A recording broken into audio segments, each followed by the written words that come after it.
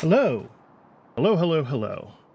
Sorry about the extended standby sequence today. Oh, I was already running late, and then Steam decided that it was time to update Factorio as soon as I opened Steam, and blah, blah, blah, blah, blah, blah.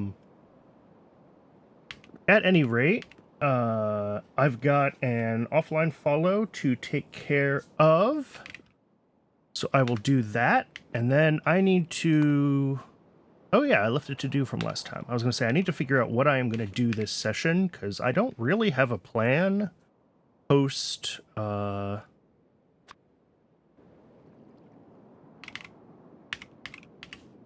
Post... What am I trying to say? Post-log-sci.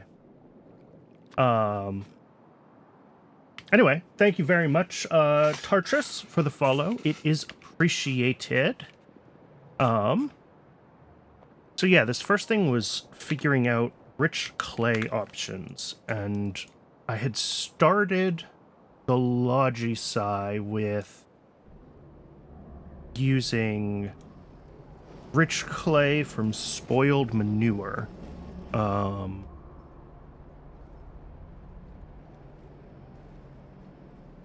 And that is, I mean, still an option, but the spoiling time on manure isn't fantastic.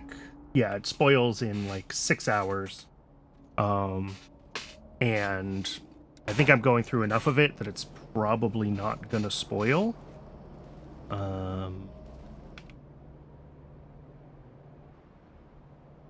Unfortunately.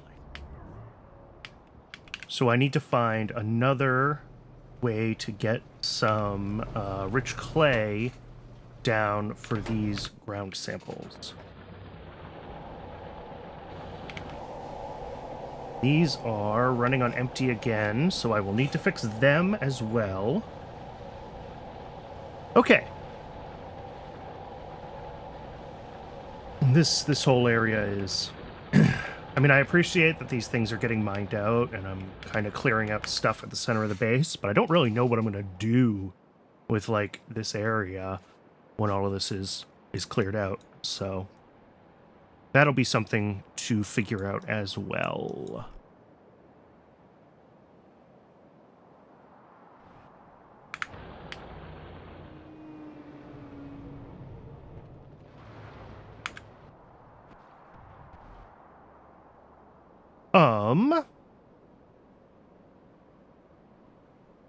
Right.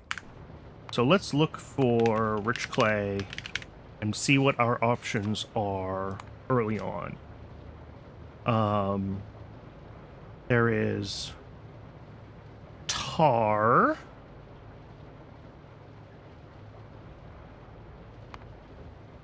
Okay, so just ash and water to rich clay. Definitely an option. There is tar, more tar, rich clay, flue gas, CO2, and aromatics. I don't think I have good uses for flue gas yet. I can just burn it into ash. Yeah, that's about it early on.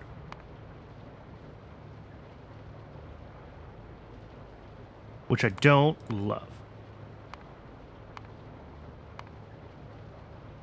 This is the bad carbolic recipe that makes a little clay, but not a ton. And then this one I need high-calx for. Which maybe I should prioritize over some of the other stuff that I went for first. I was rushing Logisci, but maybe high-calx should be number one, because then I get this rich clay recipe, even if I don't build rich clay first. And I think I'm going to do that. So we're going to do this, and then we're going to be working on everything we need to get to the logistic network.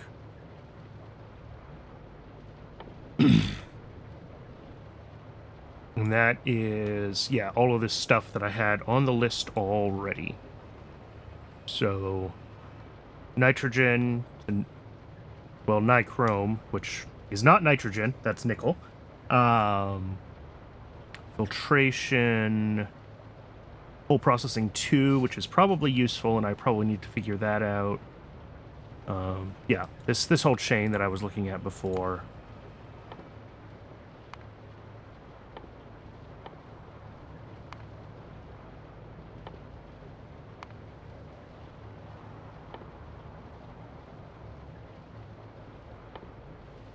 All right, well, that's everything up through organic solvent. And I may decide to prioritize better rubber over, you know, pushing the Logibot chain.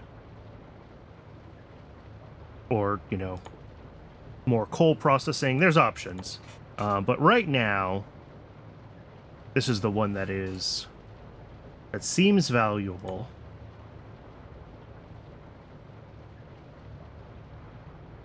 Oh, I can also boost my sap production soon. That's good to know. Need sap seeds Mark II. Which are made... Okay.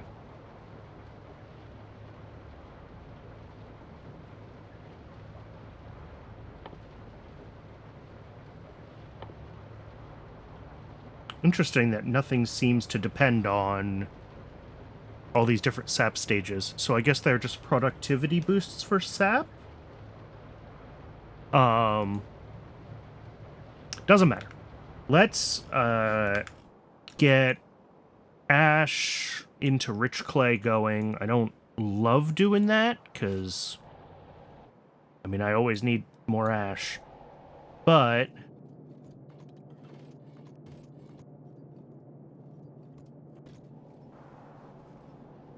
both of these should be... Yeah, I need to lane balance this.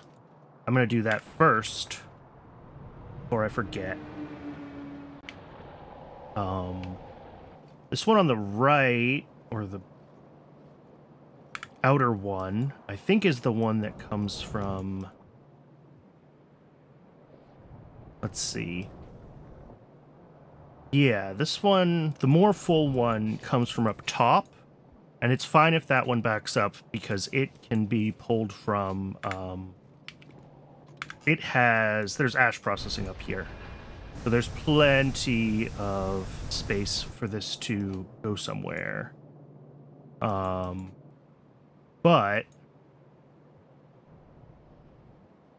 Or, you know, this can safely back up, I guess, is the point. The other one, though, if it backs up, it's going to start backing up into my whole everything. And that's not good.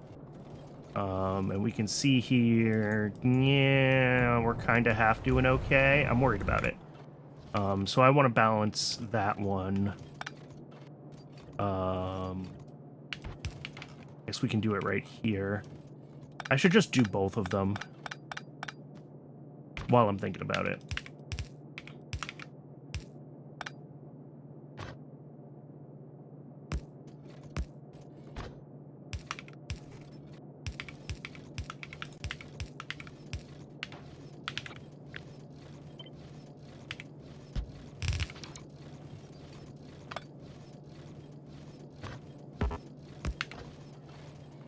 Okay, and that should get both of these pulling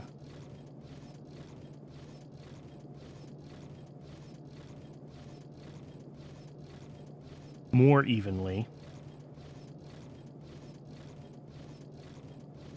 I think the reality is that we're not pulling enough ash here to need 2 of these running. Yeah, so this is pulling as much as it can from the ash we want to be pulling from. Oh, that's hilarious. These both go all the way around here when they could just come straight down now. I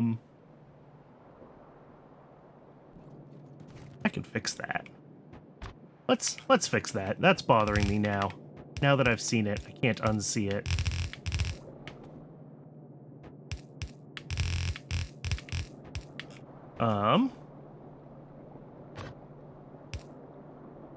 Bring them both right down here. And then this whole setup.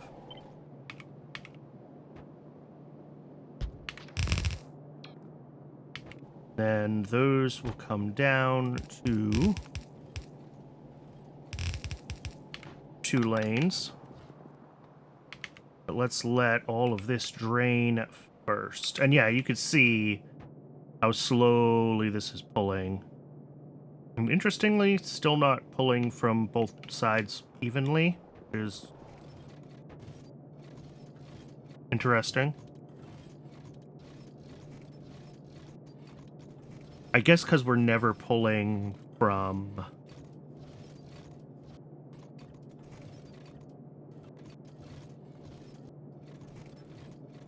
Yeah, we're never pulling really more than half a belt at a time from here anyway.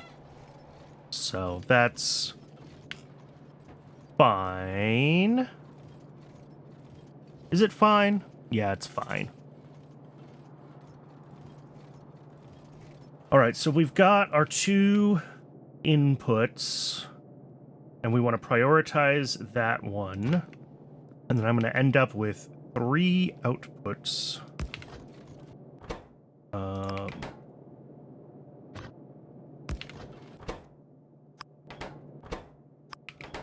Yeah, pushing to the left.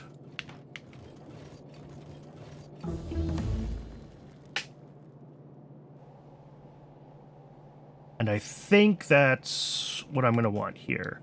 So highest priority will be my 2 ash sinks, which are trees or my 2 normal ash users, which are trees and lantern boxes for Logistic, and then everything else, I'll have some overflow, and that'll come down to my rich clay factory.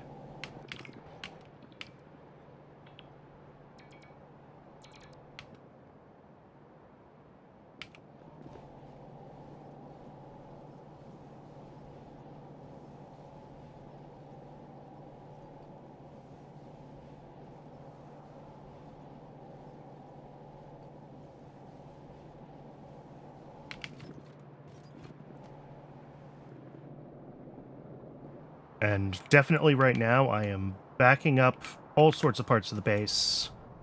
But that's just gonna happen until I can turn all this back on. Until the ash sinks catch up with my ash input here.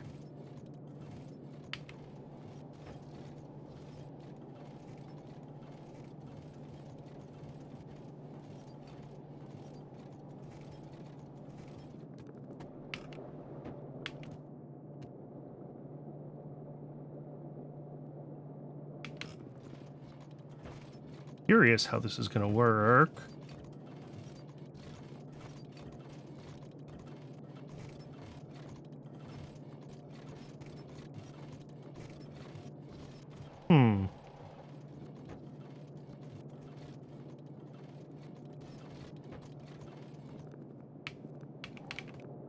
Maybe I do want these after.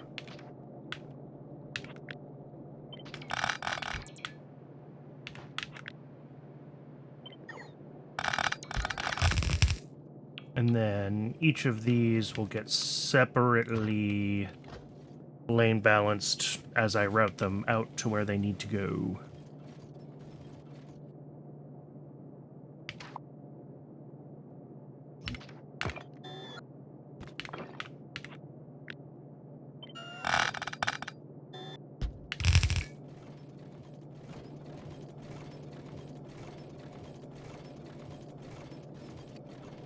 Yeah, that looks like it's prioritizing correctly.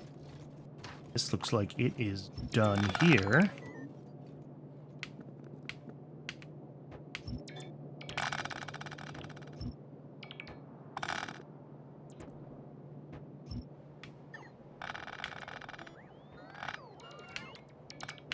Okay, that's fine.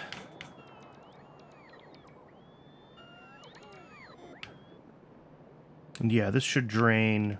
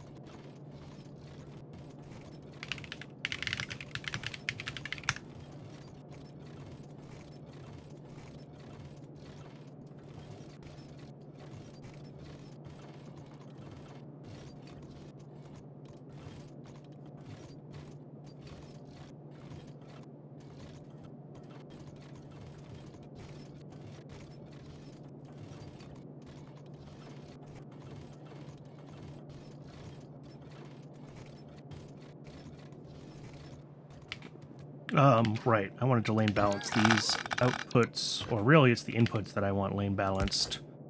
And usually I'm doing output lane balancers, and that's why my lane balancers weren't working below, because I was making an output lane balancer, not an input lane balancer. So if I do this, and then that, and then that,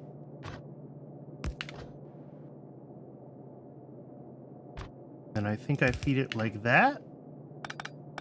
So I need 3 of these.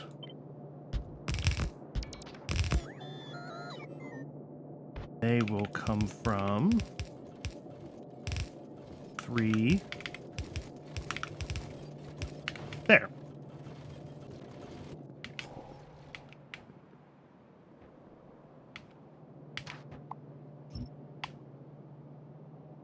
Because what we have is we have uneven draw, and we want to turn that into even draw. And with the other one that I am used to making, because I'm used to having less than a belt of input, is the one that converts uneven supply into even supply so that you can buffer it, you know, all the way along the belt. But what I want here is to turn uneven draw into even draw. So what we end up with is this middle part is effectively just doing lane swapping. So I split it between a version that lane swaps and a version that doesn't lane swap, and then I merge it. Then you end up with it being half lane swapped and half not lane swapped, which is balanced. At least that is the theory for how they work.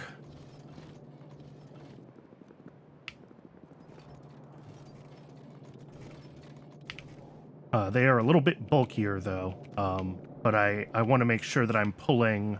What I don't want to have happen is to have half of this getting drawn and like half of this getting drawn, because this has another sink, this doesn't.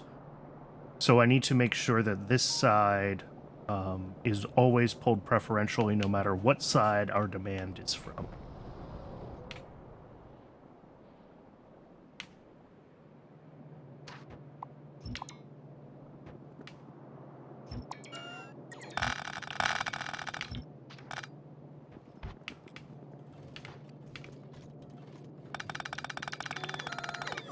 All right, and then the... I guess I don't need...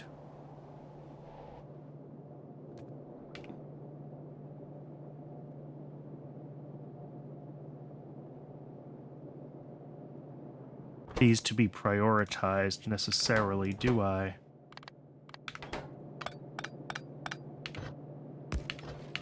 I think I just want, like...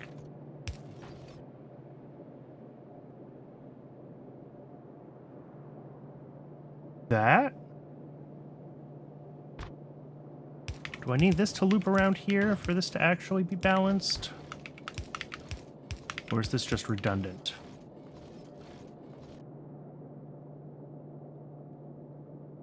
So each of these gets half. This can pull half of...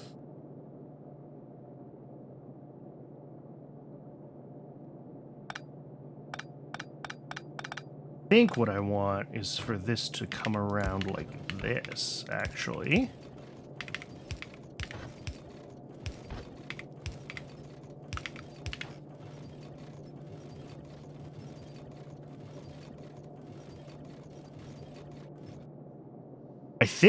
I think that's what I want.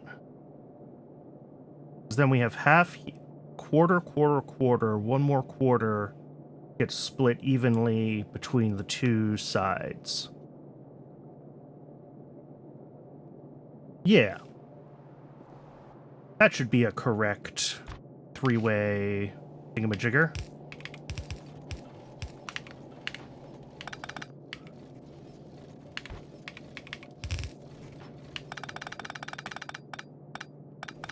And then I should see that these are pulling from both sides of the belt that I want, neither side of the belt that I don't. Excellent. I guess I could have done these on the inputs and only had 2 of them, huh? I guess I still could. That sounds like work. I should do it. I'll do it right. Okay. Let's get rid of all of this to, like, here.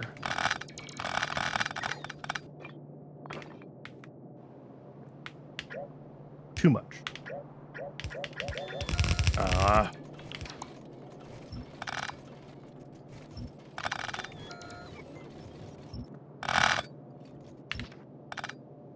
Okay, so these guys come in.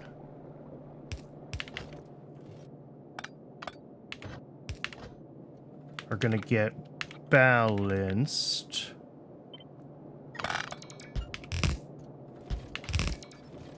And then these two are gonna be the... I need a little space there.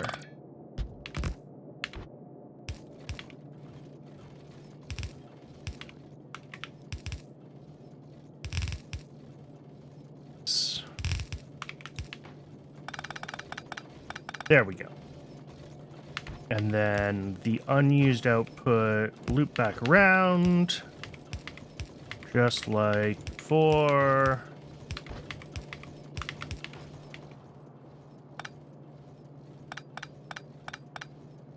And then this. Oh, we need to input priority the left one. There we go.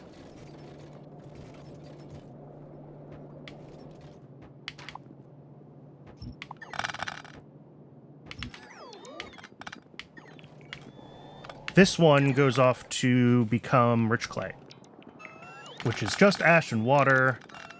The question is, I don't really want to do it here.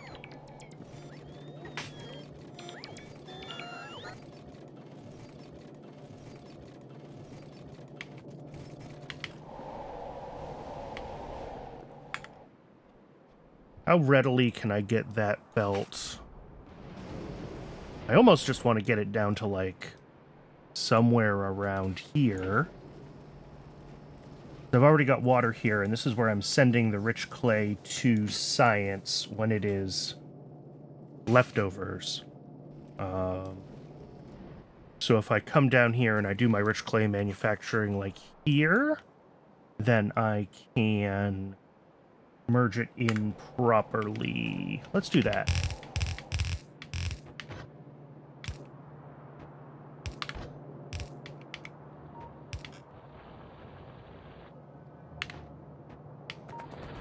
Ooh, this is a belt that I got rid of, but it does something, or it did something, and it's kind of going where I need it to go. Yeah, like halfway anyway. Cool, let's use this belt. I'm glad I left it.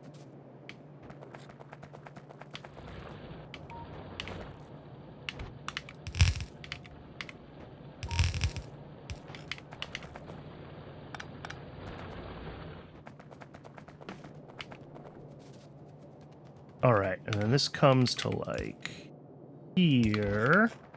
I need to go I mean, kind of down some part of this mess of a bus that I've got going on here.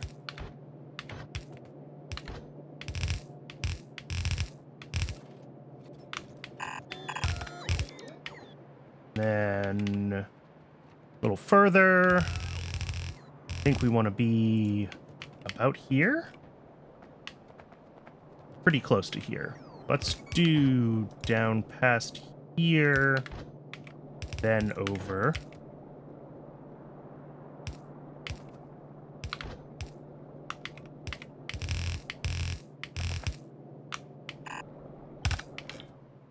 Yeah, that is a belt of melamine, so I am in the right place.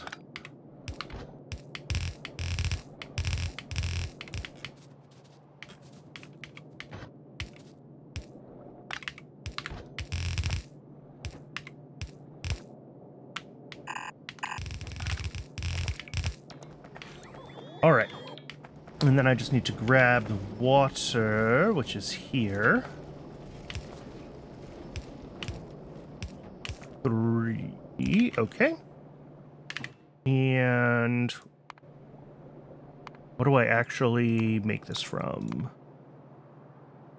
It's an assembler. Cool. That's easy.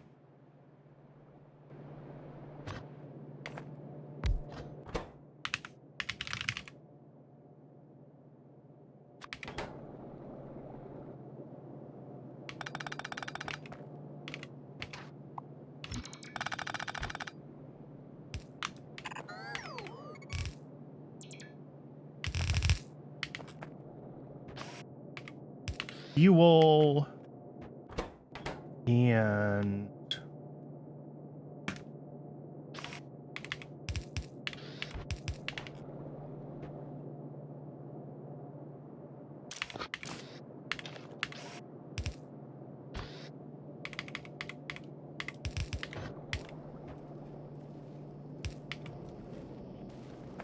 how do I want to do this? I want this to have priority, but I need this to be on the correct side of the belt. Input priority left. And we go up. Like that. Because these are being inserted across. Yeah. And then power over here.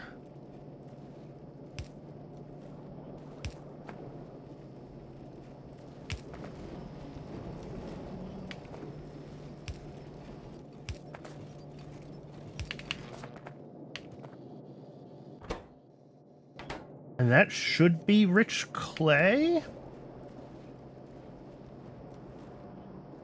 And then this can still buffer if our clay draw is just way too low. But otherwise, it'll prefer to use spoiled manure over making it from ash. And I just have to wait for the ash to find its way all the way down here. A mess is this.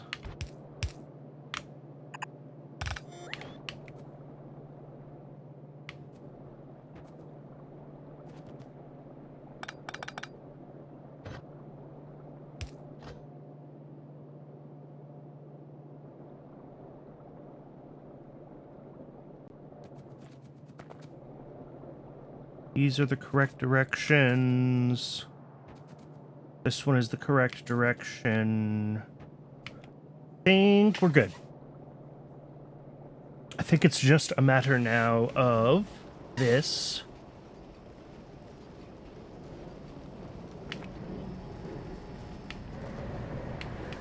Yep. All right. I'm going to call that done. Circuits are currently... What are we blocked on? Batteries. Why? What are batteries blocked on? Battery alloy. That was well, not battery alloy. That's not what it's called in this. Lead antimony alloy. I think battery alloy is Greg Tech. I mean, it's the same thing. It's a lead antimony alloy. Yeah, okay, we're just still catching up on fuel on this particular branch. You know, ideally the system would be running gasoline the whole time. But we're still...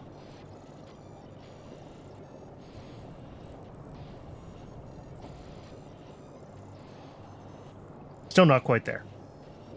And some of this would have turned off due to me blocking the ash belt for a little while. So it's going to take a second for this all to come back online and look good again. We're running all of these, and that's usually a sign that hydrogen is going to be a problem, but maybe not. We are running some of these, which are... Oh! This is bad. This is going to get blocked on Coke. I didn't even think about that. Yeah, because with the system pulling in a lot more...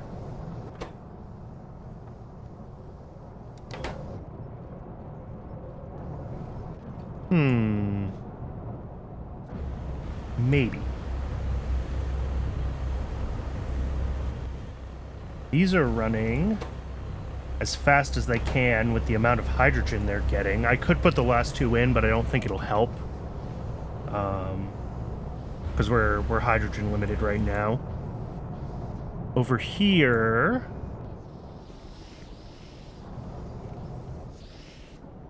Yeah, this is pushing up enough that we're not pulling in as much from here as one might like. We've got, what, 3, in theory, 5 output belts.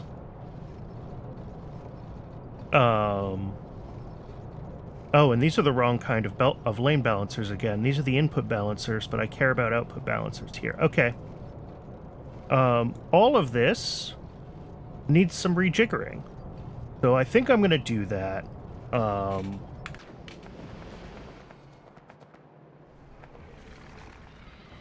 There's a couple of things. I was talking in the YouTube comments with one of my viewers over there, and there's a couple of things that I have done in an overcomplicated manner, and a couple of things that, well, that I've just seen are wrong.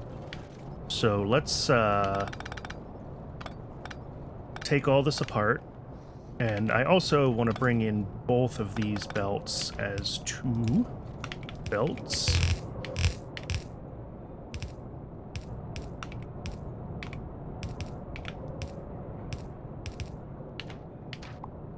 Disconnect all that. Disconnect it all. All of these come in pretty much as balanced belts due to how the system works. So we can avoid a bunch of hassle and just compress them.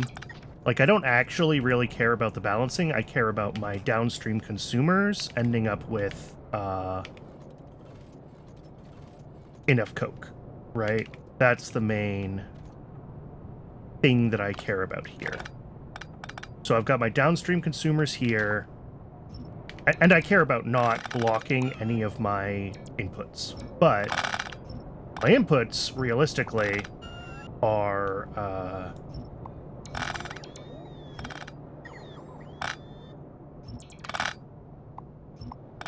my inputs are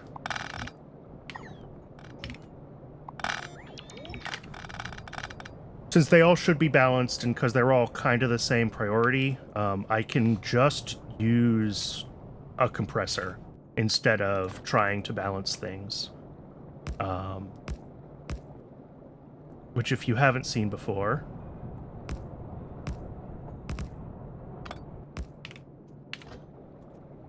usually pretty easy.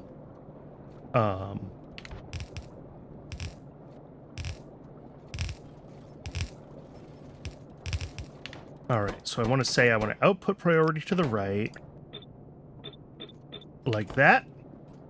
And then you just kind of have to keep doing that again, except with one fewer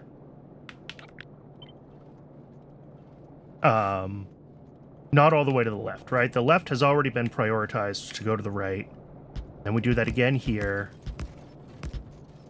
Whoops, sorry. Just these 4 this time, and then 3. And then the last one. I think that's right. And then what you end up with is all of your output belts like so. And then these 2 here, because they don't necessarily pull evenly, these need to be balanced, but they need to be the right kind of balancer that I set up down here. That pulls from both sides evenly. So that. Each of these gets one of these.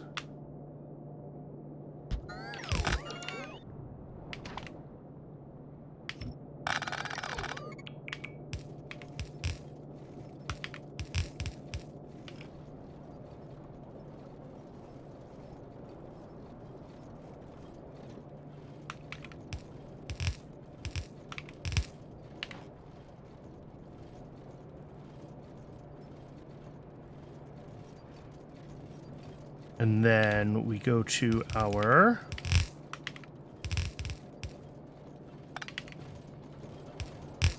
see if I did this compressor right.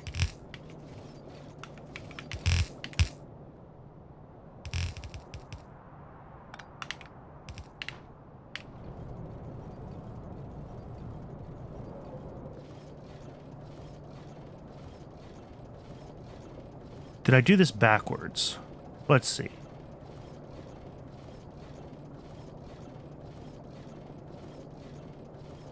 Oh, I do need to lane balance these outputs. Okay. Because, yeah, if these are unbalanced, then we're not fully compressing this one. Well, I don't really care if we fully compress this one, I guess, technically.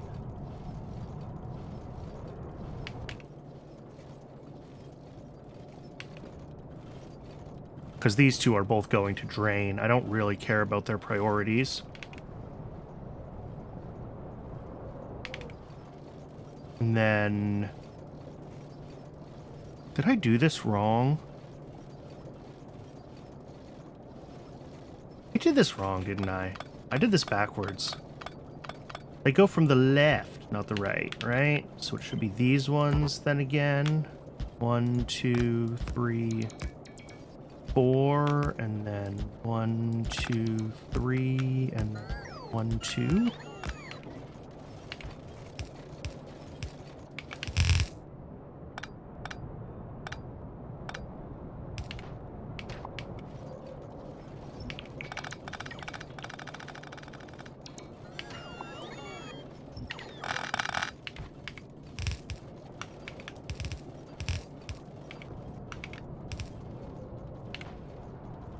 And this one should actually come out of here.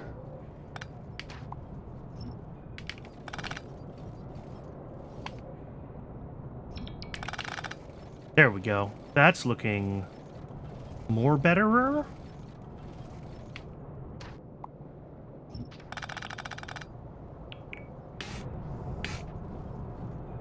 Yeah, these are each pulling a full belt, and it's pulling from... Not pulling from the right ones.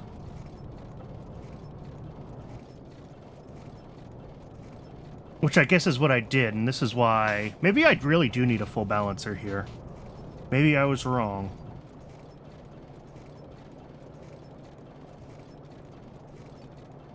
Maybe I should have just left it a full balancer.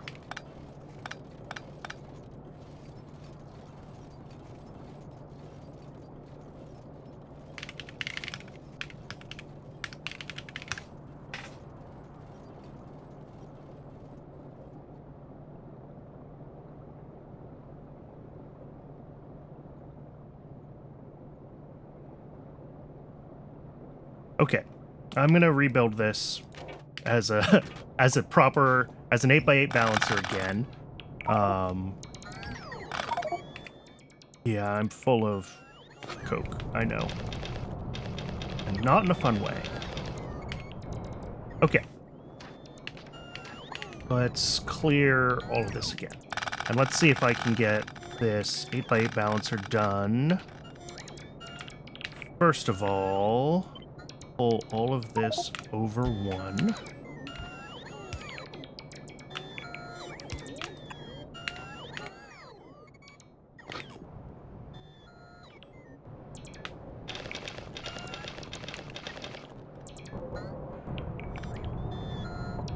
Oh, I erased a box full of coke, not just all my belts. I'm like, where did all of this come from?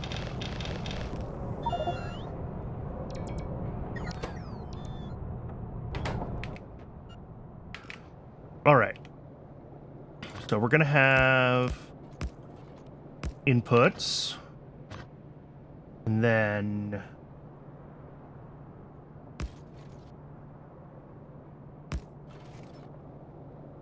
the last time I did this, I built it out of 2x2 balancers, and I think that's technically more complicated than it needs to be.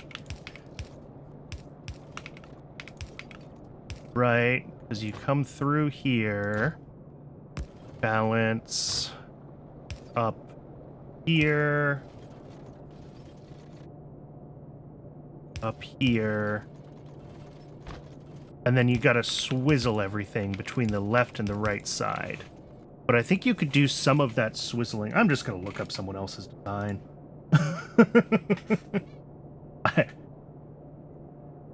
Let's see. If I say plus blueprint, no. Can I make a blueprint book? Open it.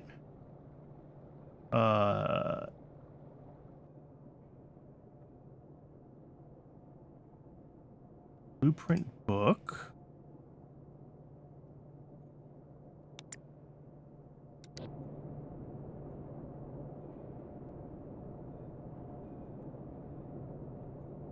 I don't remember how to paste a blueprint string. I never do it. I never use anyone else's blueprints. You know what? I'm just going to build it myself visually instead of trying to paste the blueprint string. Okay. So, it's largely symmetrical. Makes sense.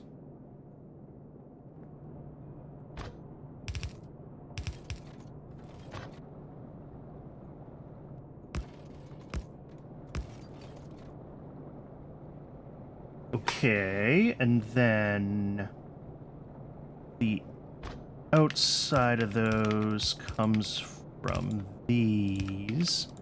Yeah, this is doing more of the belt swizzling earlier, which is exactly what I said I needed. And then one of the outputs from the left of this goes round, up, 1, 2, 3.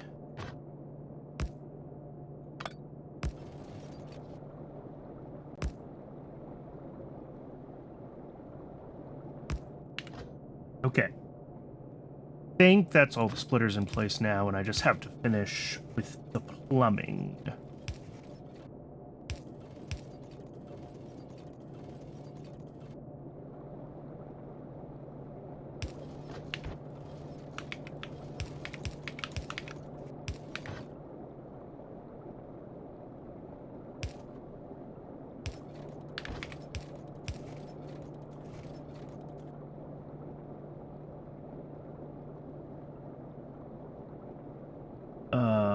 Let's see. What am I missing here? This one comes up to here and goes across here. Okay. And then those are all of our outputs. I think. there, there, there, there, there, there. 2 of these are going unused, and I'm just going to loop them around to the inside. Don't know if that really matters, but since I have... Oh, it needs to be 3 to 2? I don't know. Regardless, it might help with throughput. I don't know if it's necessary on this design to loop around any or not, but I'll do it.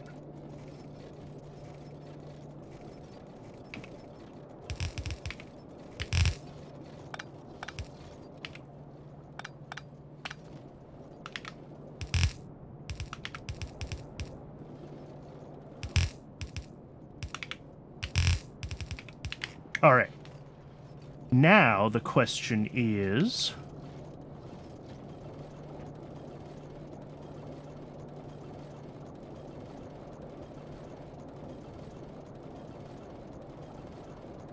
See, the problem is that I want to draw from all of the inputs evenly and then prioritize 2 of the outputs, right? Which should actually probably be these 2 instead of looping these ones.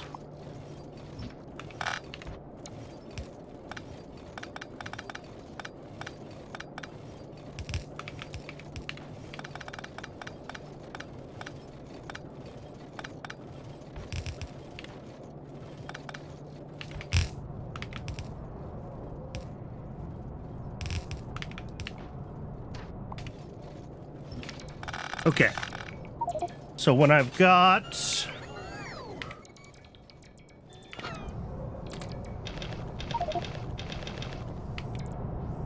Oh, you don't have... Oh, that was my fault. There we go. Power.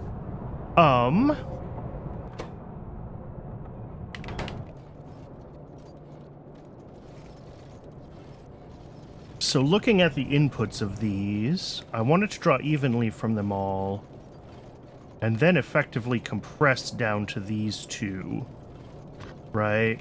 Means I want to do... I almost want a compressor on top of the balancer again. I'm constantly messing with this. I really need to just decide that it's good enough and leave it as is at some point, but that... apparently not how I'm feeling today, so...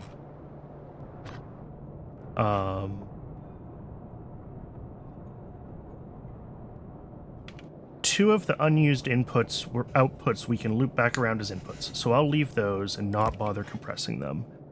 Everything else needs to be pressed.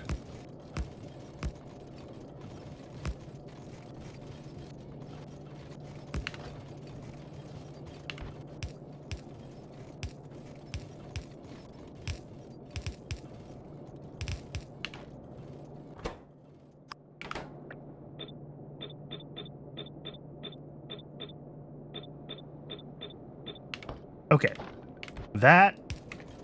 this is the last iteration of this. I need to stop messing with it. I spent too much time messing with it.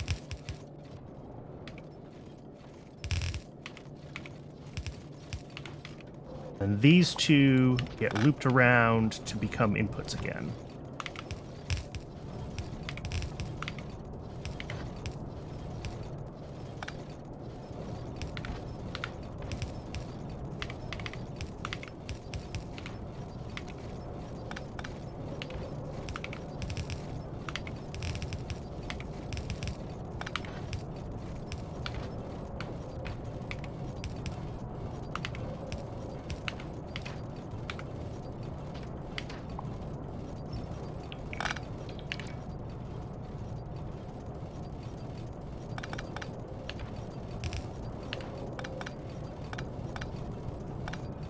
That, I think, is what we're going to leave it with. This should be good enough. I say should be.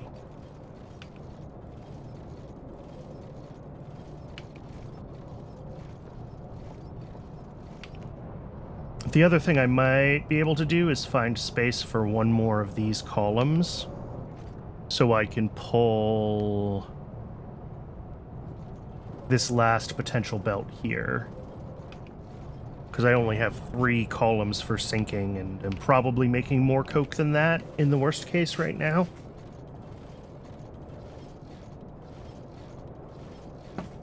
Yeah. Ideally, none of these ever wait, right? That's the thing, is that we need to be able to pull pretty much all the coke we're capable of making. And right now, I'm not convinced that that is true, although these are still catching up on what I hand-fed them, so, and I'm going to do it again.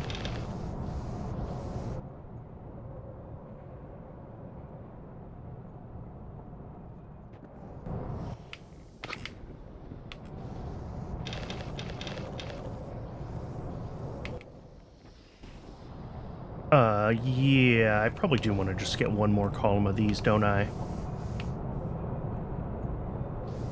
Let's do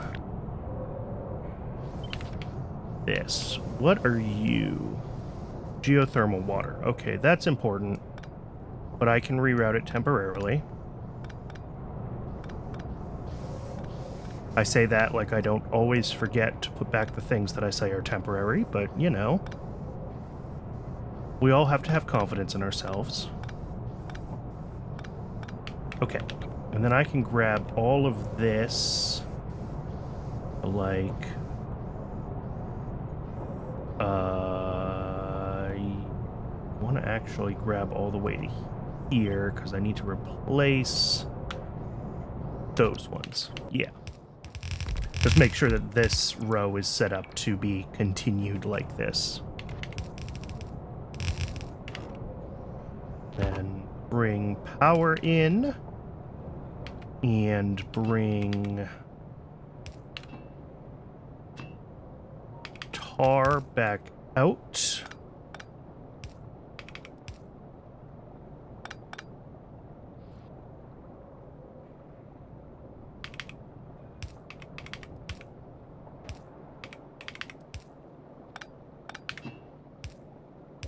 Tar.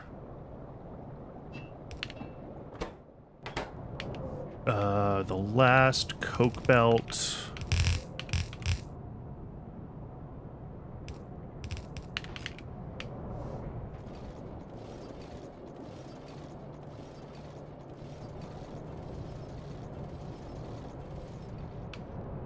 Because, yeah, this needs to be able to handle pretty close to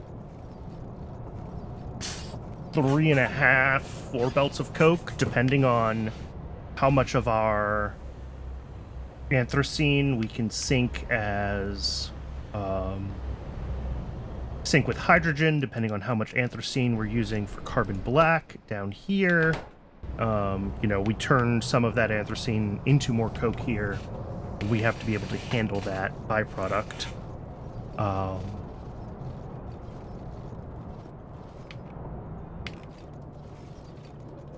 Oh, and I need to add these loop back belts to the priority splitters, don't I?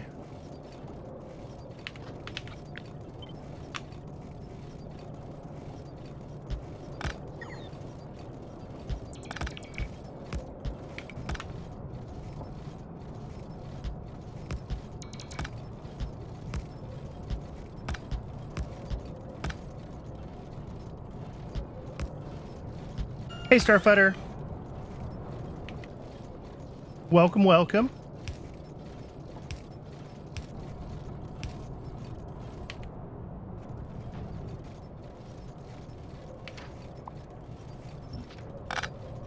This is... What I need is for the inputs to be balanced and the outputs to be prioritized, and everything else I have tried to do, I have just never quite gotten it right. So I've given up, and I just put a full compressor on top of a full balancer, and no one can tell me how to live my life. Okay. These do need to be... These will always have even consumption, but they do need to be lane balanced for even production here.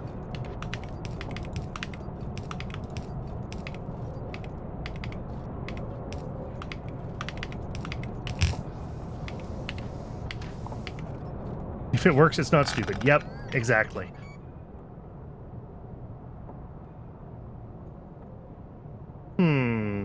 No, that's not right.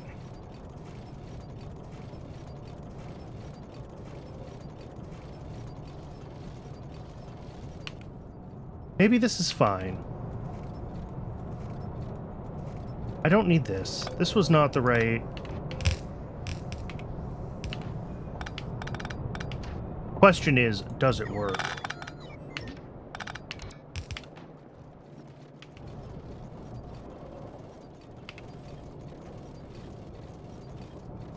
All of these should be pulling evenly. So what happens? Sometimes we overflow stuff from only one side of the belt. Why are we overflowing so much stuff? Oh, you have no power. I cut off power again. Well, that's part of why it's not working. Okay. Turn everything back on and watch this for a second and see what it does.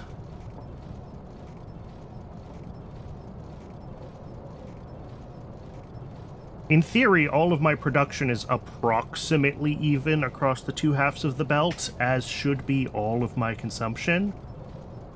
But who the heck knows?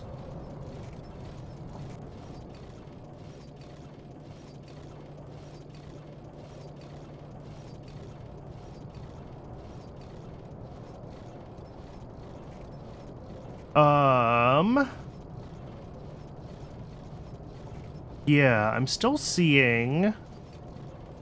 I wonder if I just want to lane balance the loop back so that if there is excess on one side, it kind of gets crisscrossed. Because ideally, nothing should be looping back when we have extra anything. And I'm curious where we're getting the imbalance from on the input. I think when these are not running at full capacity, depending on fluid mechanics, they may not come out balanced. So maybe I just need to add balancers to these two belts? Is that the issue?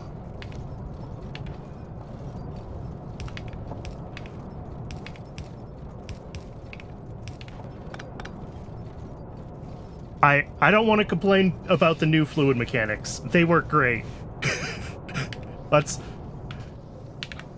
the issue, such as it is, if it can be called an issue, is just that, you know, depending on which buildings get fluid when they're not all running, you could see here, like, there's more stuff coming out on one side of the belt than the other. So I think I just need these output balancers. And that should ensure that everything that comes in here is balanced. And that should ensure that, yeah, these pass-through lanes on the compressor are looking much nicer now. And I'm not seeing stuff getting looped back. Cool. That works. I think, finally, this is finally done.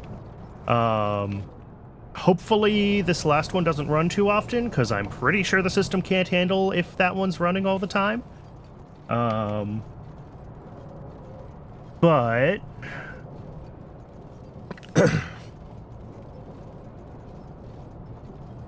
yeah. 8x8 balancer into an 8-lane compressor with 2 unused lanes looping back into the balancer because I only have 6 actual inputs. It is truly terrible. I can't believe how many circuits does each one of these use? Just one. Okay. So there's 40. Man, there was a time that would have taken the better part of an hour for my base to build.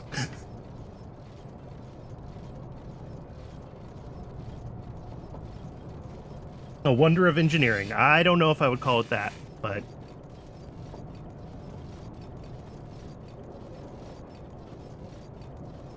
it's working. That's what matters. And then, how's my ash thingy doing?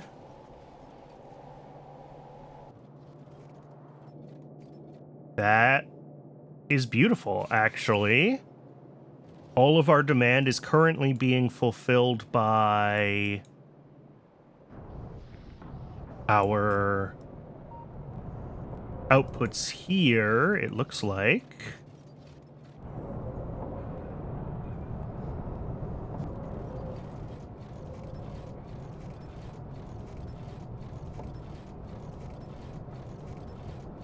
I don't think I really need to be compressing past 2 lanes.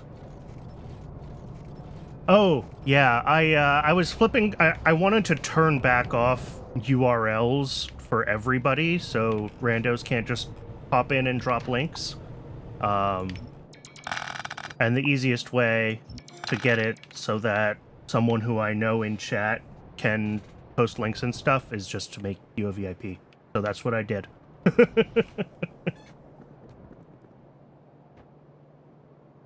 You join the illustrious ranks of Melon and Rygard as my other VIPs. So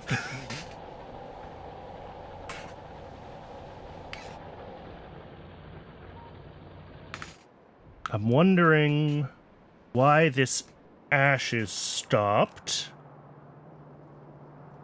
Oh, we actually have enough clay. Are we stopped on...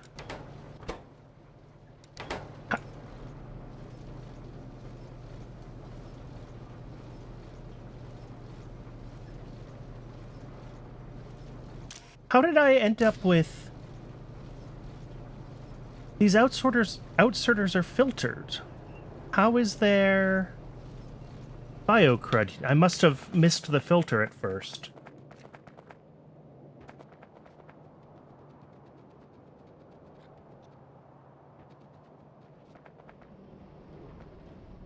Let's see, how's manure going? Manure's running. Yeah, this all looks fine. I think it's just this little bit of biocrud that got stuck in the loop that's backing up the system here.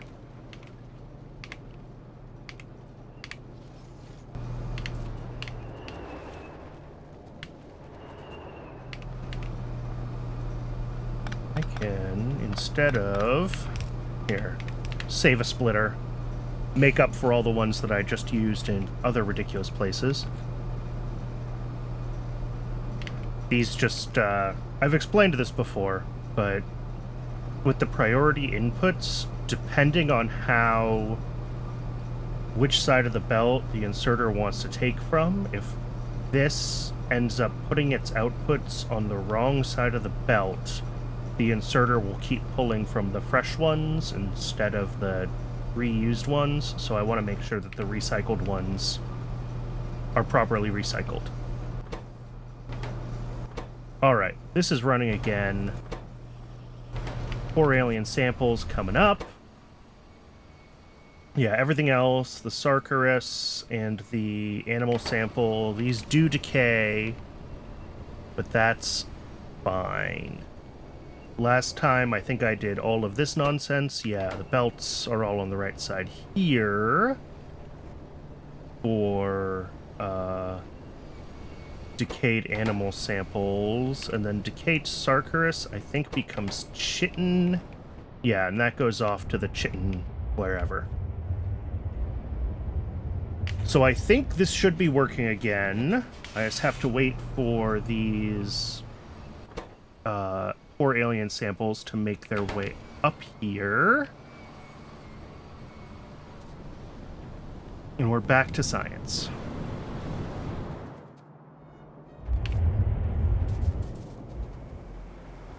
'Cause I do think we stalled. Oh, it says we haven't quite stalled yet, but we can't have that many green science packs left in the queue. Or maybe we do. Okay. We have lots of green science packs left in the queue. I take it back. We are still very much limited by these guys, although these should be running more consistently now. Now that we've got some, who's a what's it's backed up. And again, same thing. This is all set up so that we end up on the correct side of the belt here, prioritized. Fancy looking building? Which one?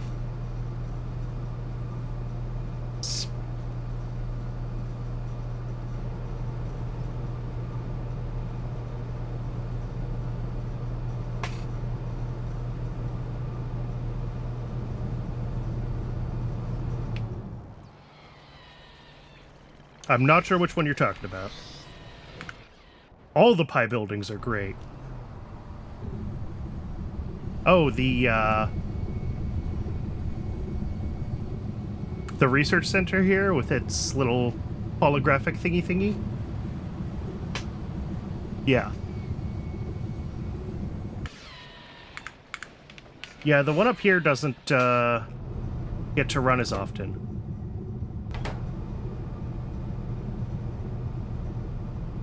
Which is actually expected.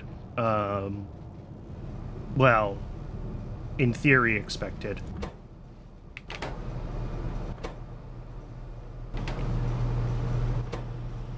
This is balanced around running one Logisci basically full-time, and then the red science is going to be running a lot less than full-time. But I think right now the system is still just kind of catching up with itself, because this wasn't running right for quite a while, and I was just running a bunch of my previous research was red science only, so we're only just now starting to pull from the green belt. But that's nice to see a big buffer of these. That means as fast as we can make this, we'll be getting...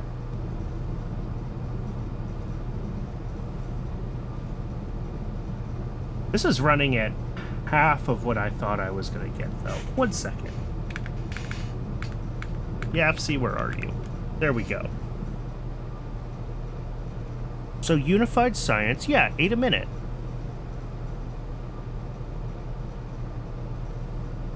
Is it the...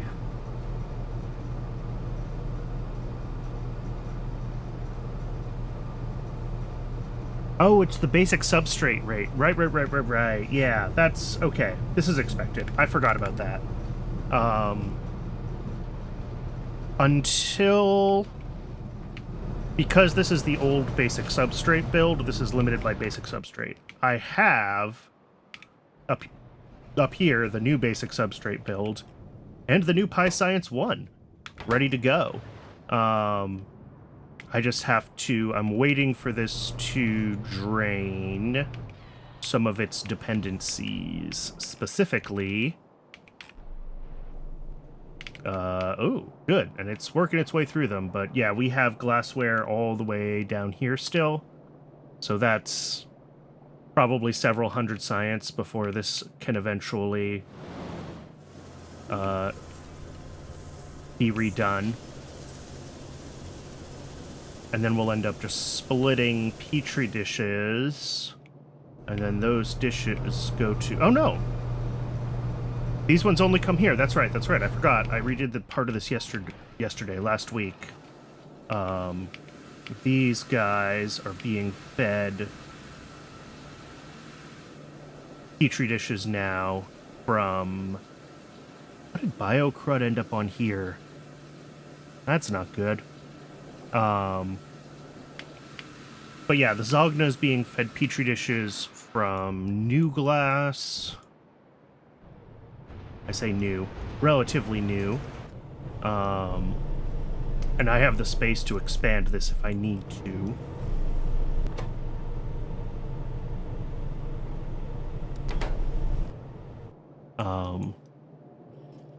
But once the science down here gets turned off, where did I put it? Can't find anything in this space. Here. Once we catch up on this glassware, we will be able to... Why is this stopped? This has no steam. Uh-oh, did I disconnect a steam pipe again somewhere? Probably. Yes. Oh, I also forgot to fix that geothermal pipe that I said I definitely wouldn't forget.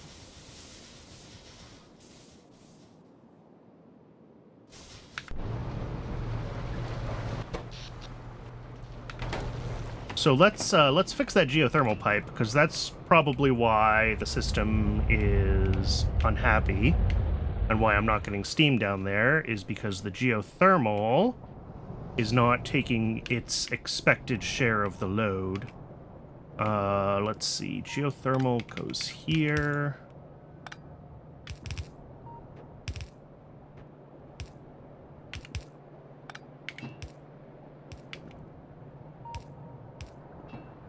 Okay. And hopefully then geothermal takes over. Why are these pulsing?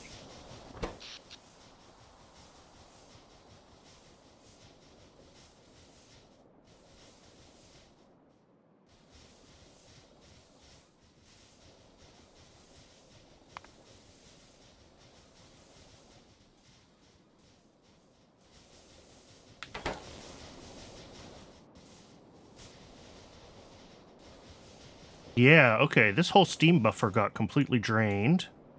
That's bad. How's this system doing? It's running. These are running. Up top running, right? I haven't, like, somehow broken this. This is running full steam ahead. Yeah. Yeah, and it's pumping all of it out, which is what's expected. So where...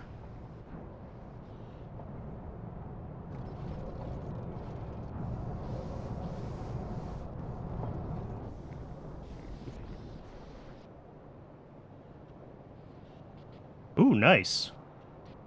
Oh, nope, there it goes. I was like, wow, 3,000, gasoline. Not anymore. But that's great for this to sit here,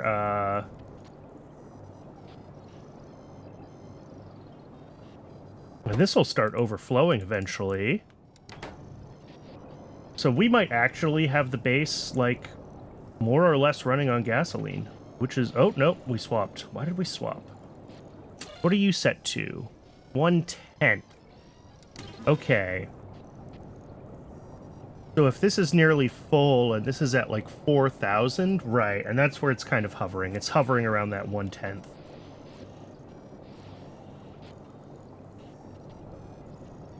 I might want to tweak this so that this has to be closer to fully empty when the aromatics tank is mostly full. Because aromatics is a much worse fuel, and I'd rather be running on gasoline the whole time.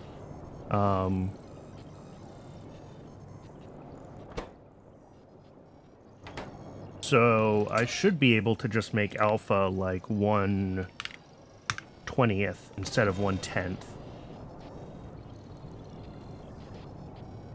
And then when gasoline is...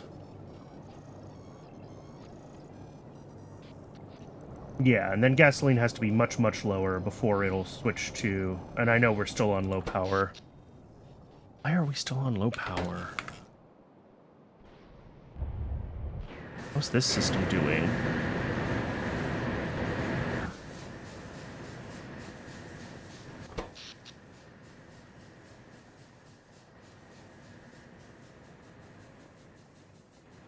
Oh.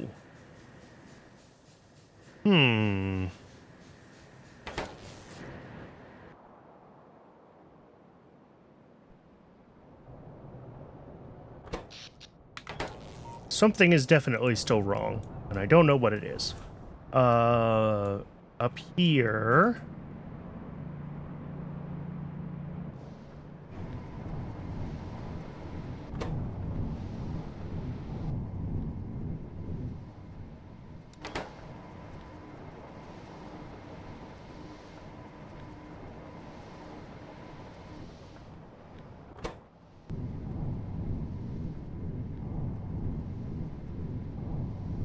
Oh.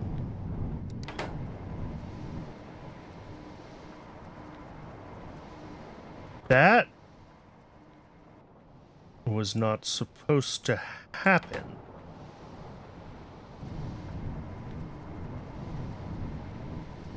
This is exactly why this is a top-up valve. How did this end up so full?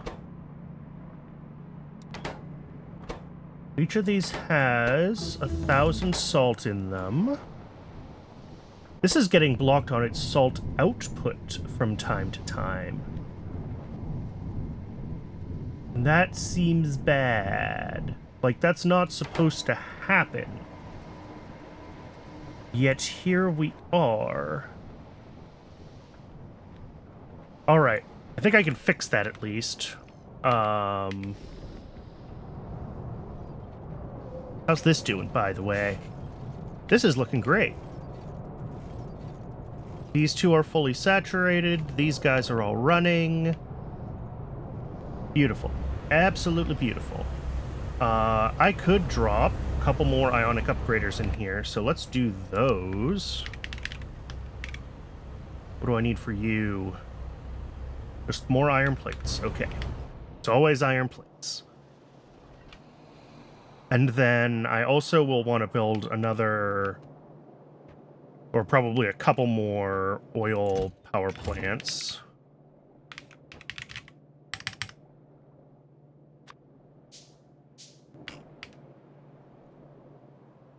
It's always iron plates, except when it's copper plates.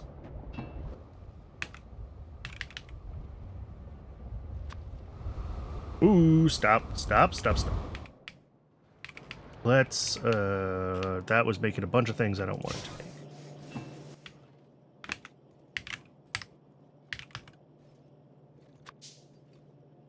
Better. That was the wrong button.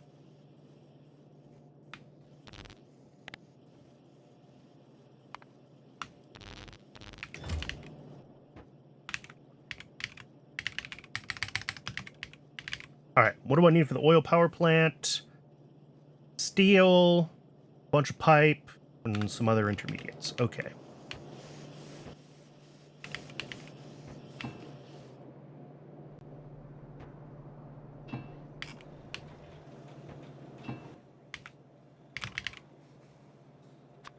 Okay. So in theory, I'm actually going to do this. I'm going to do...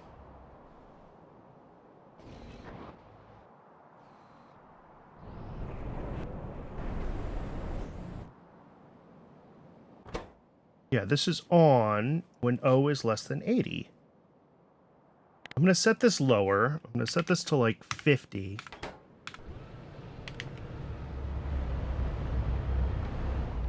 And then hopefully when I build another plant, it will suck in a bunch of salt. Yeah, now there's a little more extra space in this buffer.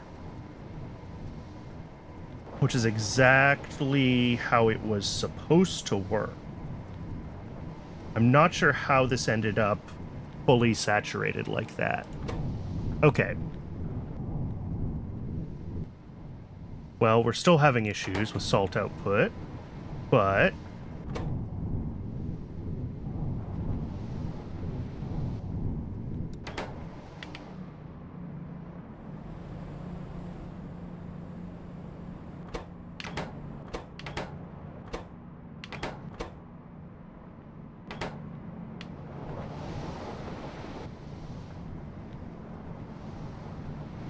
I could probably just build one more oil power plant. Is that an alternative energy? Yeah. Nope. Biomass, coal. Where is it? Oil. What do I need? Steel circuits, steam engines. Okay. Let's build one more. Or you know what? I'll build the two of them. I'll just build two of them. That should million asterisks.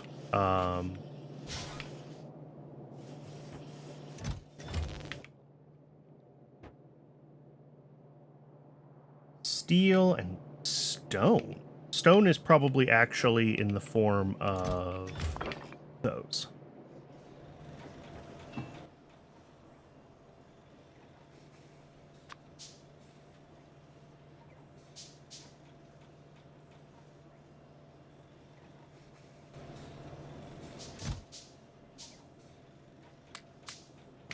Intermetallics. It says I need more of these doodles, which it's been a while since my first stack of those ran out.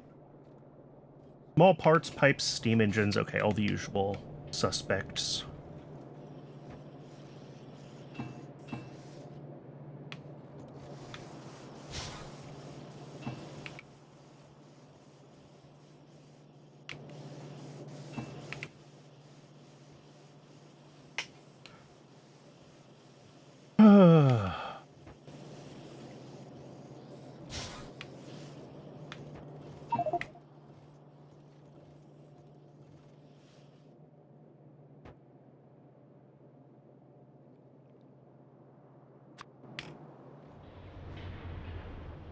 I cannot wait to have logistic bots and trash slots. It's going to be so nice.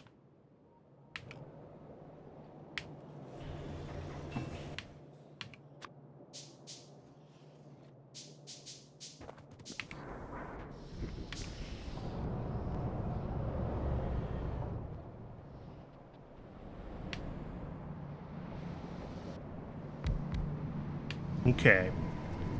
And that should hopefully... Yeah, still disabled by control behavior. And now we have a lot more space for this to cycle.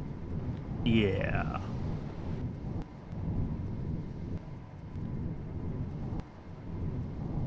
Cool. And now it's a question of how quickly can it pull the pressurized steam out of the system. Nah, for Logibots, I'm probably only a few dozen hours away from Logibots.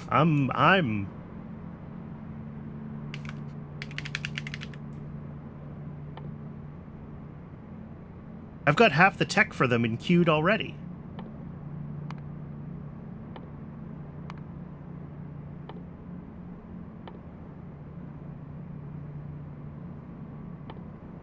Now, how easy or difficult they will be to manufacture is a different problem, but like when I'm looking at this, like steam engines, okay.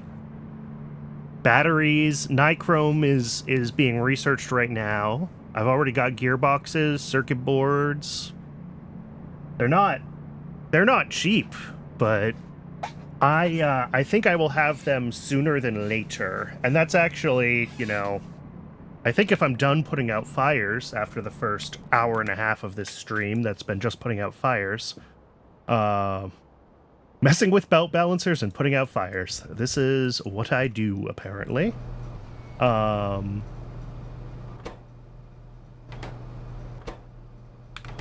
We don't have bones. Oh boy. Why no bones? Why no...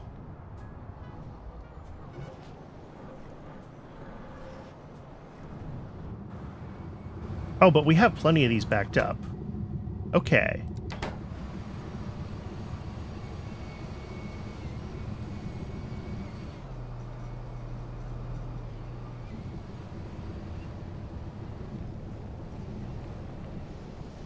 Is it just that they're being routed to make...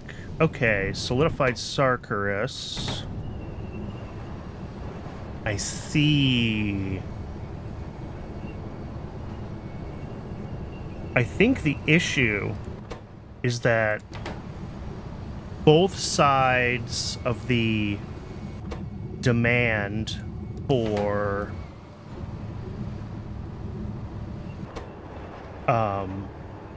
cotton guts spoil, right? We have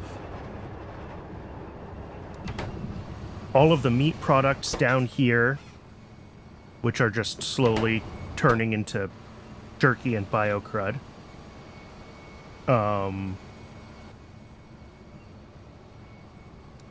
And all of the...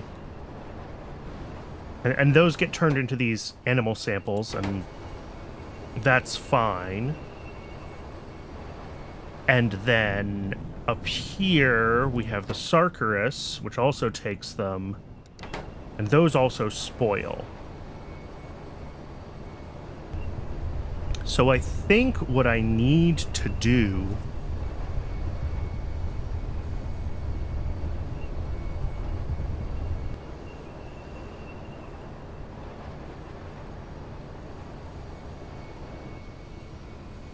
what do I need to do? I want to stop seeing these things spoil. That's really the issue. So I need to make sure that we're not making more Sarkarus than we need, and that we're not making more biosamples than we need, and that we turn both of those off when I have enough quote-unquote Logistic. That way, cotton guts will be more readily distributed back and forth by the system as they're needed. That sounds reasonable. That sounds like a few combinators and some hopes and dreams. Do I have enough stuff to make? What do I need for more combinators? I have plenty of batteries. Is it circuits? I also have plenty of circuits. Oh, it's copper. I have no copper. Okay. So I'm going to have to rejigger some of my belt routing down. Oh, how long has that been broken? Rejigger some of the chest and belt routing down there as well. But I also think that'll be fine. So I'm going to design my logic first, and then I'm going to hook it up to the inputs, and then I will adjust all of my various outputs to work with that system. That is the order of operations. So let's get the logic done. I'm just going to put it down right here. Okay. So, if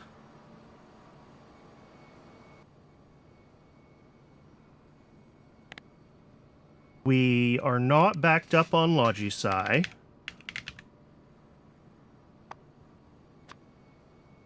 what does Logistic stack to? 200. Okay, if we have less than a stack of Logistic Science buffered, and we have less Sarkarus than animal sample, then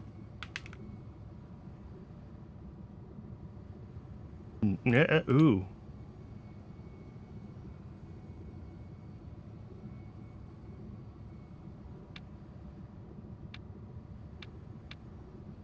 Can I not do an and inside of an or? Do I have to, like, do all of this with, like, inverted logic? Ah!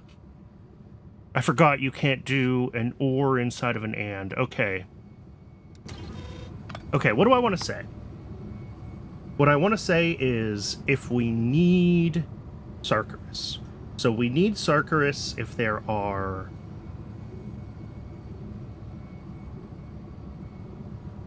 none in the buffer chest, and we're making Logisci still, which means our Logisci chest is full. So maybe that's all I want. Maybe what I want is...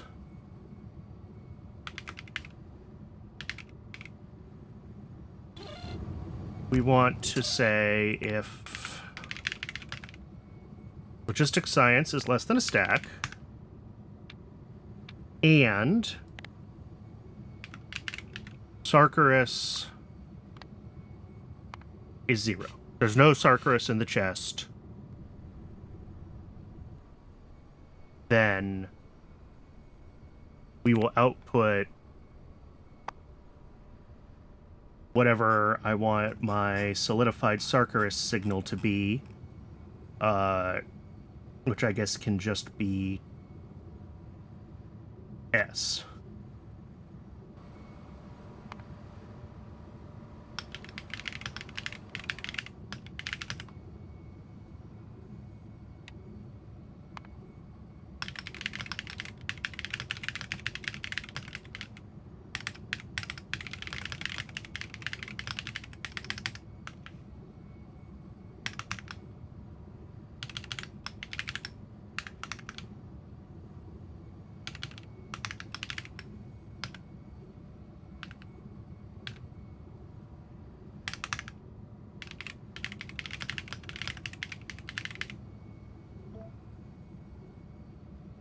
Okay. And then we're going to do the same thing for animal samples.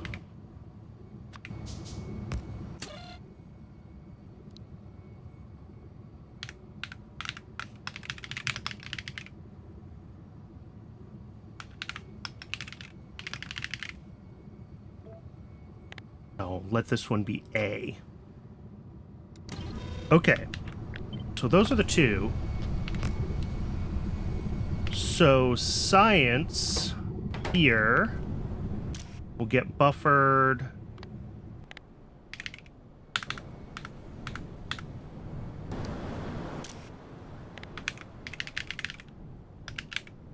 here.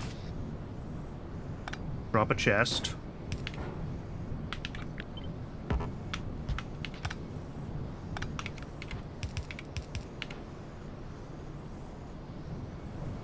Now, this needs to be rejiggered so that Sarkarus and animal samples end up in a buffer chest.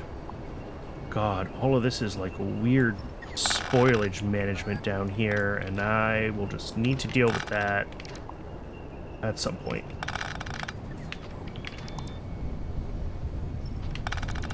So if I do like that, that.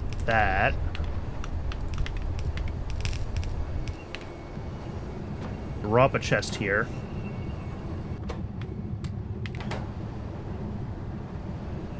And then this needs to be filtered output with 2 items, so I have to use a yellow inserter.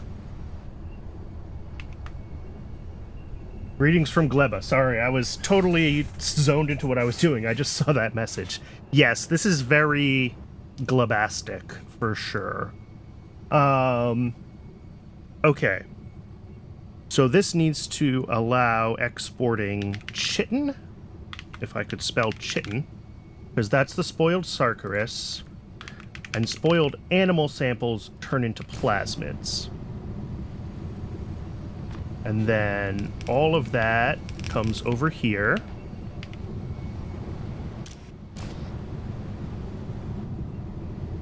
Where I also get rid of this.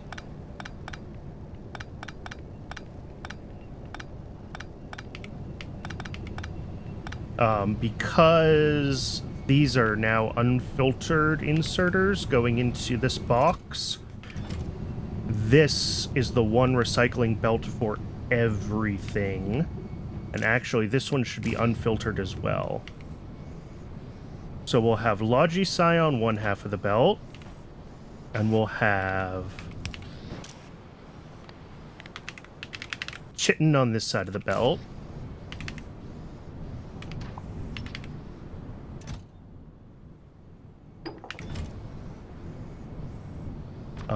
And that will just get dropped in.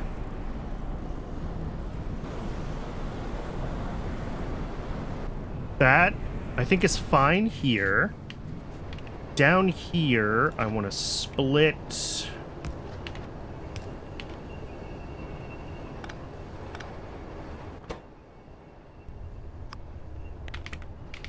Chitin off to this side.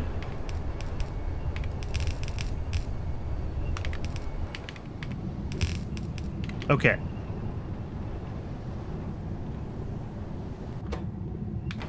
So Chitin goes where it needs to go. And then these need to end up on the correct side of the belt here. Beautiful.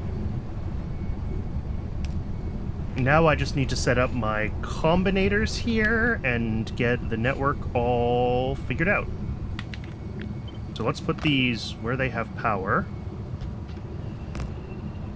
And let's start from here.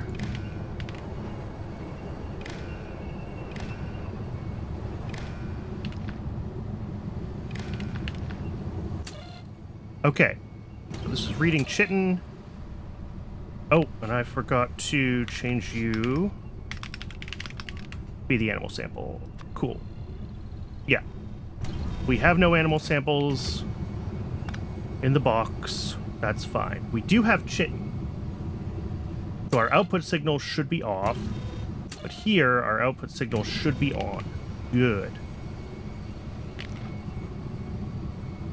So we want to make animal samples, but not solidified Sarkarus right now, is what we're saying. So these need to be turned on when signal A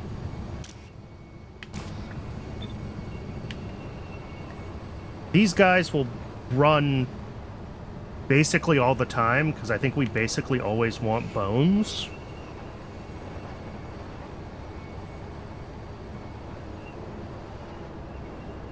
Oh, you know what? No, I can do better than that.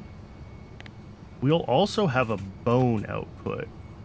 Create animal sample or bones. Okay.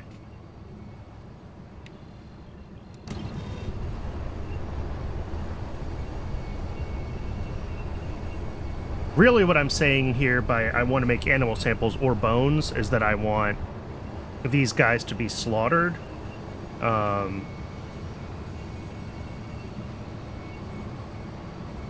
So these only run when we want animal samples.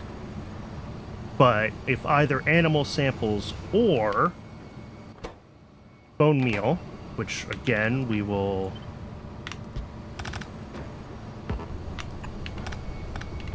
just make a little buffer here.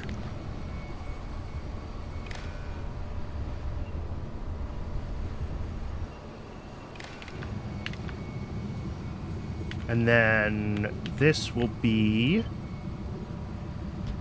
same thing, but different. Is if logistics science and... Actually, this one doesn't care about logistics science at all. This one just cares about bone meal.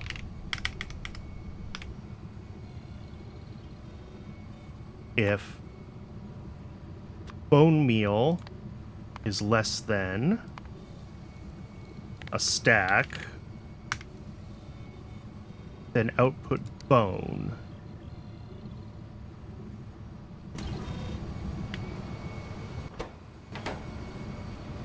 And then this guy runs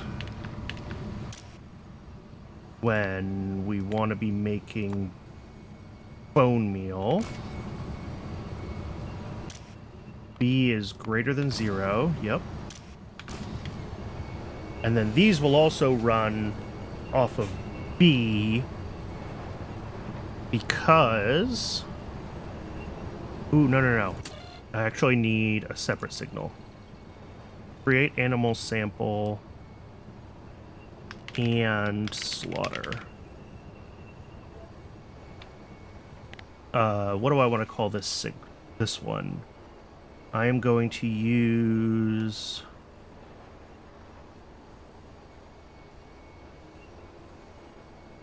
Did we have a fun one? Oh, here we go. Skull. And then this one is going to be B and a skull. Okay. So we make animal samples if we're out of animal samples and we need more science. We make bone meal if we're out of bone meal. And if we need either of those things, then that means that we need to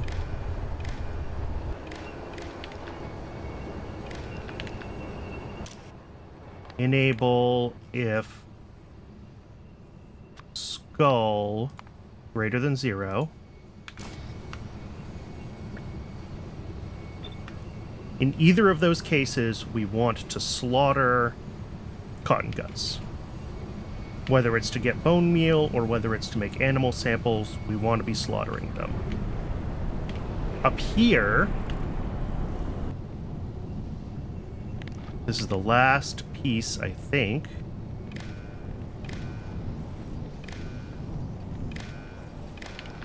We only want to pull cotton guts in when we need Sargeras, which we don't right now because we have at least one Sargeras in the buffer. So this will stop making Sargeras.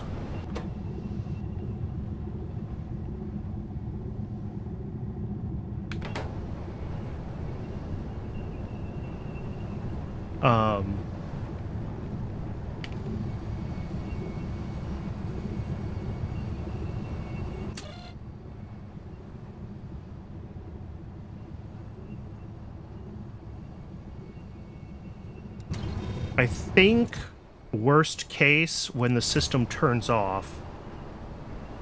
So this will hit 200, which will turn off everything. And then, yeah, there could still be, because we need, I think, one Sargeras. Yeah, one Sargeras and 2 animal samples. This could still end up with, like, the wrong number of things in this chest, or, like, weird numbers of stuff buffered. This crafting time, by the way. Yeah, this is 15-second crafting time. This is 10-second. Okay. So, yeah. When this pulls the last of these items out, they'll get crafted right away and then buffered, and that's fine. And then, yeah, worst case, some might get left in here and might spoil. That's okay. The only thing I haven't done is deal with plasmid output from here. From any potentially spoiled animal samples.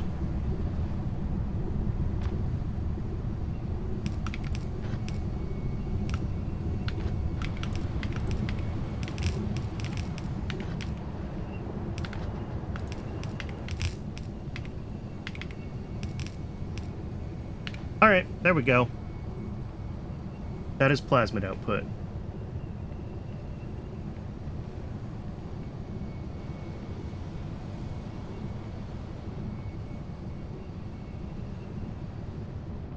Is that it?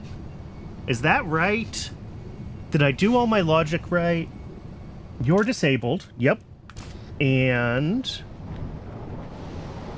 I mean, it would be nice if this splitter was a little further up so that this didn't have to back up for as long, but because we have way more Sarkerus backed up than we currently do animal samples, this is just going to keep buffering cotton guts on the Sarkerus belt. Okay. I think I did this right.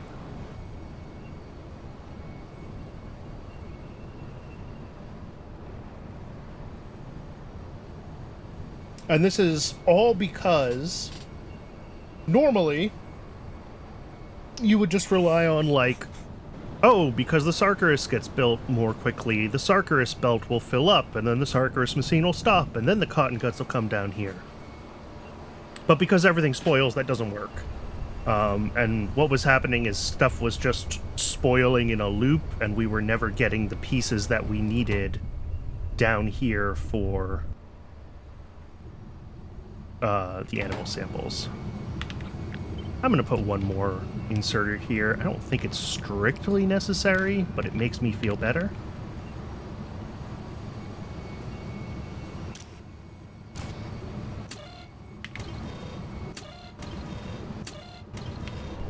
Cool.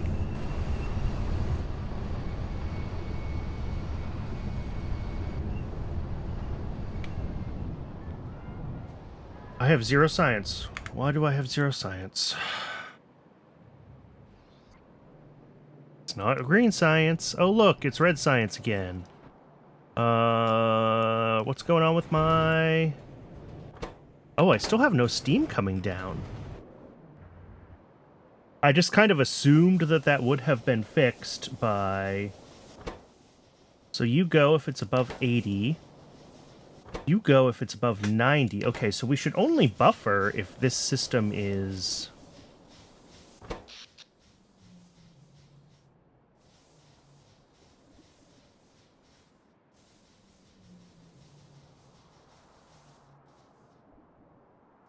What's also interesting is this... There we go. That thinks it can make a gigawatt, but...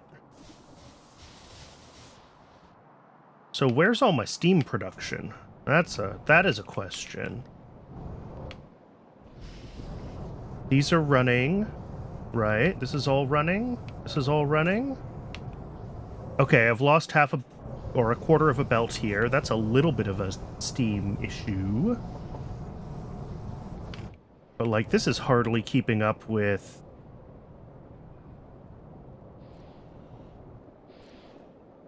Yeah, neither of those are going to be running right now. That's fine.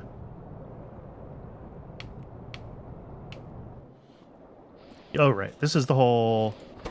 So this overflows from this system. No, this tops up this system, right? Yeah. So when these are running... I'm trying to remember how this is supposed to work.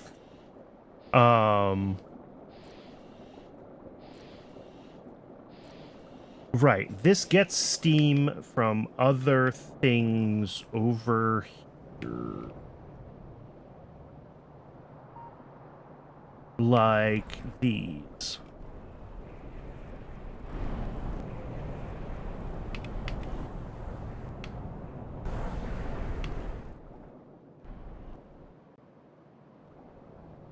And I think there's a little other burnage that happens feeding this steam from some process.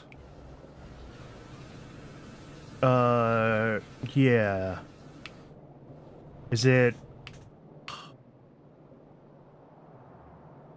Oh, that's leftover steam from over here. Yeah, because we turn the... Ooh, these are getting full. I'm gonna have to deal with this tar soon. But yeah, the cold coal gas turns into steam here. That's right.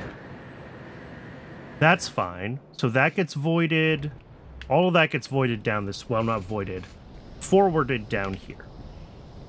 And then that's this. If those things are not keeping up with steam needs, and obviously they're not, then we pull from this system on top of it. Got it. all of that comes down here, if all of that's not keeping up, which seems like it is, well, no, not quite, then, oops, too many escapes, and I lost my map zoom. Down here somewhere is where I was. Yeah. Okay. So that all feeds in. This is all being used by my actual coal processing. So there's one path up to this one, and then this path goes off back here to everything here. And this pump is constantly trying to keep that as full as possible. If this system is not keeping up... Okay, and it only ever overflows into power. Right. So this should always be on, trying to drain upper steam into the system.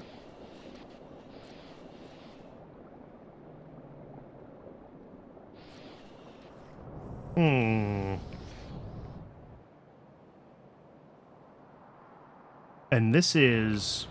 should all be running, right? Like, full tilt?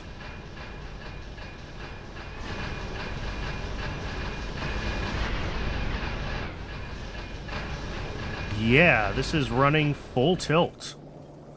Like, really full tilt.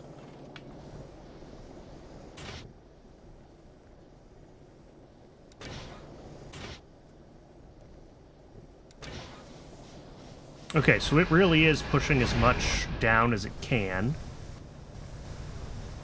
including the steam that it gets from recycling coal dust. That's fine. I think my steam demand is just too high, to be honest. That's what it's starting to feel like. If I look up here at oil power...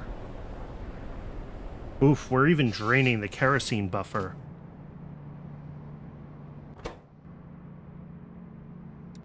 But... okay, this turbine is just running full tilt. This can't keep up.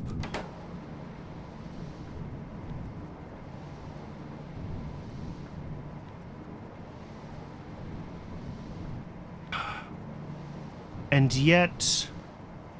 oh, I have exactly the opposite problem that I had before, where before it was trying to pull too much from this side and it was flickering on and off. Now it's not pulling enough from this side, and it's trying to run the steam engines too often. So I just need to remove some steam engines. Ugh, I hate this. Well, I either need to remove some steam engines or I need to make another high-pressure turbine.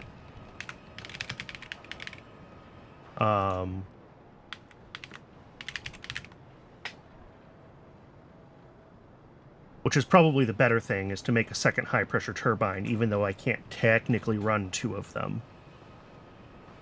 Duralumin and steel. Okay, let's try that. Let's just drop down a second turbine next to this and see if that magically fixes my whole base's power problems.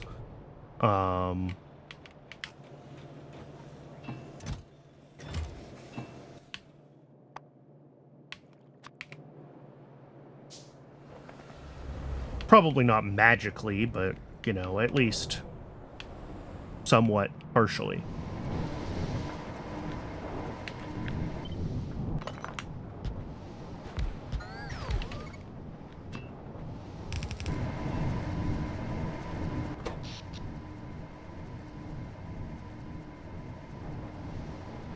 All right. So we're now much preferring the high-pressure steam turbines, which is fine.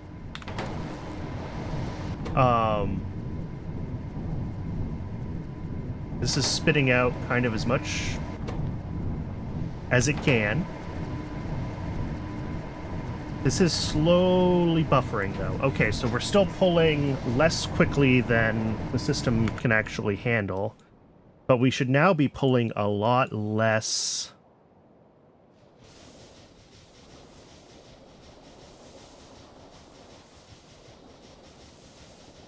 from the steam engines. And I want to see if they will refill their buffers and let the system start pushing steam into... It does look like they are filling their buffers again, so we should start pushing steam into more of the rest of the system.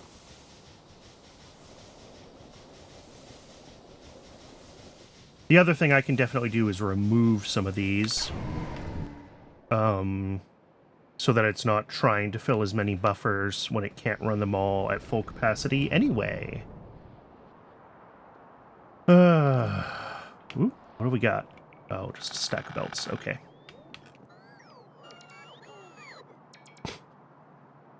This used to go around something.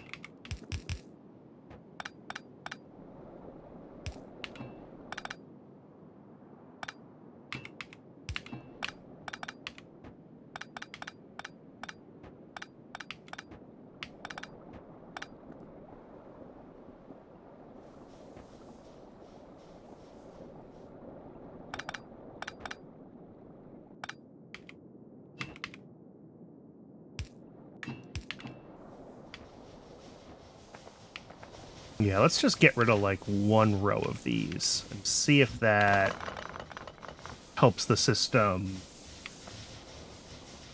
stabilize a little more.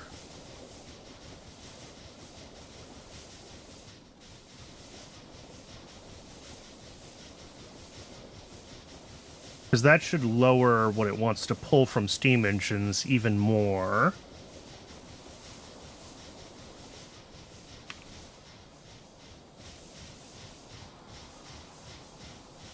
There we go.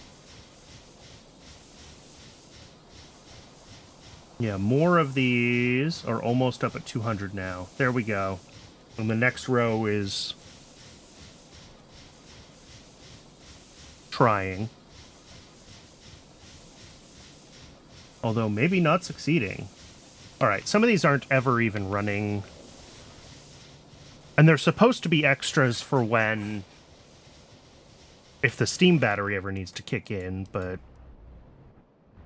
I need to be careful when I'm removing stuff from the system that we don't pull more from this than it can handle. Because we have a limited amount of kerosene here. Our shale oil is limited by our stone consumption. And by our carbolic oil production, which fortunately it does look like we have plenty of carbolic oil.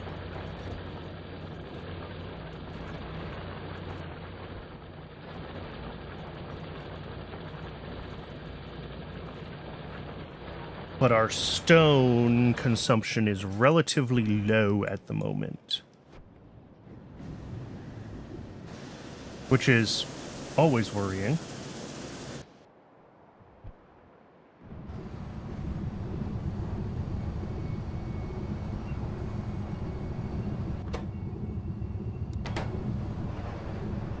How is this working, by the way? Oh, look! Our cotton guts have backed up on this belt. This is disabled because we still have one Sarkarus in the buffer.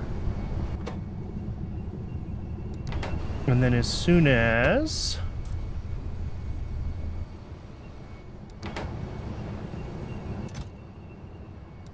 this finishes that craft, and that Sarkarus gets pulled...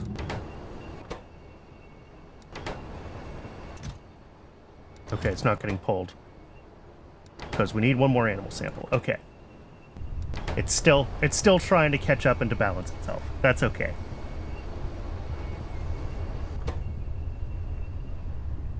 I'm going to say, as soon as that Sarkarus gets pulled... There we go. The Sarkarus is pulled. This inserter is on. And it runs. Now, this might end up making more than one of these... and that's okay, they'll just end up in the buffer. I'm not worried about avoiding all spoilage, I'm just trying to keep it from getting caught in a spoilage loop where the system can never balance because inputs can't back up.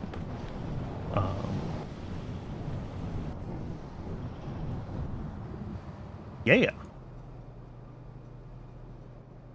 This end, these don't spoil. These don't spoil, right? Right. So, eventually, these alien samples will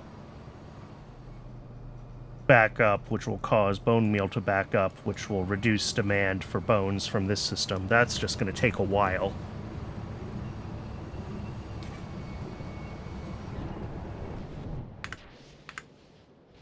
How is this doing? How are we looking? They are slowly filling up. Okay.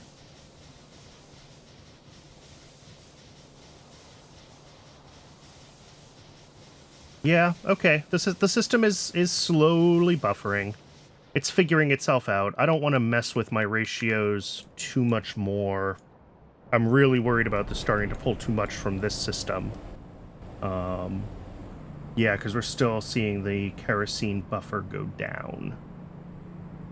That worries me.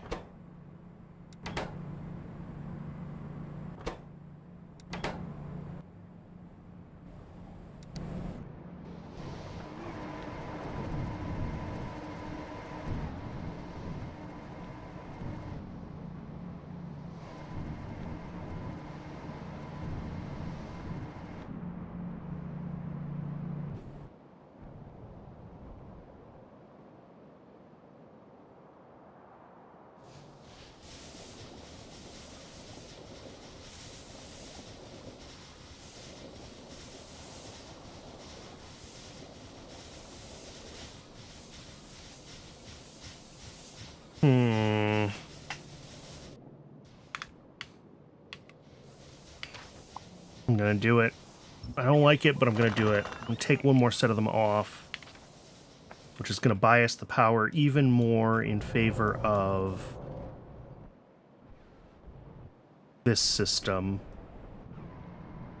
which I don't love. Oh, you know what I can do? Is I can... Ooh, even this steam buffer's not super happy.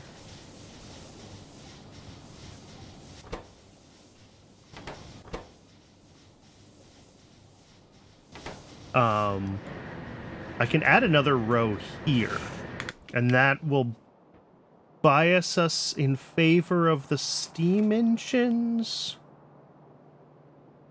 But when demand is higher, more of those steam engines will be running off of this system. I don't know. Is that going to work? Who knows?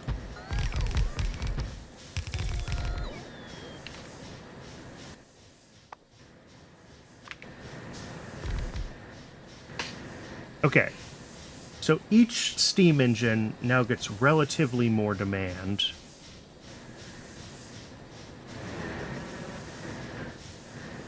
Compared to the... without those. But...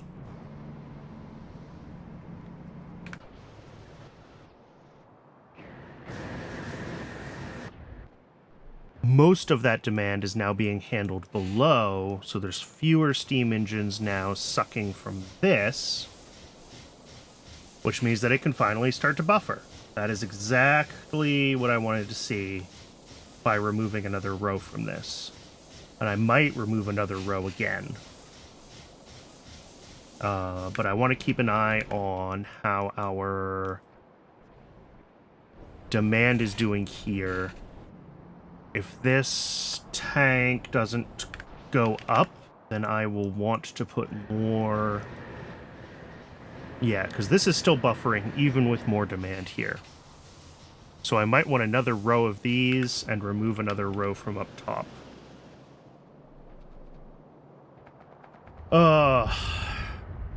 And this is really only a problem because I'm still trying to make power with stupid methods. And I don't necessarily have everything... where am I and where am I trying to go? Have everything well balanced.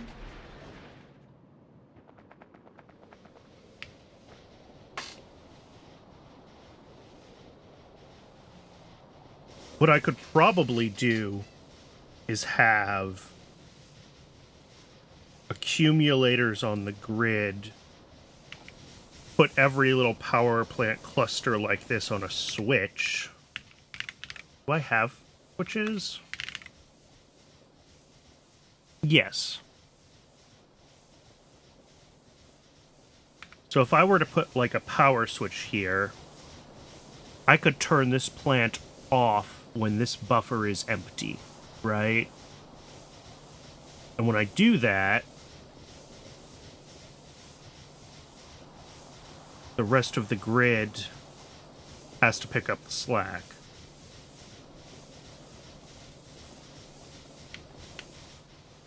I'm not really sure. Not really sure. I need to probably spend some time playing with that. But yeah, here we go. This is up over 80 now. This is running. This is pushing steam here. There's a few things that are taking steam from that system.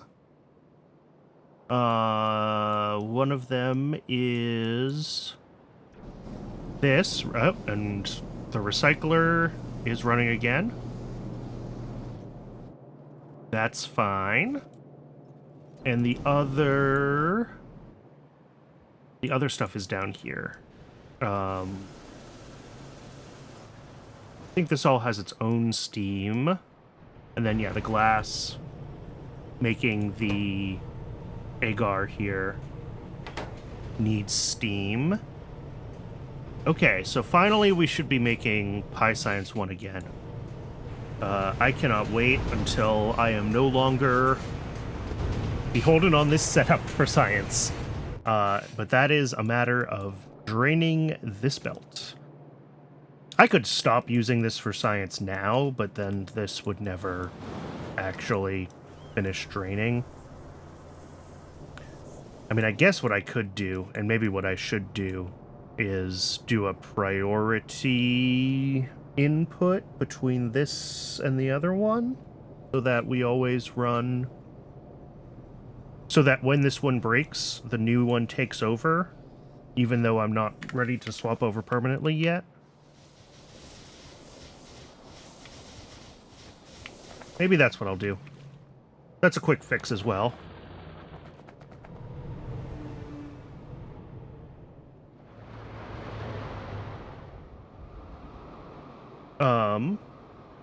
So that's coming from, well, here it is. And, ooh, what a mess. Okay. Well, I'm glad I'm glad Steam is running again, and I'm glad that this is...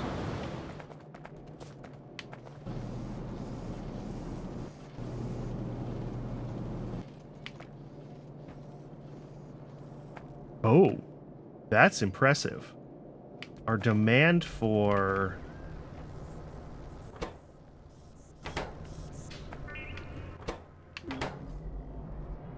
So that's fine.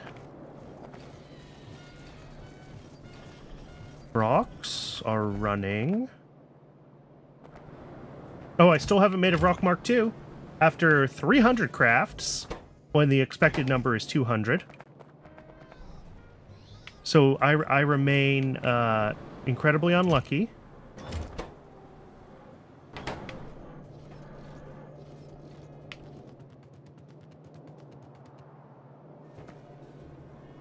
Why is our demand so...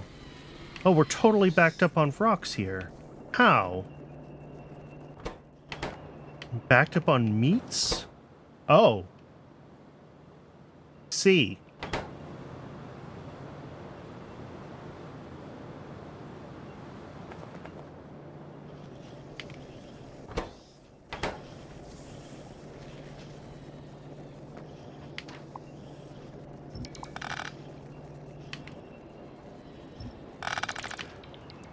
Something else broken. Oh, and this is a deposit, too. Wow. Do I have space for another...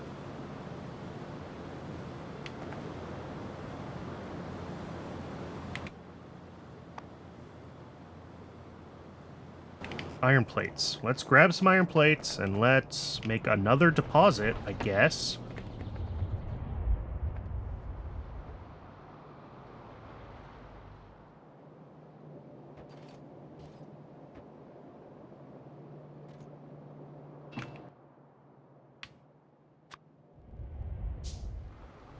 Why not? I'll make 2. They're small, apparently. Where am I going? Right over here.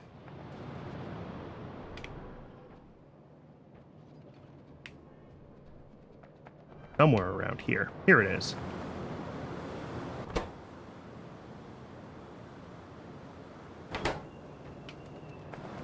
Okay.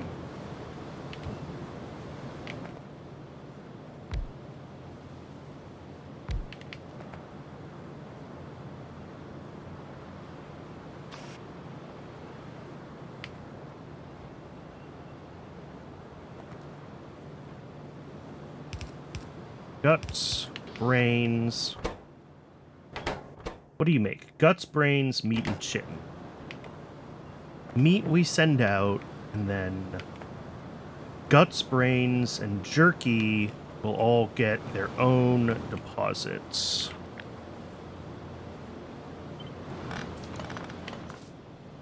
So I want to have, like, gut and brain deposits.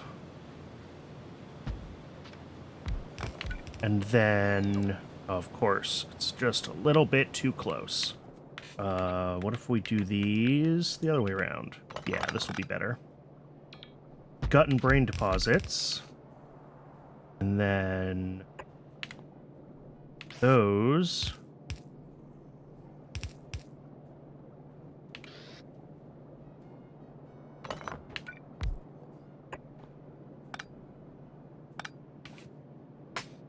Get forwarded on to the jerky deposit.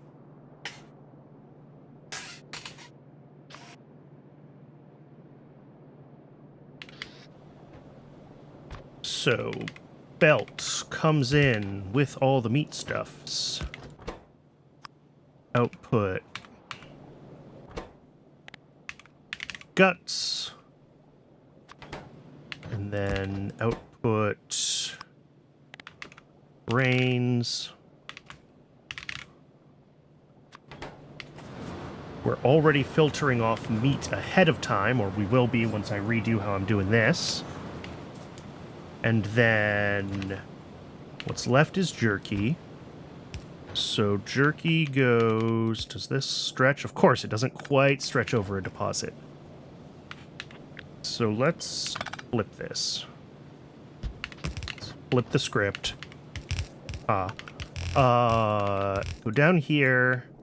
So that'll be anything that spoils early and is jerky. That's fine. Brains. Guts. These need to be whitelisted for jerky, so anything that spoils gets pushed into the jerky deposit. This is guts and brains. Okay. Here...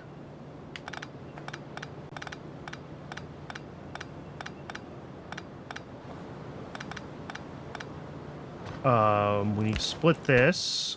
Output meat ahead of time. So we always want meat to go to the meat system. Right? And that goes into here where it's being dealt with weirdly because some of this is still legacy infrastructure and I'm not dealing with it right now.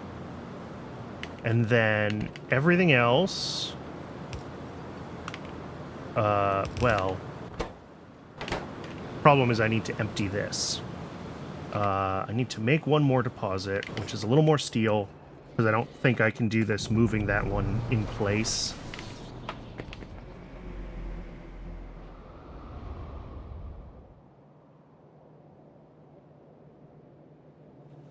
I just don't have the inventory space for it. Okay, one more deposit.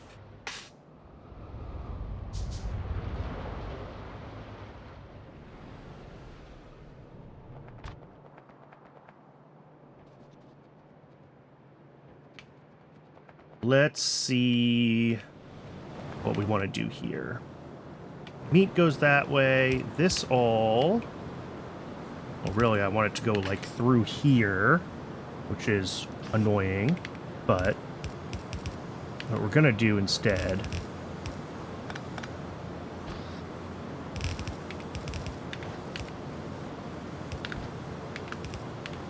is that. And that should get the system going and emptying faster than it's being loaded, I hope.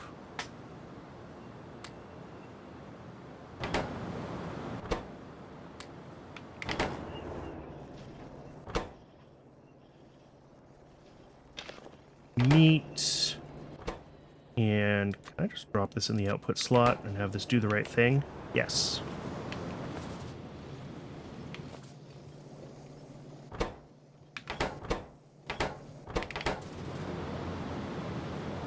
And this is why I really need to start thinking about centralized animal slaughtering. Because I've got all these brains and guts that I don't know what I'm doing with up here.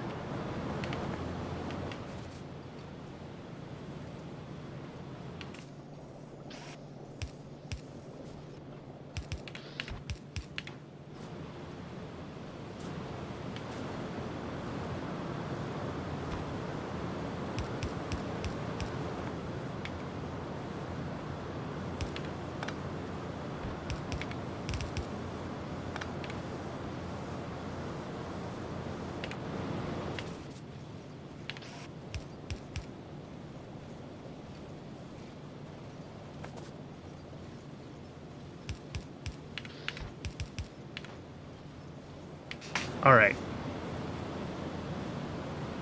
Hopefully now that's enough inserters to keep this system running full-time, whatever they're deciding to pull out. It's going to take a while for this deposit to empty and for everything to be, like, filtered down here. But that's okay. Actually, oh, I can take all the jerky out of here. Okay, that's great. That means that I can actually remove this.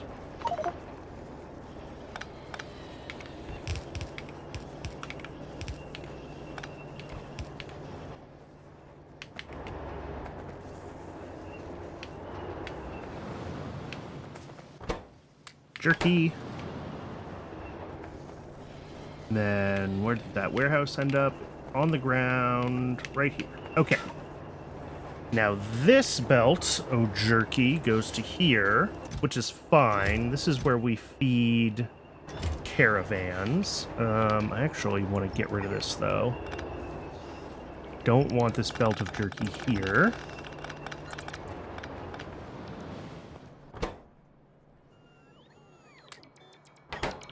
Instead, I'm going to grab few inserters here.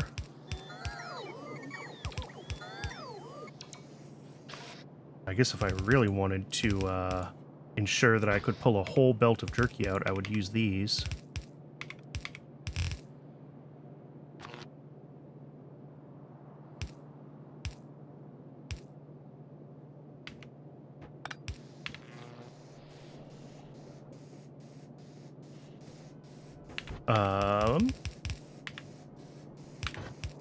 Those will come up.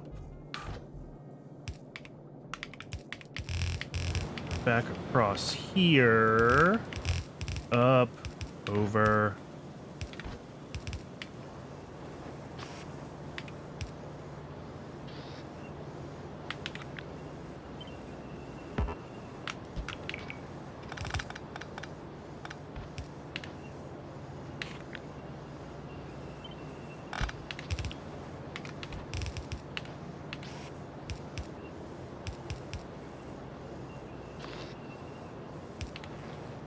Okay, there's jerky. And I should do the same thing here to help this system move along. I should use better inserters.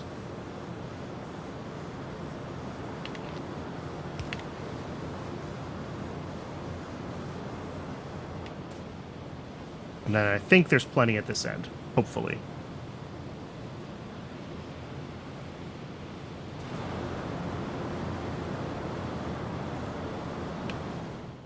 All right, and then I need to figure out, like, a use for jerky, but that's, you know, a different problem.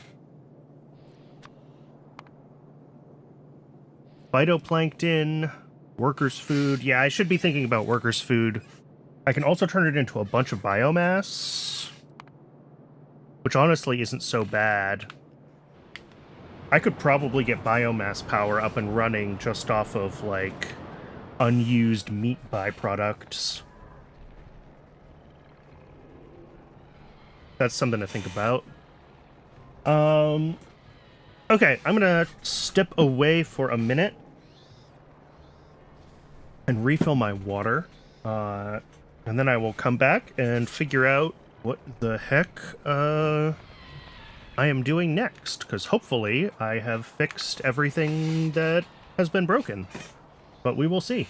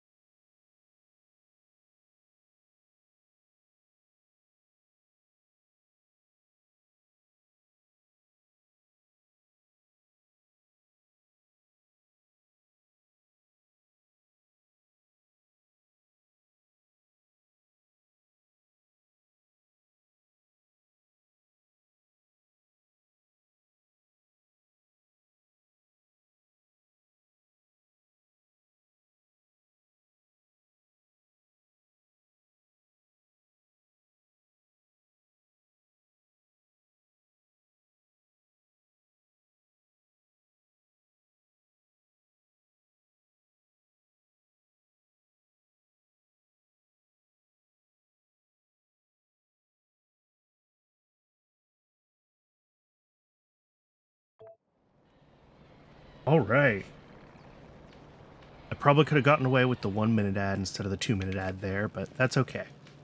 I do hit the ad button when I step away, because when I run ads manually, that turns off pre-roll ads for a little while for people who join the stream. So it just keeps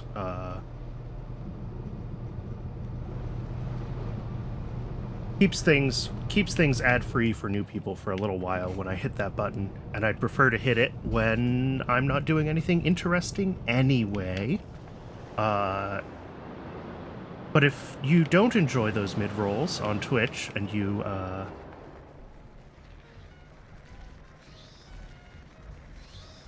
want to support me, you can always use Twitch Turbo, which I still get paid for the ads that you skip.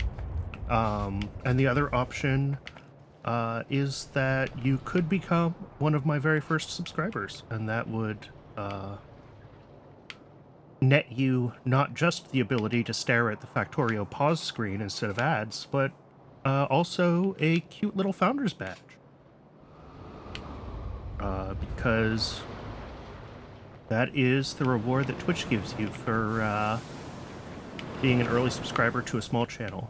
It's is a badge to show off that you were an early subscriber to a small channel.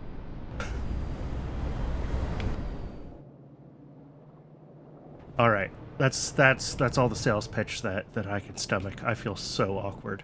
Okay, what was I working on before I got distracted by the rocks? Rocks are slaughtering again. Right, I noticed that rocks weren't being slaughtered because I noticed that my demand for native flora was low, and I noticed that was low because all of this was backed up. And I noticed all of this was backed up because I was looking at routing down post-log-sci 1. I remember things. Okay, so post-log-sci 1, single outserter for that.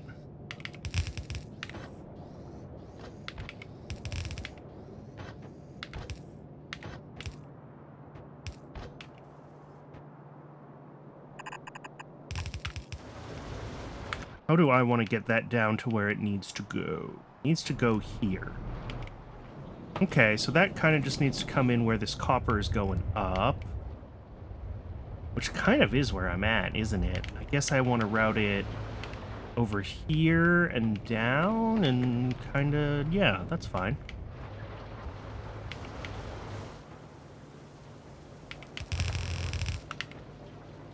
I want to be on this side of the moss. Already 1,000 Logiscience packs. Wow. I feel like that did not take very long.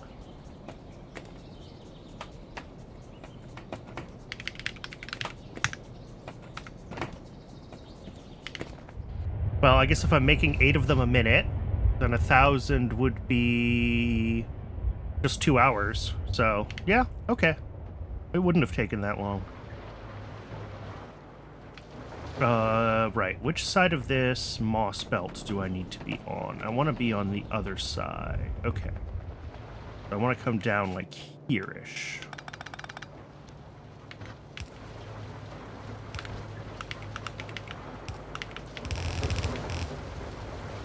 Oh.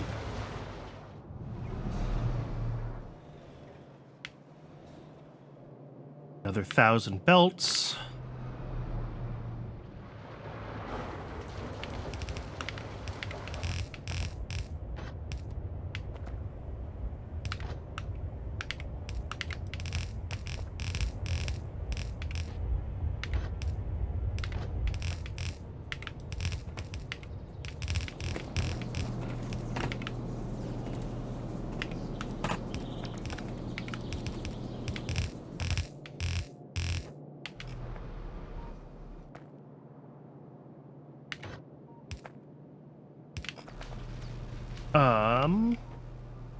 Really, I want to be over here. More like that.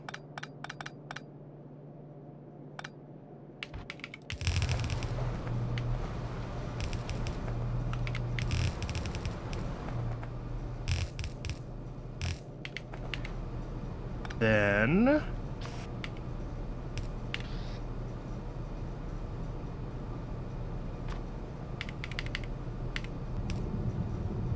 both of these... no. How do I want to do this so that they're prioritied right? I guess it's just... I mean, that's... same side of the belt that this would come off of, right? So just... that.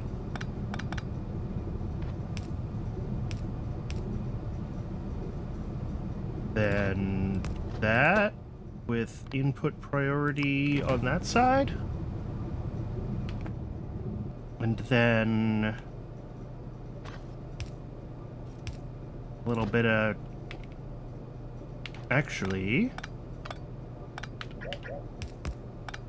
let me... nope, wrong side of the belt.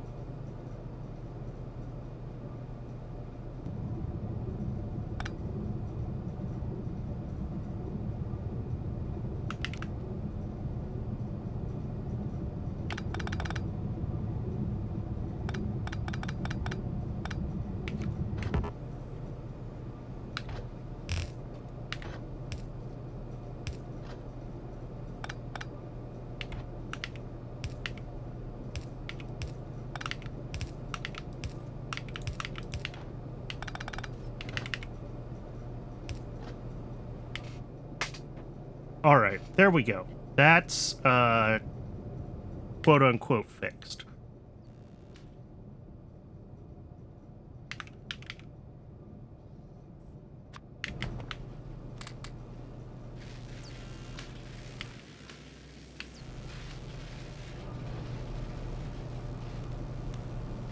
So this should now refer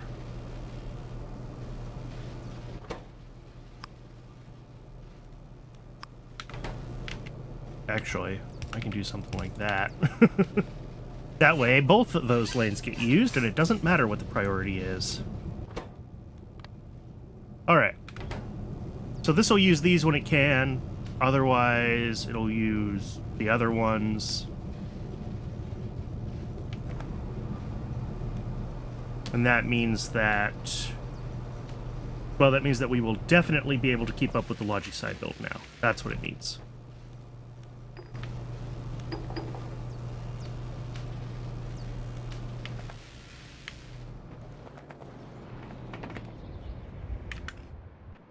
And then, how's this build doing?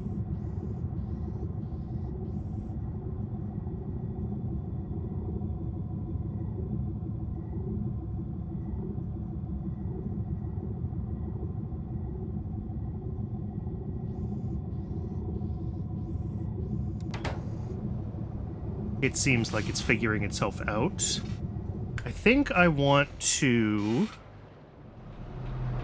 because we're not using an entire assembler's worth of capacity, I think I want to do this with output priority here.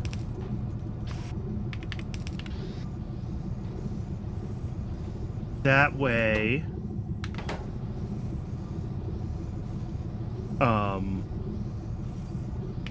everything else that uses the basic substrate, so my cDNA and my, well, the other science pack, the Logisci, will preferentially get it.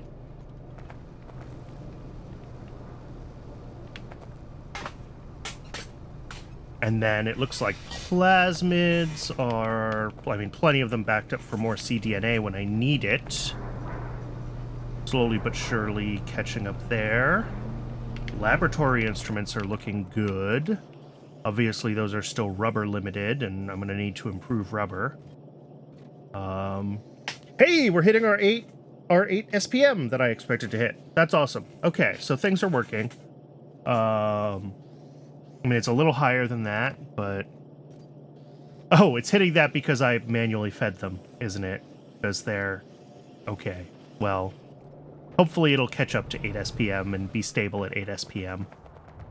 Because there's 8 labs, right? So yeah, we should be able to, for 60-second researches, which I think most of these are... yeah, we should be able to handle 8 SPM. Just relatively stable. Especially with both Logisci builds running.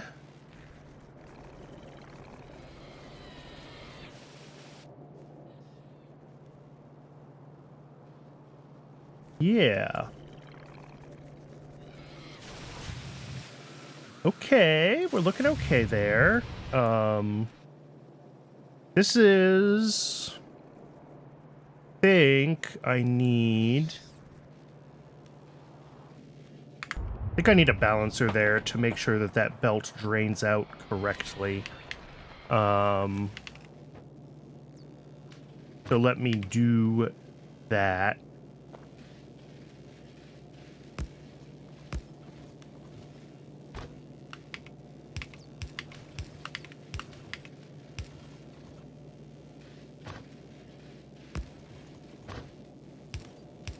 Okay. So that should make sure that this pulls from both lanes of this, and that's just because there's a lot of chitin that's backed up there, and I don't want that to stay backed up. Here, I got some jerky.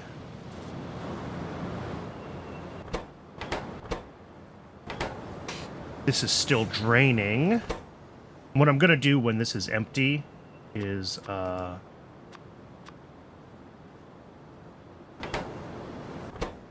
once this has emptied itself, I'll just delete it and push this belt right into the middle here, where this was.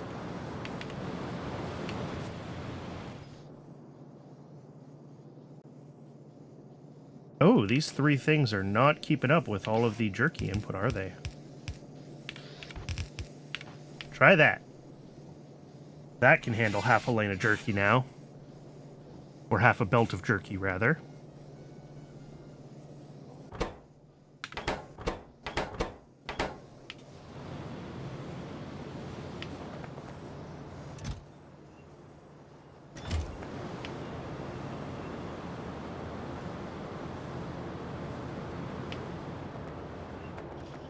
Yeah. So all the meat is going right up to Nexalit. Oh, where it is, like, fully saturated. Okay. So I am eventually gonna need a meat sink. But...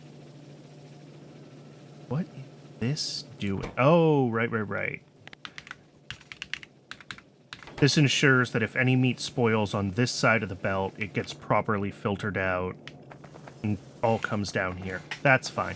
That's intentional. I remember that now. Doing something similar here? Yes.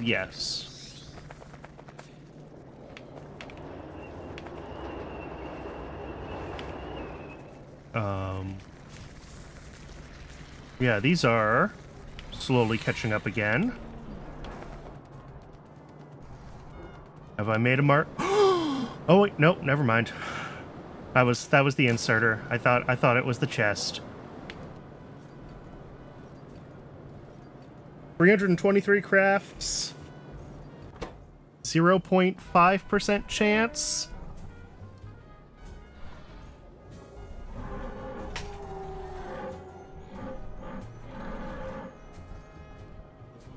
So that's fairly unlucky is the answer. I'm not sure exactly how unlucky it is, but it's pretty unlucky.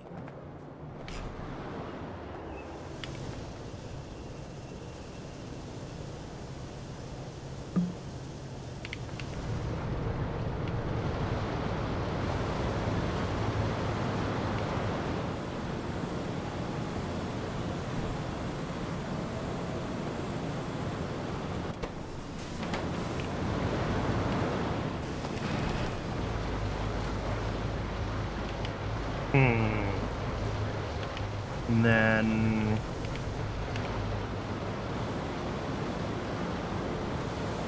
this is... yeah, this should be preferring to go to these. And it is. Okay. I think we've kind of caught up on... I mean, this gets out of whack when this system was backed up and then is kind of emptying itself because we make the latex more quickly. So everything gets a little confused. But...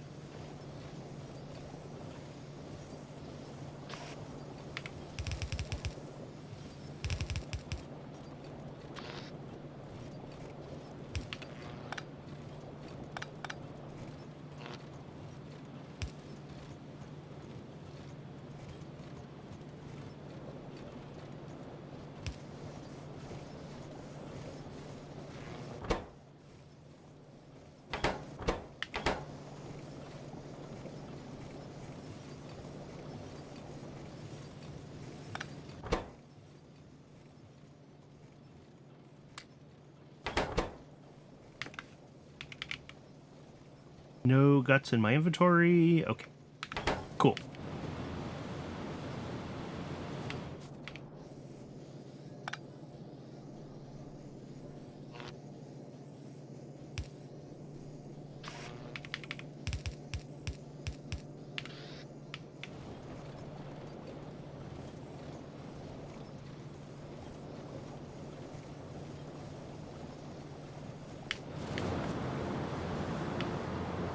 How's this doing? Halfway? Okay. That's looking fine. Science is running beautifully. Okay, I don't know what I need to be thinking about next. Honestly, I really don't. We've got steam again. We've even got a little bit in the buffer here, which is good. Power looks fine.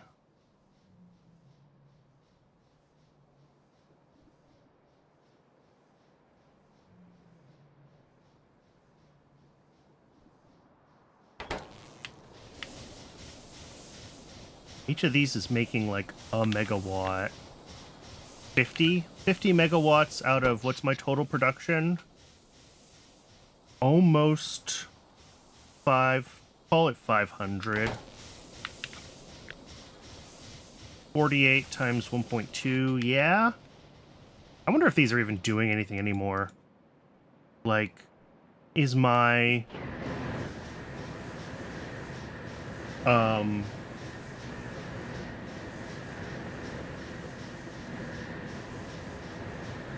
Is my geothermal and my oil enough? No. Oil's about to die. Cool.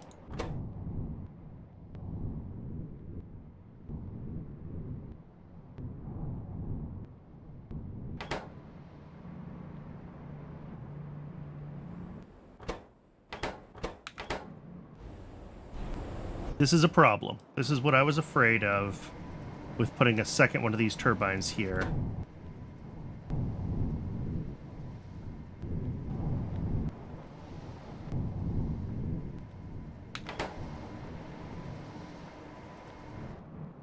So far,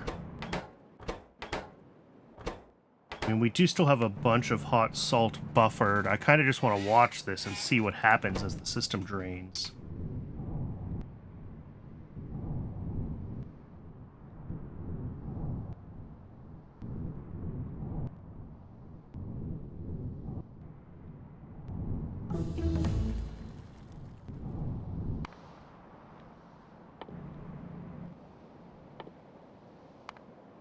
Logibots. And that just leaves the logistic system left.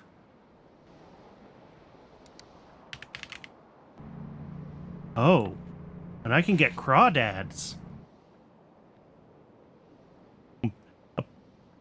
Suspect that my,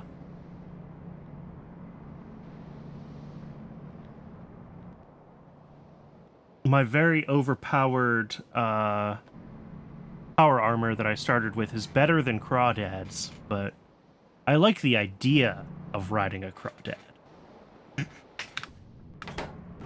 And sometimes that's what matters.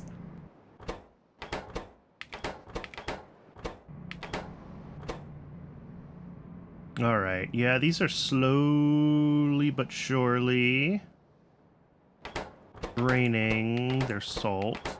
But maybe we're okay. Maybe.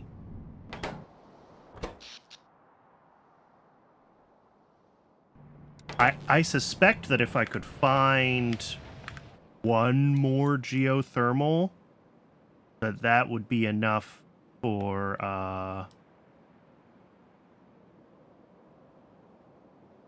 me to turn off the low, quote-unquote, low temperature steam, the 250.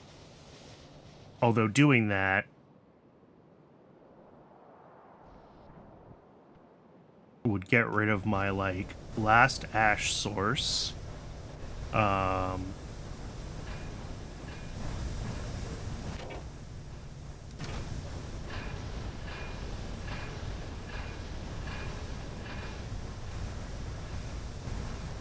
And, well, it would just generally be a bad idea, wouldn't it?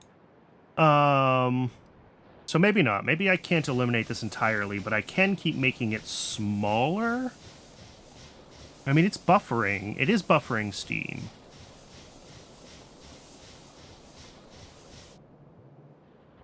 I'm not sure. I'm concerned. I'm concerned this is going to cut out and then I'm going to have a real bad day. That's my concern. And I know I just am sitting here clicking on these things, but... Yeah, okay, so these are all dying. So this system...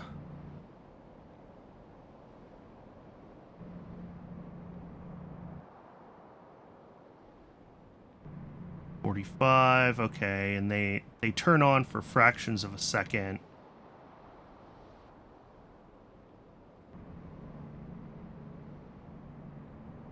Maybe we've got just enough. Maybe, I mean, we burned through the fuel because all of these had to sort of spin up and they were all filling up their buffers.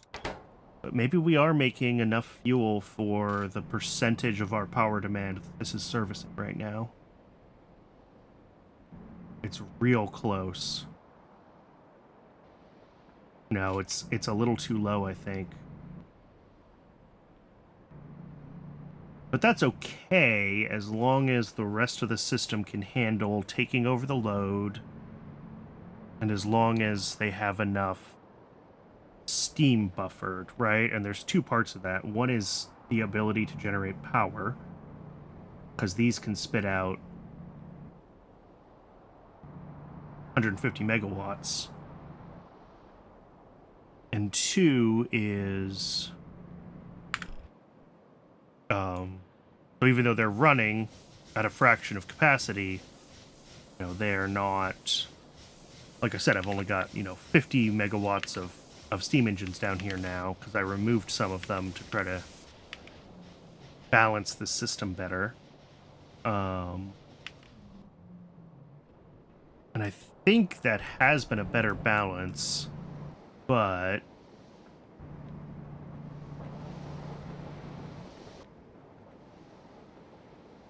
I'm worried that when this turns off, I'm worried that we're going to see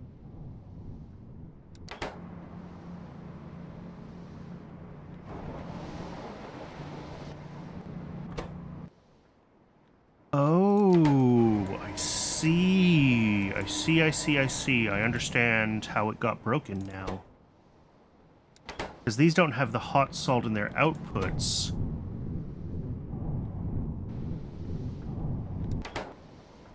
So this is having trouble outputting it, which means these are going to be probably trying to turn off every once in a while, or be very close to it. They haven't yet.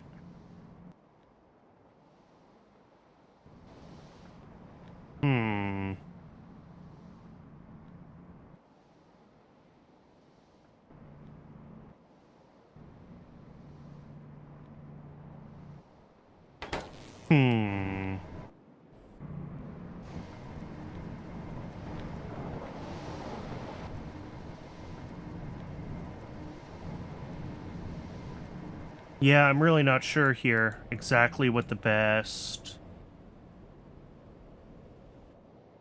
Well, I'm just gonna have to wait and see what breaks, honestly. What I can do, though, is fix the power to that radar, because I don't know how long that's been broken, but it ought to be hooked up correctly. And then I could probably just drop a few more radars out on a couple of blocks, especially if I push out in like a corner or an edge here. I might be able to find a little more geothermal water. Because I think getting one more of those hooked up to the system would give me quite a bit more breathing room.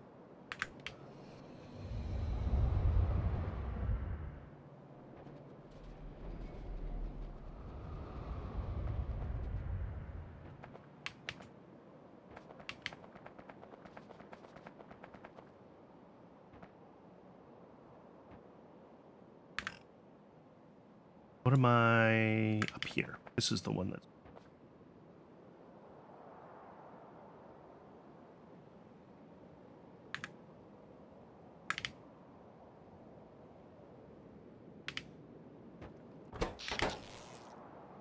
I think probably what I did was this got disconnected because it was previously hooked up to... Yeah.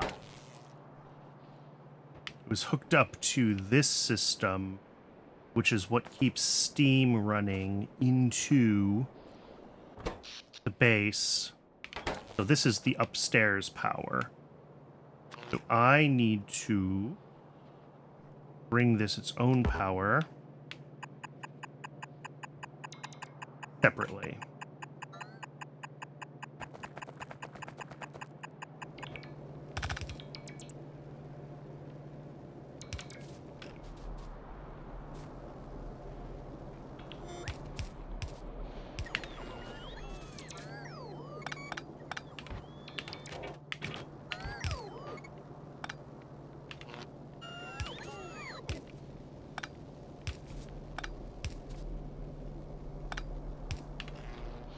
That should turn that radar back on.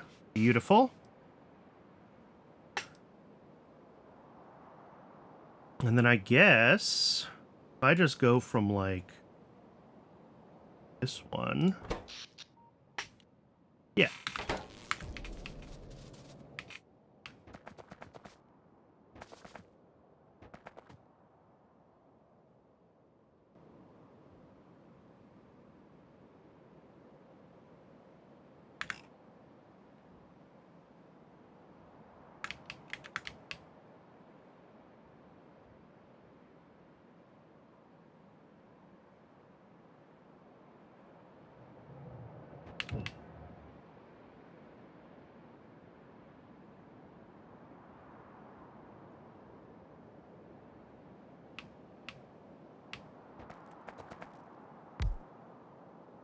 Oh, and I don't have enough power poles. Let's go grab power poles. That's annoying.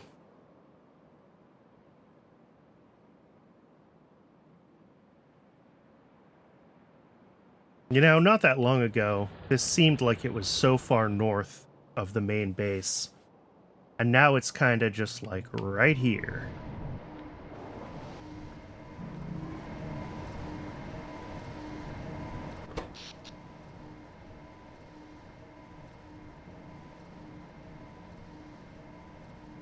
Well, does look like it's cutting out briefly, and the steam engines are having to take over for that.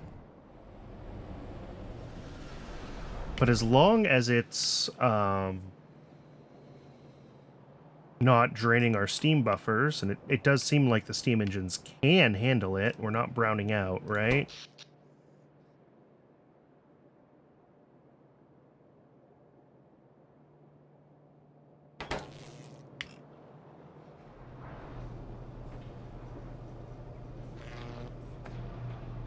At least I don't think we're browning out.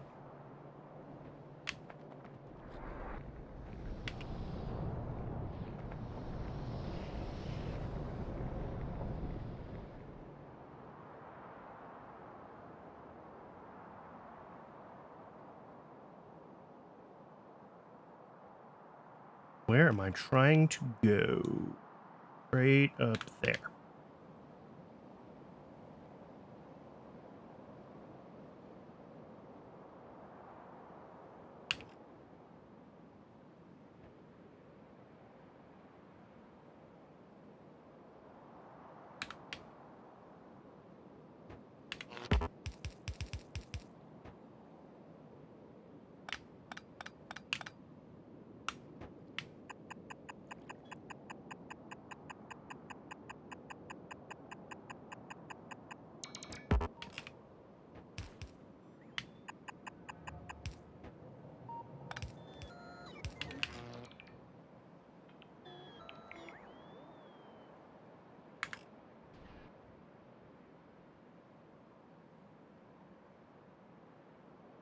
All right.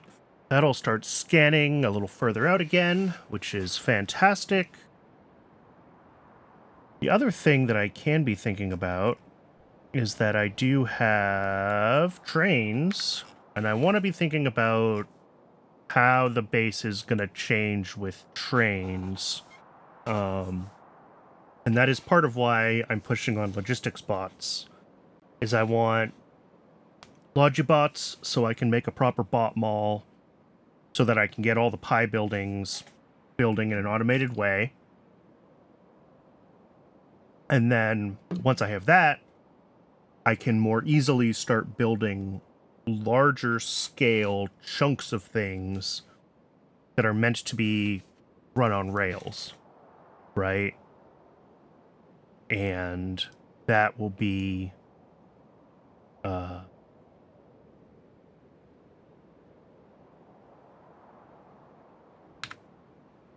words. That will be kind of the next phase of the base, is really going to a rail base. But I need sort of the tools for scaling before I can do that.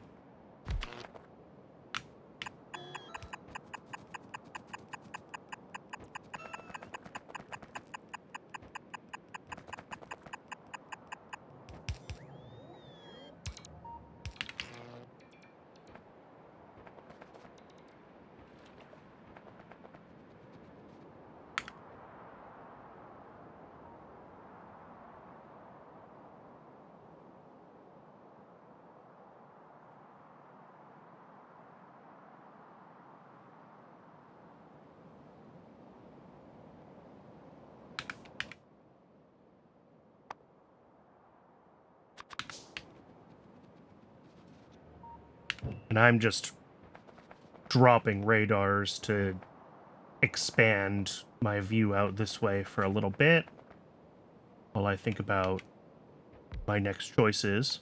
I need more stupid who's a what sits before I can actually power that. I need to go grab more power poles. But yeah, the goal now is going to be looking for places where I have like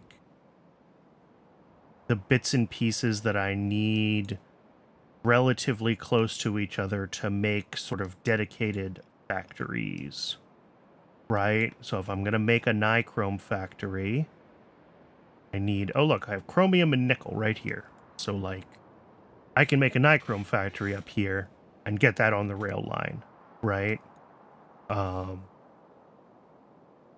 Ideally with CyberSyn, I'll be able to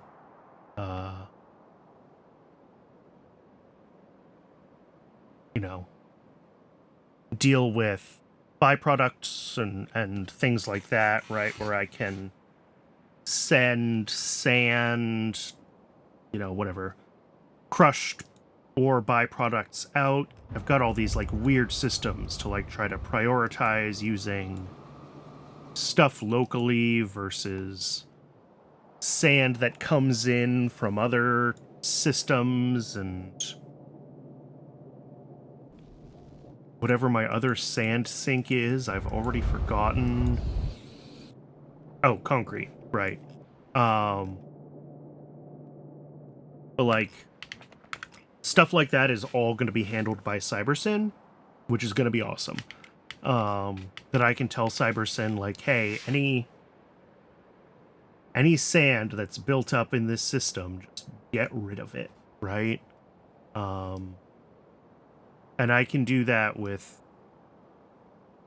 well, I'm probably not going to get into it today, but when I do start getting into setting up like an outpost, like let's look at nichrome. What's nichrome?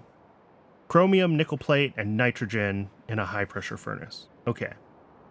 So as far as, yeah, this is not an interesting processing chain. I was hoping that this would use like the molten metals or something like that.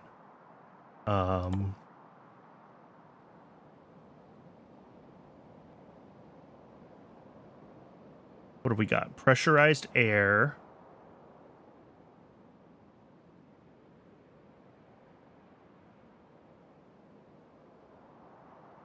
Wait a second. I can turn purest nitrogen into pressurized air, which I can then split into purest nitrogen, and oxygen, and send the purest nitrogen back into pressurized air? Okay. I'm not going to ask too many questions about that. I'm just going to accept that that's how the world works. Sorry, I'm getting distracted here trying to think about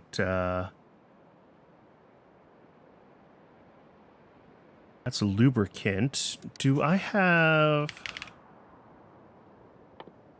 loaders? They're quite a ways down the green science trail. Okay.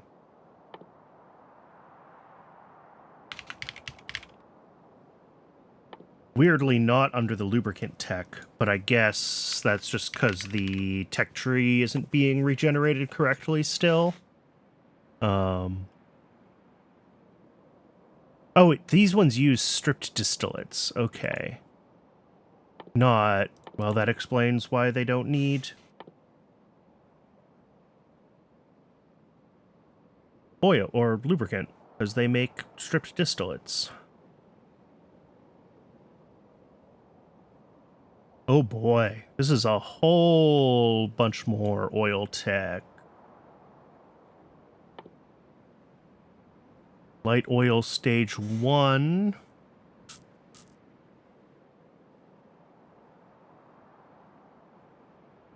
Naphthalene into coke and aromatics.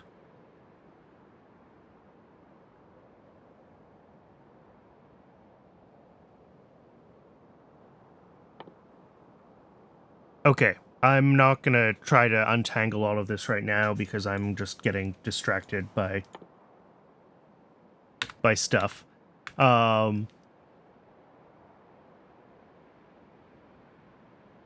But yeah, maybe nichrome factory at nickel and chromium isn't all that useful because it looks like nichrome is pretty easy to build on site, or at least near on site. So there might be other thoughts there, but like my current nickel processing is pretty bare minimum.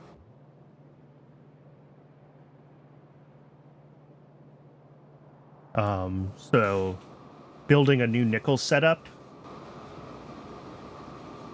for building a new nickel setup in preparation for nichrome demand might be worthwhile, because once I start pumping out Logibots, that's lots of nichrome. What else? I mean, I can look this up and see what uses nichrome, right? Or there's a bunch of things.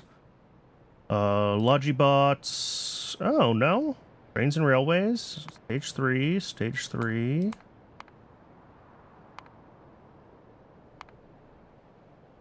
Okay, coal processing 2. Yeah, nichrome, lard, and water.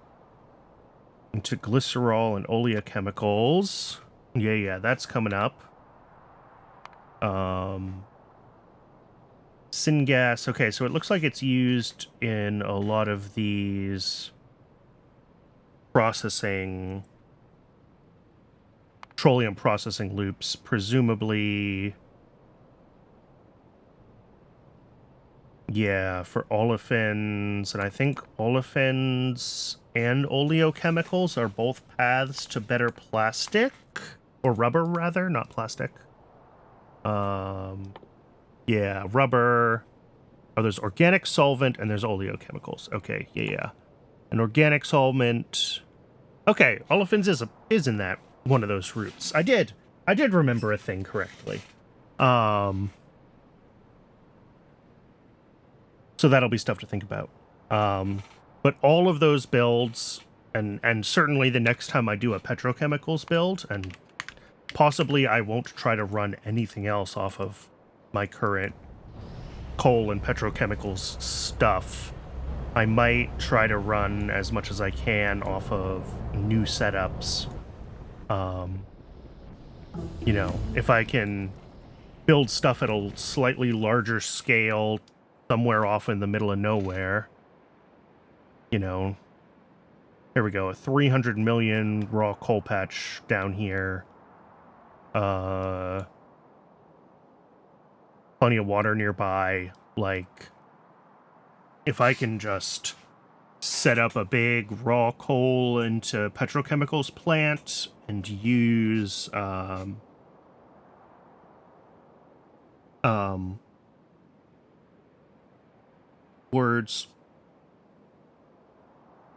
use CyberSyn to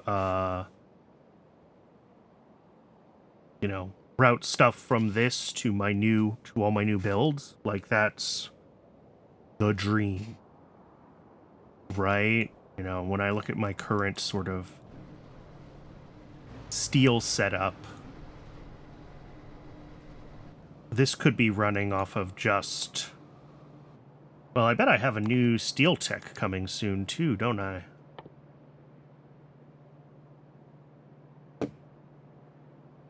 How to deal with your oxygen overflow?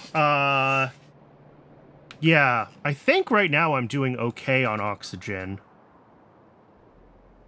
So far. Lack of oxygen has been more of a problem than oxygen overflow. But I also... I think there's it's gonna be fluids, not... What am I thinking of? Can I remember how to use FNEI? Yeah. I had the other issue for a while, is getting rid of the hydrogen so that I had enough oxygen. I think the only early on things that generate oxygen in an annoying way is, like, if you need to try to sink muddy sludge. Otherwise, it's mostly a byproduct of hydrogen. And then we'll see when I start generating nitrogen if my oxygen starts to become a problem here. Hopefully what happens in that case is my system should, assuming all my overflow and top-up valves are correct, when there is... Yep, yeah, we have that. In fact, I'm just researching the tech for that. But it's expensive and I don't want to do it. But yeah, my concern is that if I'm bringing in more oxygen from other sources, my hydrogen could dry up. And right now I'm mostly recycling hydrogen into, where is it? It gets recycled into gasoline and then it gets burned off. But I do need a little bit of it before all of that. I don't know. One of these things down here uses hydrogen. I don't remember which one.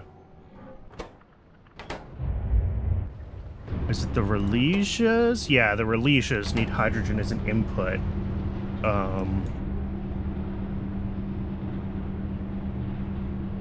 And that's where I'm going to be starting to be concerned about oxygen, is when I start needing to make nitrogen for other processes. And I'm going to need nitrogen, right, for nichrome, and I imagine several of these other processes down here. I expect I'm going to start seeing, like, nitrogen... Not in any of these ones, fortunately. But I was going to say... 1 to 2 dozen of things? Yeah. These are, in my mind, relatively small builds. Like, my base is 8 SPM on a good day. Not maintaining that right now. So it's not a huge scale. It's, and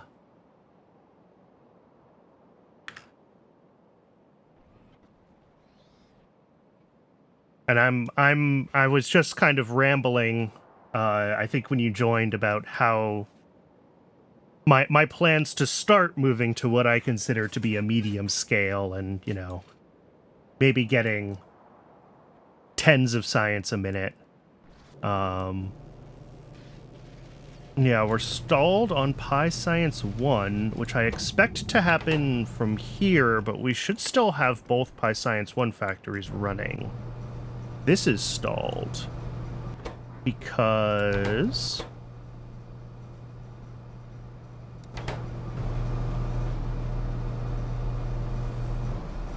Oh, we're stalled on...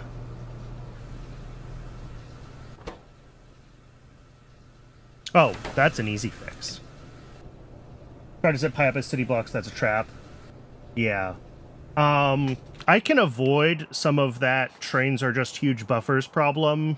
I've got CyberSyn, the CyberSyn mod in here, which does train logistics dispatching. So it's pull-based instead of Factorio's kind of default push-based logistics with trains.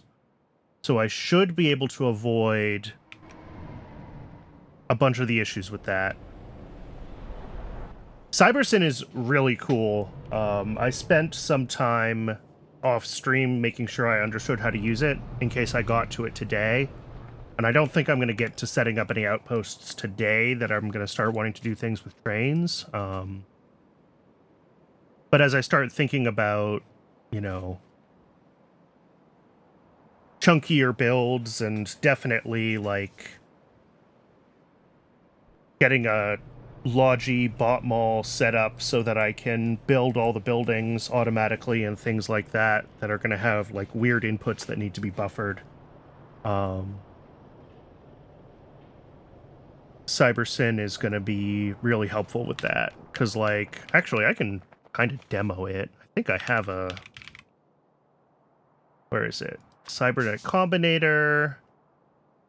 And I have some rails. I just need a train stop. Yeah. So if I, like, drop some rails and make this a stop, and then drop the cybernetic combinator next to it, and power everything.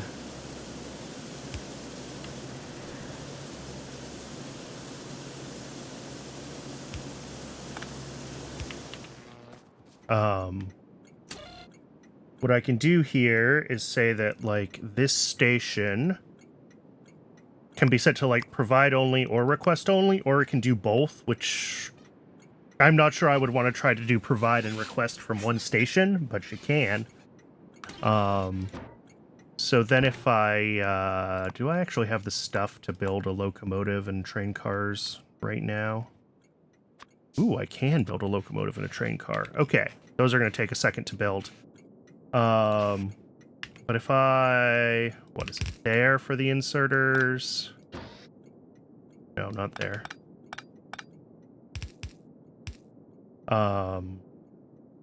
Hook this up.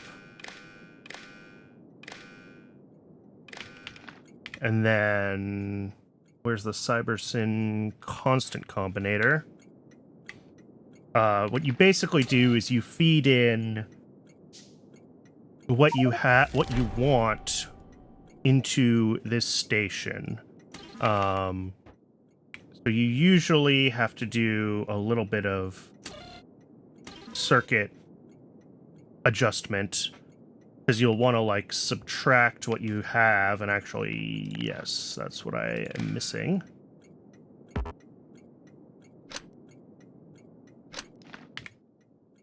Trying to remember exactly how this works, and I'm gonna have to rerun it. But if I have this set as request as a station, and then I put in train and wagon and some inserters,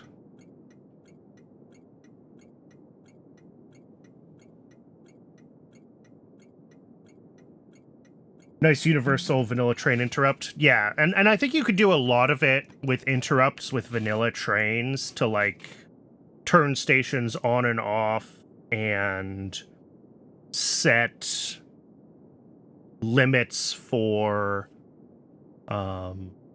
requests and things like that to try to stop trains from being buffers. But it's nice to have a mod that does it for you.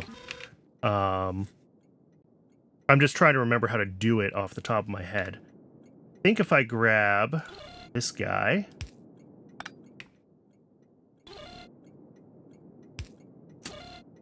Okay.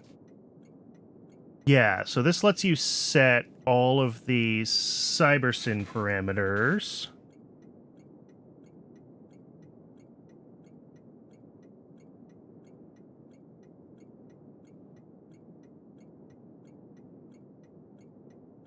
Yeah, always. The side tracks are constant in Factorio, let's be honest.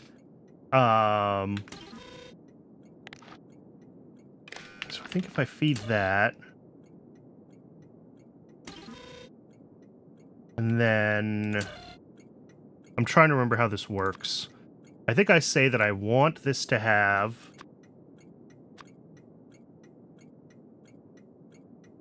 like... 1 stack of miners. And then...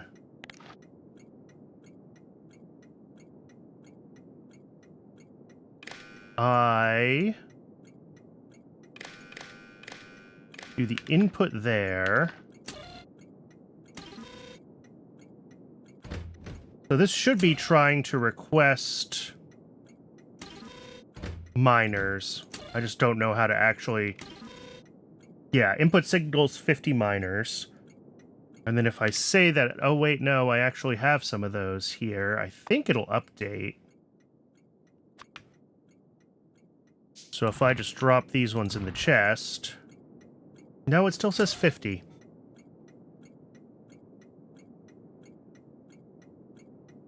I don't remember. I'm gonna have to...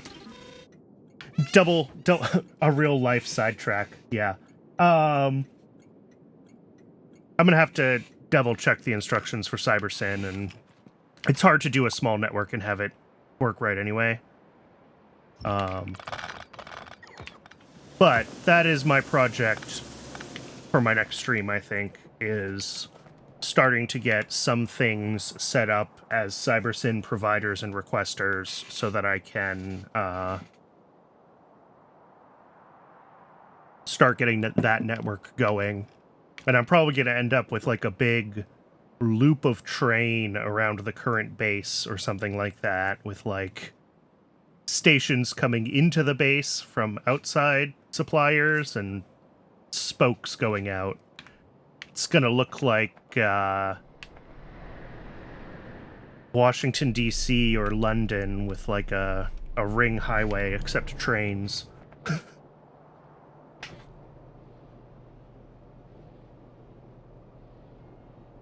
I have so many components that you're kind of forced to have a single drop-off station and filter in. Yeah, and that's what it's going to end up being. And I think with CyberSyn, that's fine, right? Because if I have a warehouse or a deposit... Do I have either of those? I have a warehouse.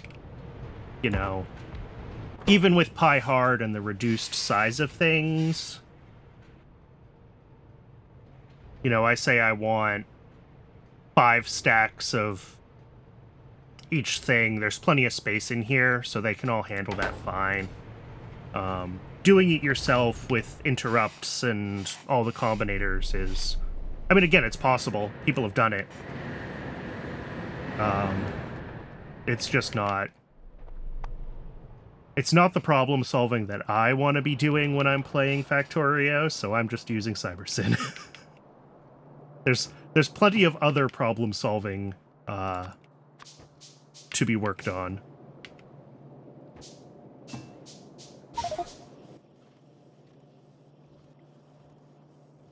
The primary one, as always, is where is all this coal in my inventory? Well, I know where it comes from. It comes from me doing constant work on my coal plants, but...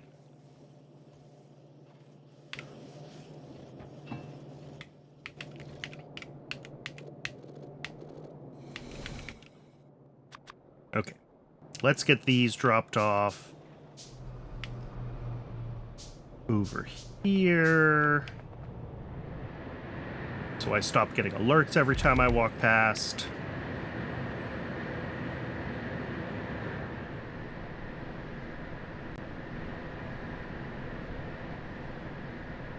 Right, yeah, you need to do everything with keeping track of your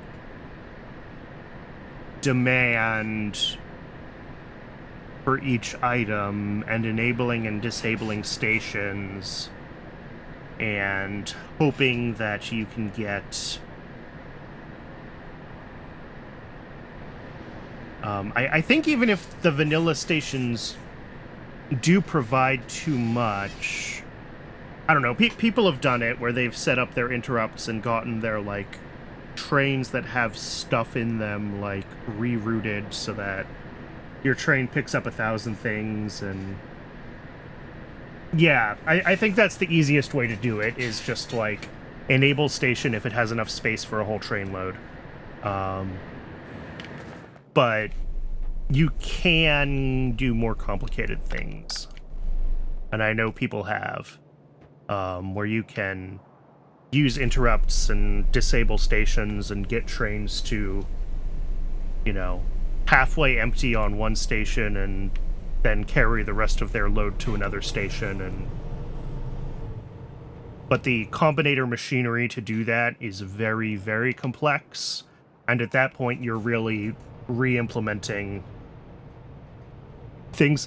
It's very rare to say that it's more UPS efficient to do something in Lua, but I'm pretty sure at that point it's more UPS efficient to do it in Lua than to do it all in combinators.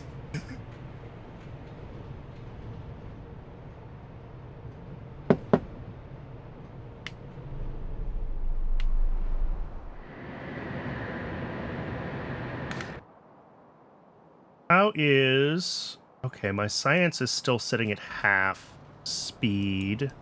Oh, right. I got distracted talking about trains, and I did not finish what I was going to do,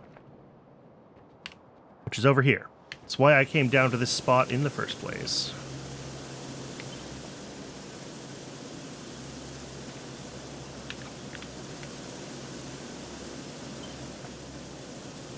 Which is... there.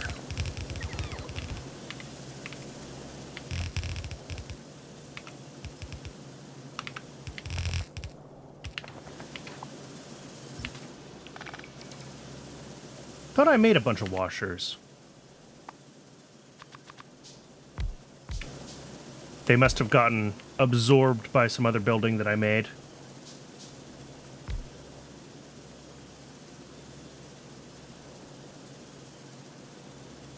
Right, yeah.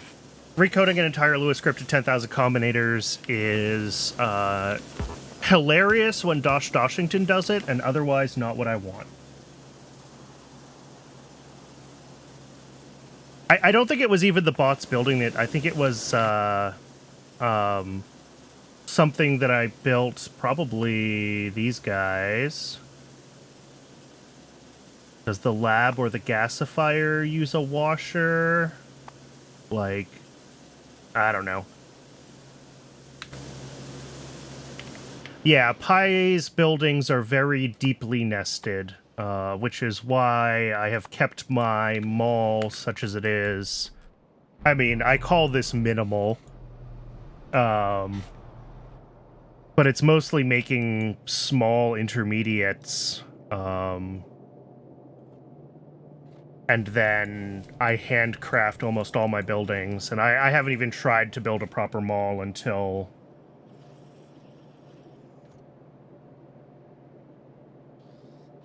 Yeah, well, and that's why for me, like, buildings are just Logi Mall and not even going on the train network. Just let the logistics bots handle that part. And then it's just whatever I need to...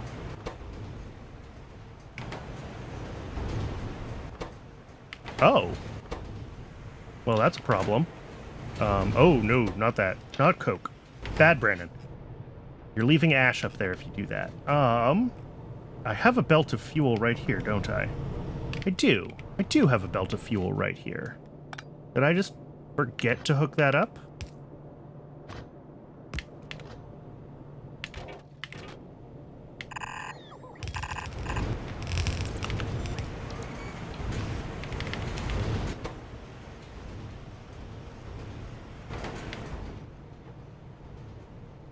All right, well, that's one thing fixed. How bad is that? How far down are these? Okay. It can recover from that. I'm not terrified yet. This system... I'm making more salt water. Is this keeping up now? For now, yes. Okay.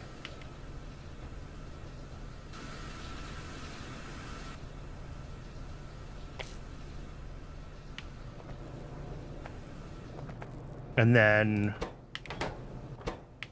everyone's favorite pie hard mode chlorine sink, which is just rusting iron plates for fun and profit.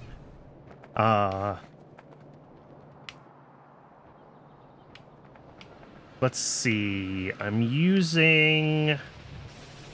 Okay, yeah, we have plenty of sodium hydroxide backed up on this belt, so this system is still running. We're still making plenty of food. Good.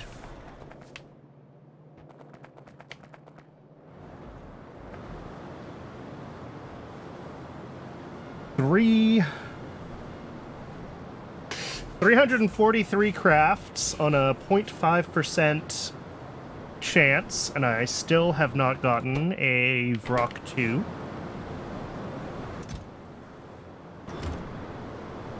In theory, 0.5 is 1 in 200. I'm excited to see if I hit double bad luck. If I can manage to get 1 in 400 and still not get one.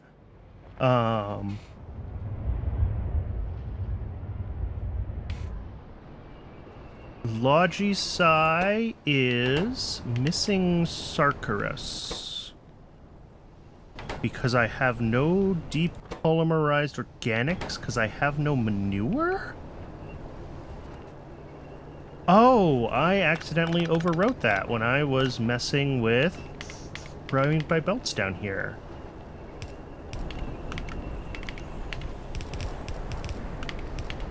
I mean, they're probably not actually pooping enough because this build is oversubscribed. I built this to be able to perfectly run my battery demand, and now I'm also trying to run this off of it. But in this case, it wasn't the aliens not pooping, it was me not routing the poop to the right place.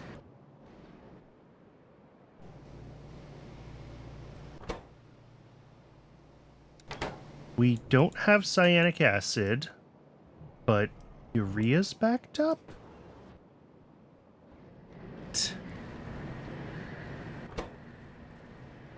Oh, I knew this would be possible. No, this should be working. Did I drag another belt over it?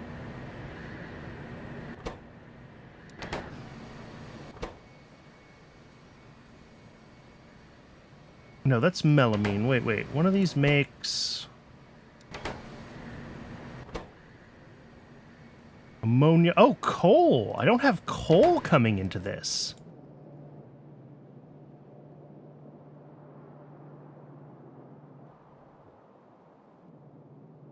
And I don't have coal coming in because... Yep. The, all this crushed coal that I'm just gonna buffer until I do the coal 2 research, and then the tech will be fine. And you know who hasn't prioritized this coal 2 research? Me. Am I gonna do it? No. I'm gonna keep prioritizing logistics, and I'm going to put another deposit down here. That's what I'm gonna do. What do I need? A little bit of steel.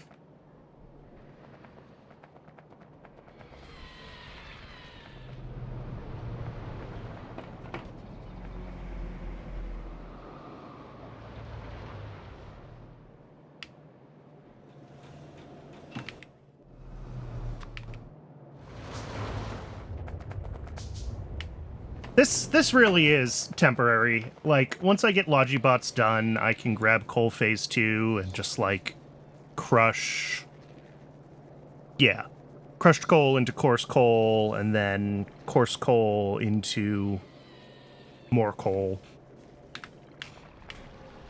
And then that system will stabilize down there. It's just not my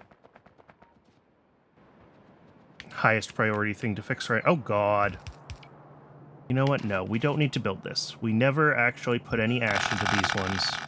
We don't have to worry about that. This, on the other hand, we do have to worry about.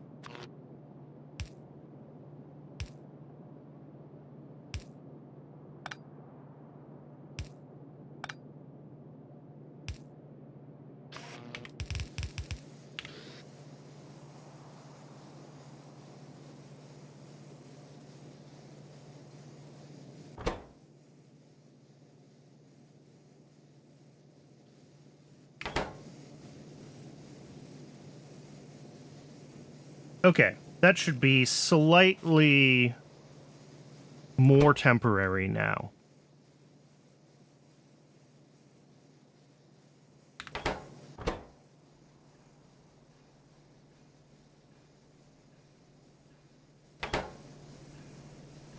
But, like, ultimately what's going to happen, and I'm going to make raw coal stage 2 my next tech when I have a slot open in the queue, is, you know, right now we're doing this crushing, and then we'll just... Where are loaders? Loaders are real far down. I'm not even thinking about loaders yet. I need bees before I get to loaders. I need a bunch of additional oil processing stuff. Yeah, I mean, I'll get to them. Oh, I'm gonna get fast inserters before I get loaders even. Woohoo! Oh, and I can take this transport belt capacity bonus and get stack inserters. That'll be fun.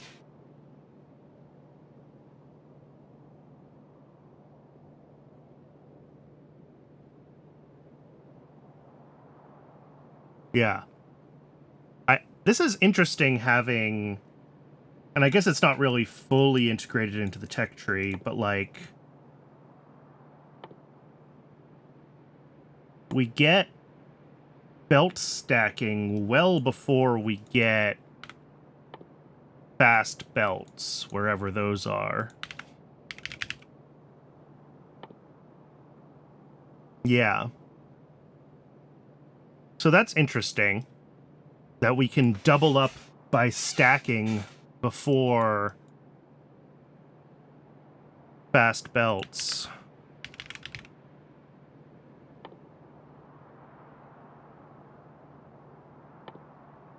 Yeah, and I think even capacity 2 you get before you get logistics 2.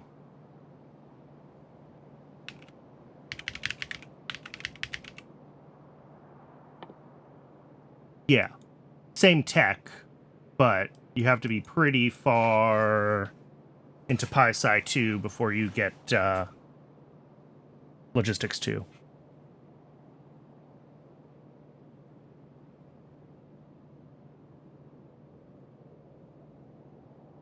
So yeah, I might actually use stack inserters and stacked belts in this run. Alright, now we are turning the ammonia into cyanic acid. And it looks like, yeah, we should be making batteries again, I'm gonna say. Yes, all of these are running.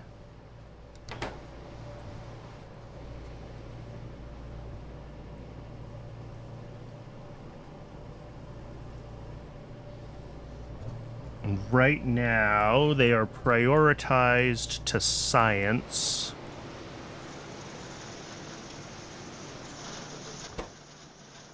Whoa, wait a second. No way. Is this true? My god, it's real. It's really real.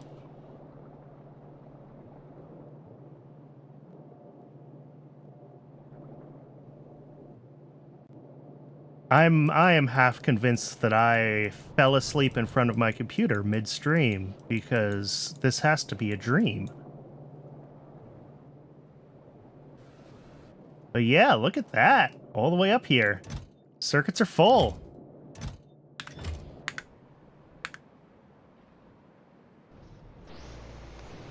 Which means when batteries are done stacking up for science, well, they'll still get split. I'm curious how close we are to batteries being... Oh, right. I forgot I did this. Yeah, okay. Batteries are also pretty well backed up to base, so...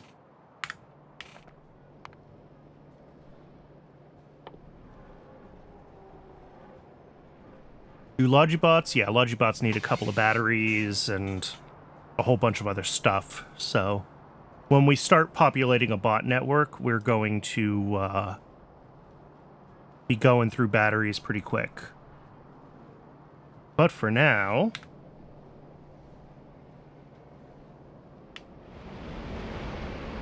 that all looks good. How is my... whatever it's called, sodium hydroxide doing? We are still hydroxide limited.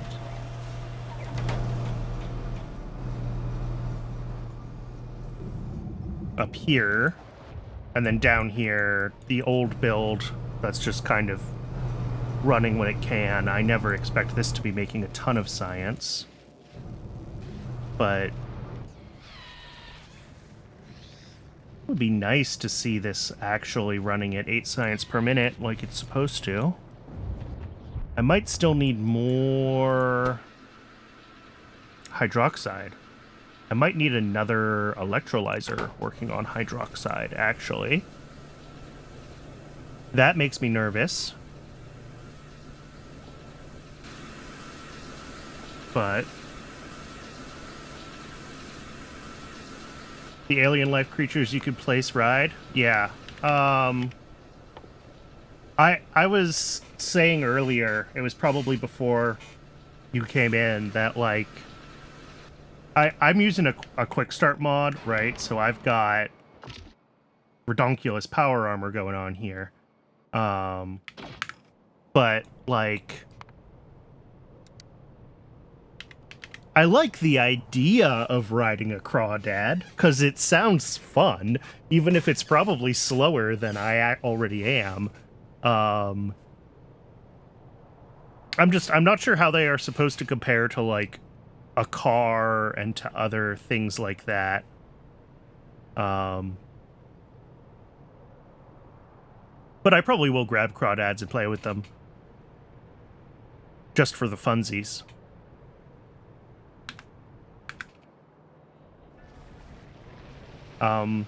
But I guess if you're not doing... yeah, I mean, tanks are way down here, right? So... having something that's a little more robust than a car that can crush through trees and rocks and things like that probably makes sense. And I guess as far as Pi goes, that's where the crawdads fit, right? Is they can do that, easily ram and destroy trees and rocks. The alien life logi thing I'm using in one place, actually. Let's see if I can find him. Here he is. Hey, buddy. He delivers titanium to this one little caravan outpost. Because I didn't want to drag a belt. And then later on, I dragged a belt that goes right past there, so I could have just done it. But there was definitely a chunk of time where, you know, it sort of made sense to use these in a couple places. Until recently, when I started scaling up some parts of my base, I just didn't have enough food for them. Like, getting enough jerky here that I can actually make use of them is huge.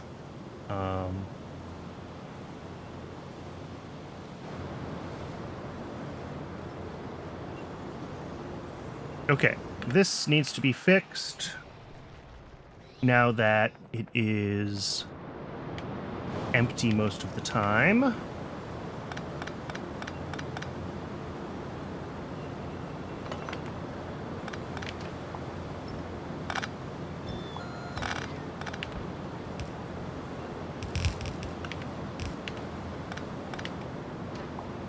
And then meat comes out this side. That goes into this other deposit.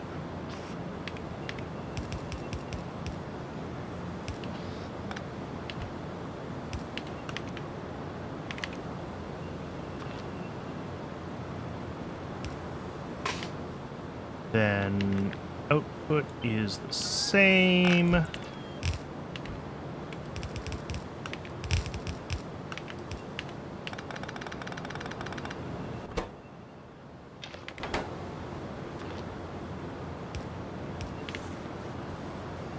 Okay, so that should be meat here. And these need to be whitelisted to meat. And then I still need to handle when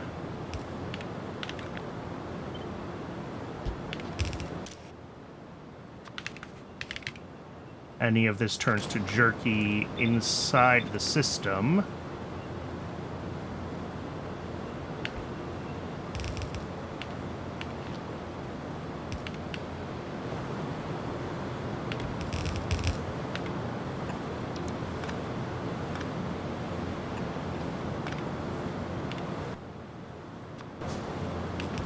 Okay. So that should handle jerky. Yeah. And that just comes down here and goes through this whole system.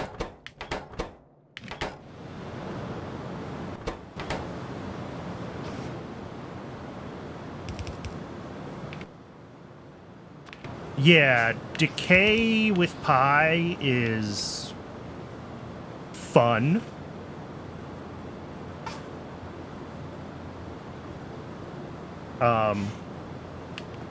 I mean, it's kind of nice with some parts of alien life because, like, everything eventually just turns into jerky, and you can always feed jerky to things. But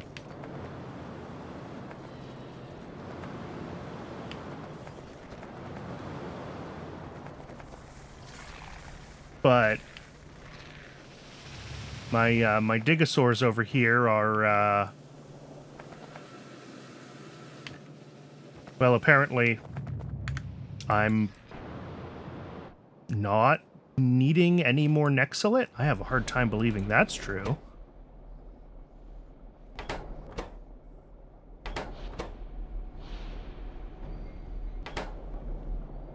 Apparently, I have no iron down here.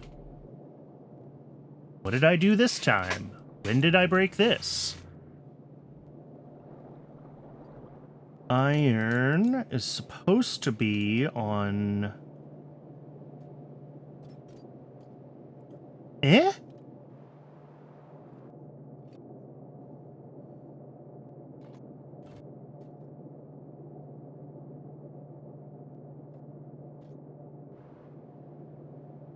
What did I do there? Aluminum tier 2? Yeah. I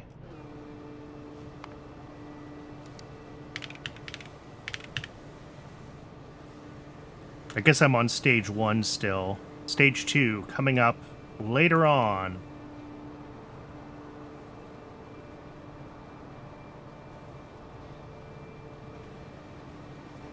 Powdered, oh boy. I don't know. I'd have to run it through YAFC to see what all the ratios actually are, but... What was I fixing? Where am I? Over here. I think it is... Oh, the duralumin yield. Yeah, there's a, what is it, alloys stage 2? Yeah. Molten aluminum, molten copper into duralumin. Yeah. This is going to be nice. Oh, and actually, this is probably going to be one of the first things that I want to build, like, a proper outpost for. And we'll get to use CyberSyn for its full capabilities, right? Because I want to find a place that's near, like, copper and aluminum so I can do all of that processing. And then, I'm going to have stone and salt and gravel byproducts, and I need to make sure that I bring in enough sand castings. So that'll be a good test bed for building a properly CyberSyn managed outpost. Where am I? Okay, further this way. Trying to find this busted iron thing and figure out what I did wrong here. Further up.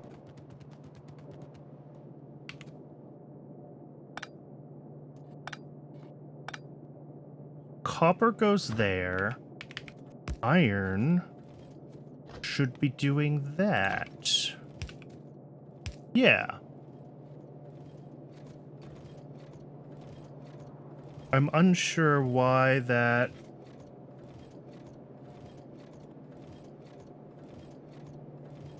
Oh yeah, just shipping molten. And that's true, with CyberSyn shipping fluids isn't too bad either.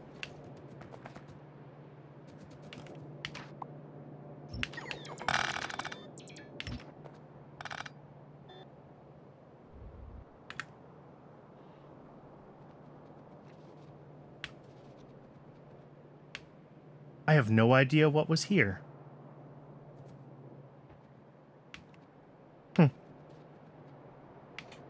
Okay.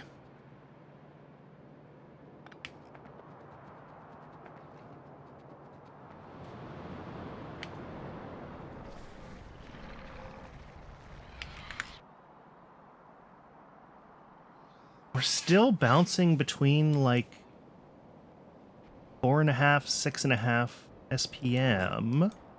Oh, right, I was saying I might need another machine making... Oh no, we're still running out of salt water sometimes. Although this side is almost backed up, so maybe it'll be fine once this is done backing up here. I could definitely make a couple more washers, and I have plenty of stone, so... Oh, don't do that, though. Let's head up to the mall and grab a stack of pipes, make a couple more washers.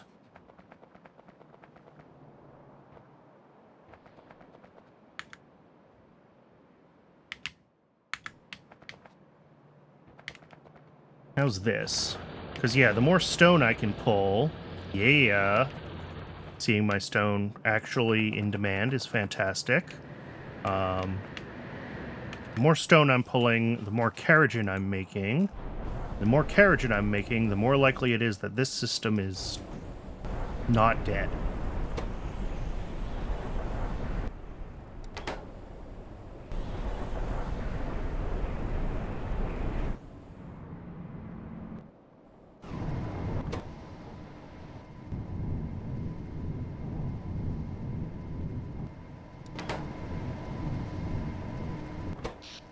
Yeah, it still turns off every once in a while, but it's better.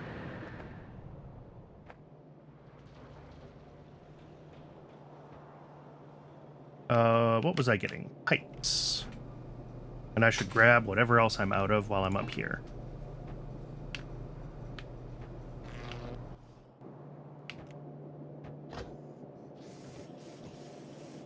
And yellow inserters. Okay.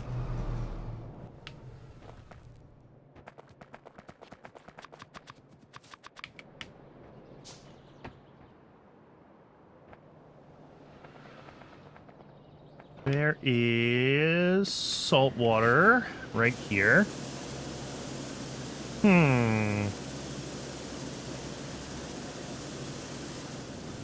These guys are actually pulling quite a bit. Also, am I out of fish? Why am I out of fish? Slow?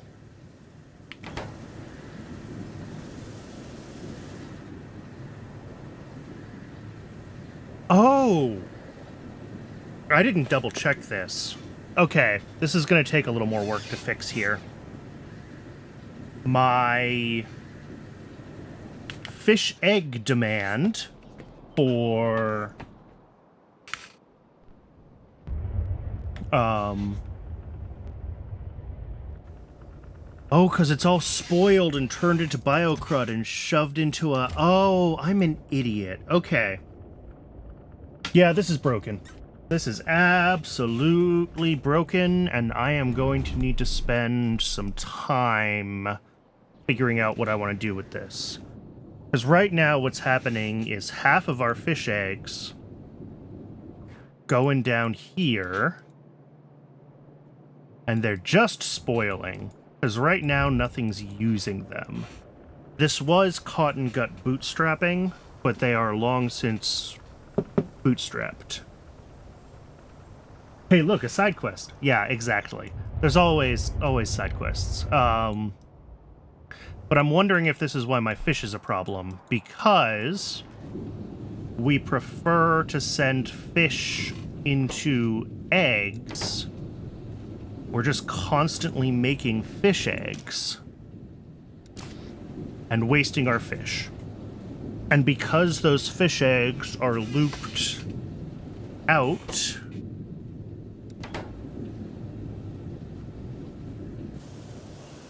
yeah, I need to stop and think about my priority routing here and whether or not this is doing what I need it to do. Because, yeah, there's a ton of biocrud. Yeah. I mean, right now they're split evenly, and there are enough fish eggs, but the problem is that there's not enough fish? I guess I could, like, disable... If I disable this belt when there are no fish...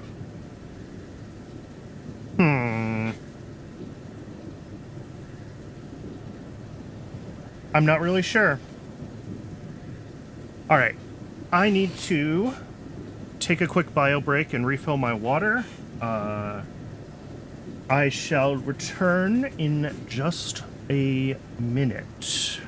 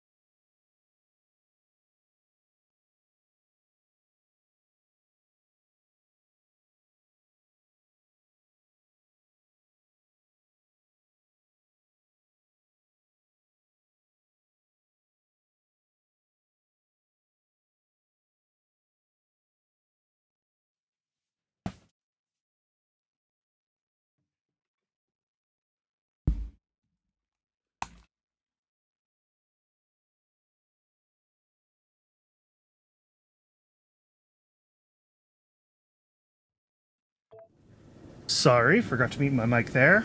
Okay.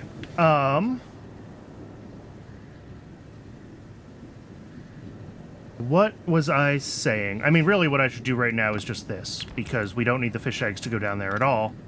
And this system should just... Oh!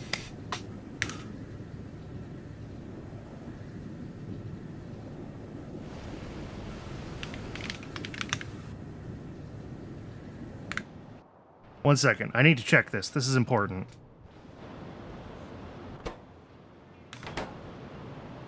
This one's important. I need to know how many... Where is it? Not that one. This one. 350. I didn't quite get to the 400 crafts for my first one. But I need this to make like 2 more before I can start breeding them the less terrible way, so we're not there yet.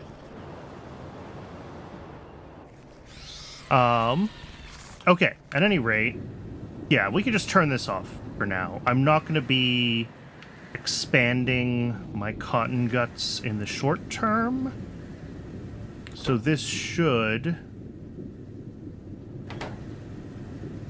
stop wasting this on making...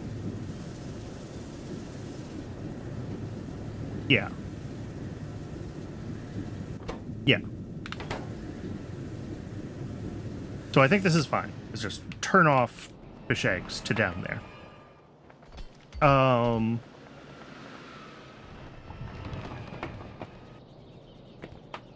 Other side quests. I just saw my moss wasn't looking super happy. Seems like we're doing okay on the stone. I don't think it's broken. It's just in demand. I think that's just called having the base do things.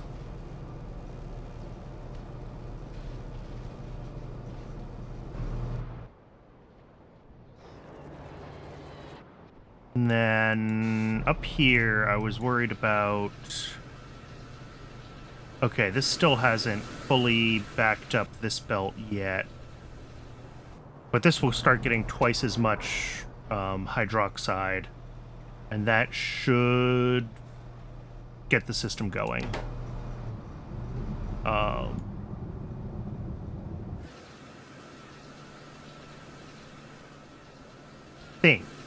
I hope. What? Sorry, I'm looking at my belts and questioning my decisions, as I so often do. But I guess this does make sense, because half of this belt is supposed to have...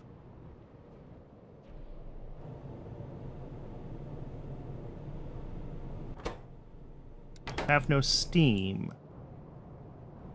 We have no steam because... Oh, and if we have no steam, then we have no hot air. And if we have no hot air, then I'm going to be real sad real soon. Okay, this is an actually important side quest.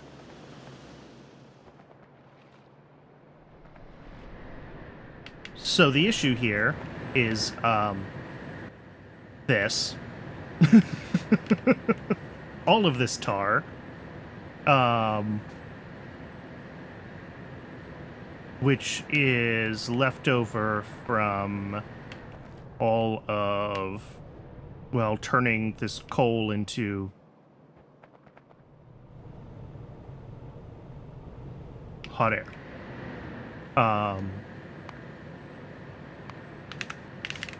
So this one is important. I think...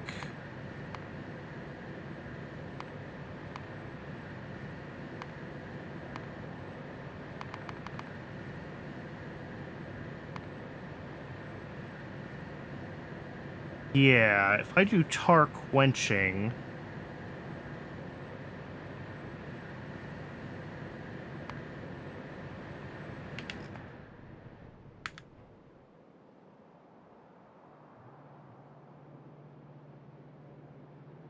Alright, let's go to YAFC real quick and work through this, because I deleted my YAFC page for hot air, and I don't remember how I did this. So I'm bringing in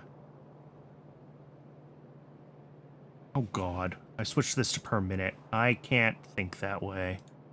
Preferences per second. Done. Okay. I'm bringing in 2 belts. That's 30 a second. I am turning that directly into coke.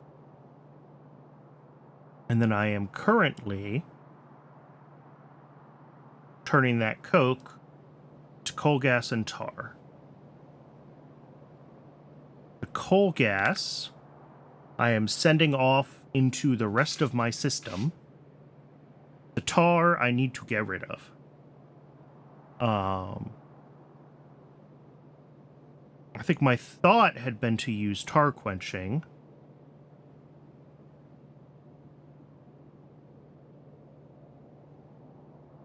Which is fine.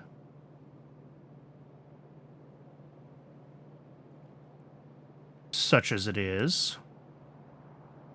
Yeah, and like I'll need tailings dust to start making comb for Arquads at some point. So like getting here is not the worst thing in the world.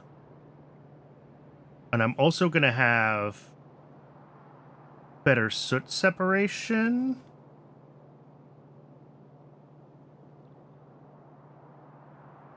Yeah, I can turn tar into, well, lots of things.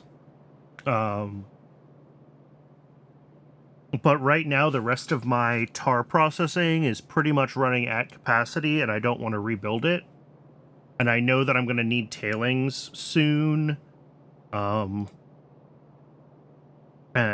other things like that.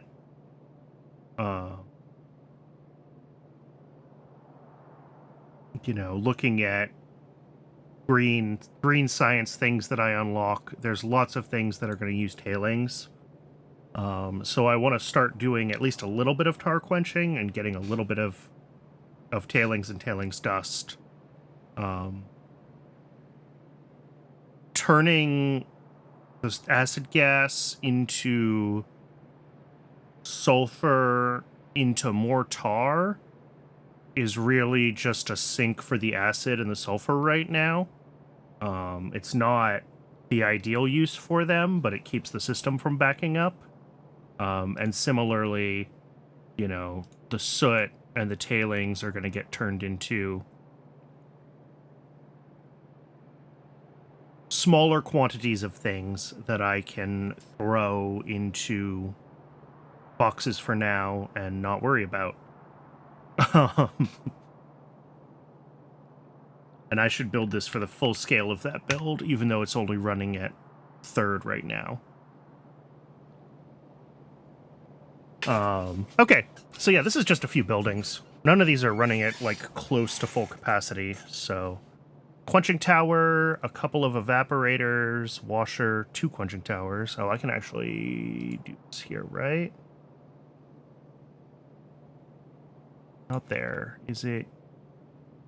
There it is. Shopping list. 4 evaporators, 2 quenching towers, 2 solid separators, and 1 washer. All right.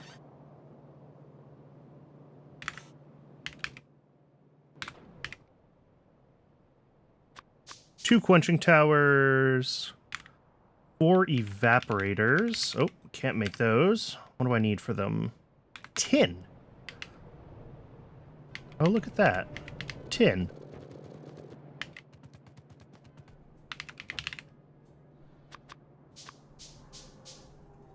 And, oh, I had some of these. Okay, whoops. I've also got washers and solid separators.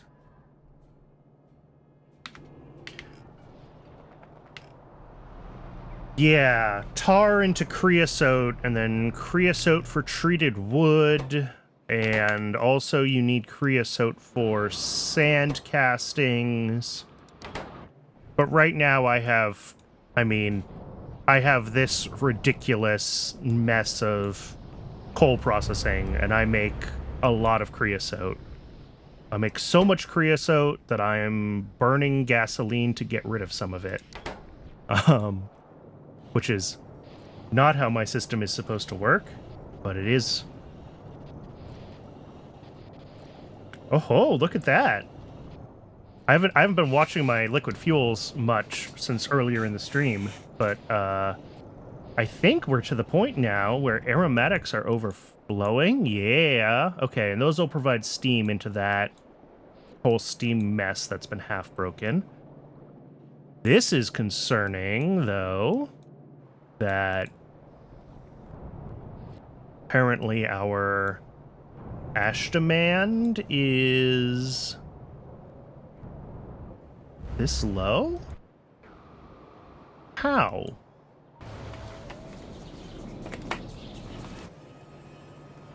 Yeah, okay. Wood is backing up.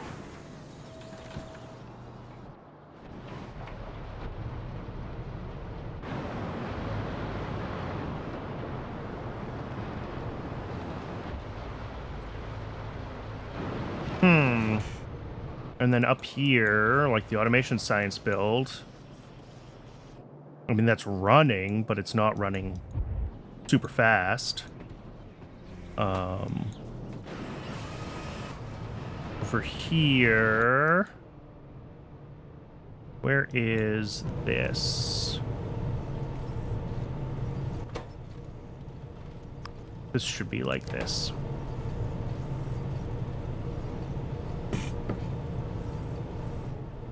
A small thing, but it will help a little bit. Because, like, worst case, if this backs up, it goes into the rest of the system and gets burnt as a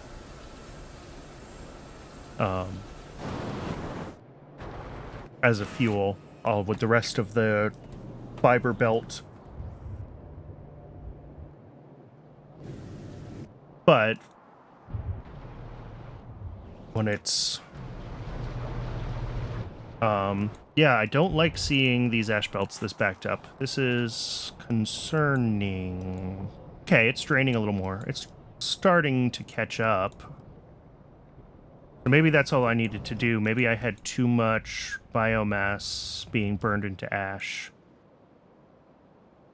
I had previously had way too little ash here going into my inputs. And I had gone ahead and... Ooh, that's bad.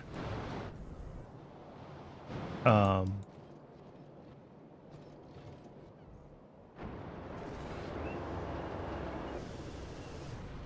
had gone ahead and made the...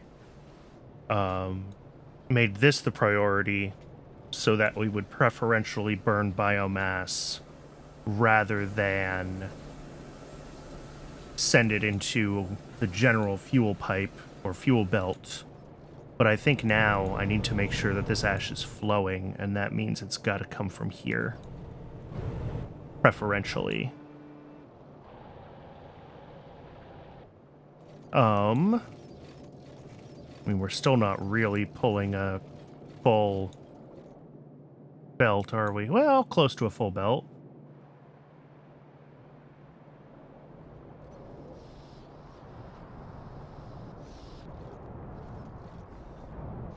All right. My concern with some of that was largely that this new quenching build is going to be... All right. Well, I already had evaporators, solid separators, washer. Just have to make quenching towers again because I just turned them into evaporators. Steam engines.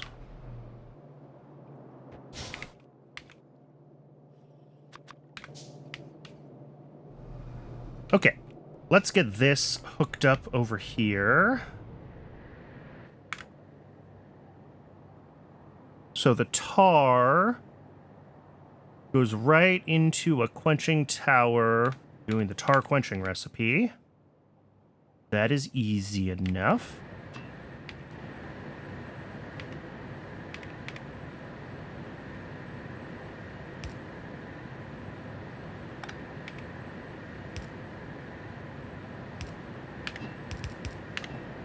This underground pipe is carefully positioned such that when I get rid of this old buffer, it will be in the right place to join these pipes. Yeah. And then that comes into a quenching tower.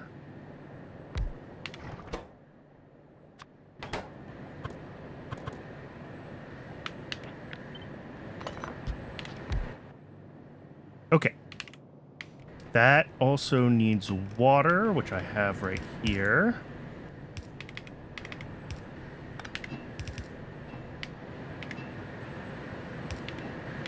That outputs saline water and a bunch of other stuff. So the saline water is going to come down this way.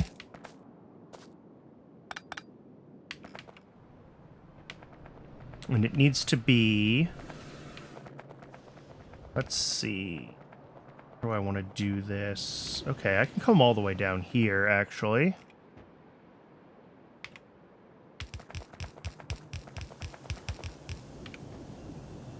There. And then here, use a top-up valve so that when... Yeah. This will pump when the saline water from tailings isn't keeping up.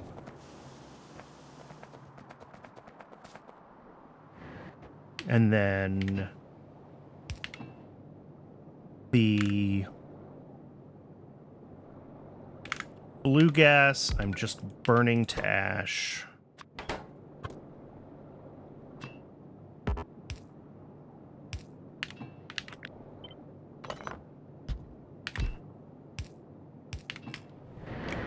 And I think I've already got... Oh, I was going to say, I think I've already got some ash output here, but apparently these are all just buffer chests, because I remain the absolute worst.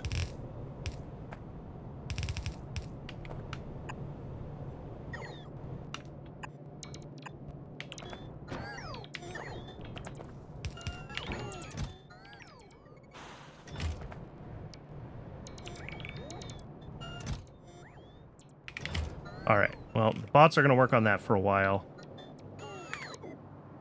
And then the tailings goes into 2 evaporators. Oh, these are small. Okay.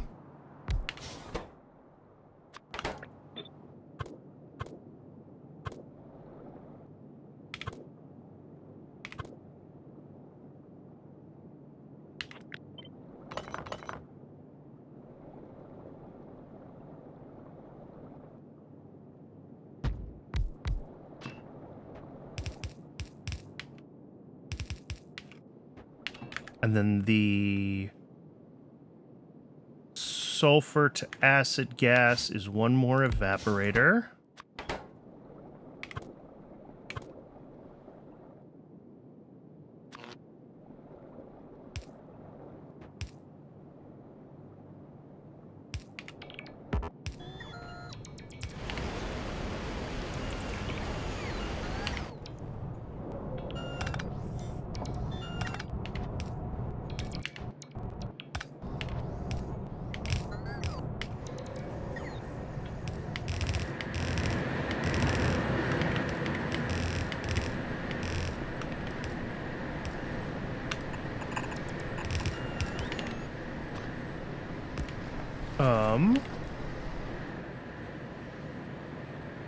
And then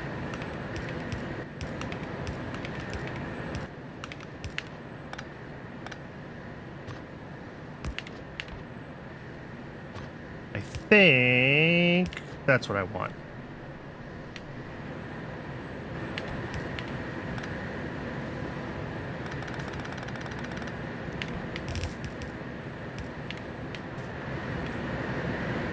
And then I'm actually going to want to do that for all of these.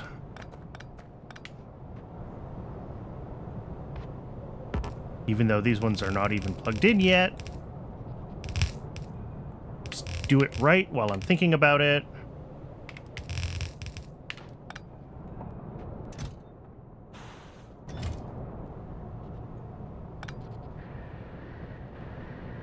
All right. Now, the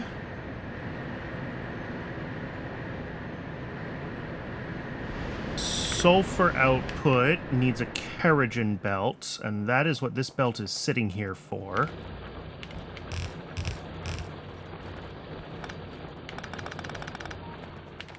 Right now we have... Here.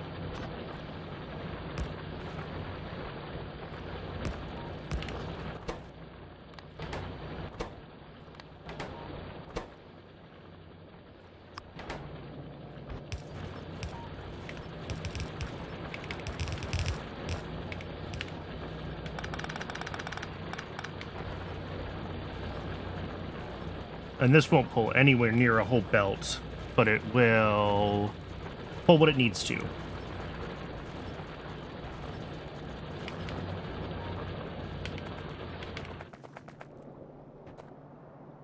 And then this comes down here.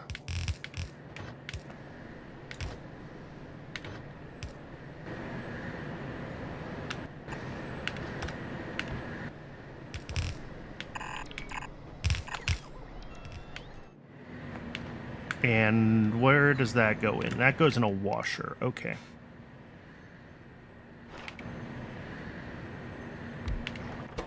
Making tar from sulfur and kerogen and more water.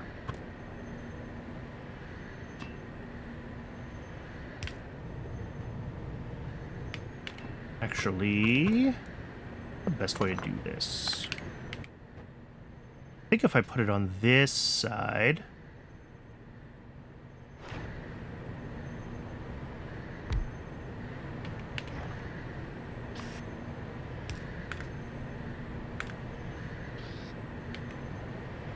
then I can do the tar going up. Yeah.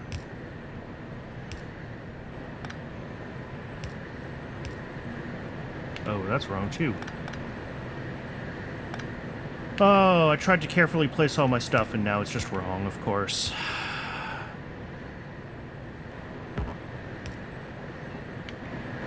Did you hear that? I think something just exploded. Man, we are in a lot of danger. It's like Christmas. No, it's better than Christmas. This should be its own holiday. Explosion Day. Happy Explosion Day! Thank you so much for the raid, Ragard.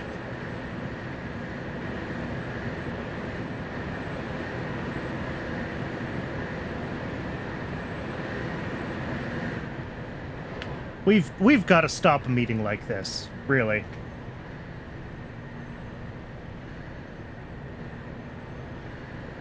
Oh, really, really, really appreciated.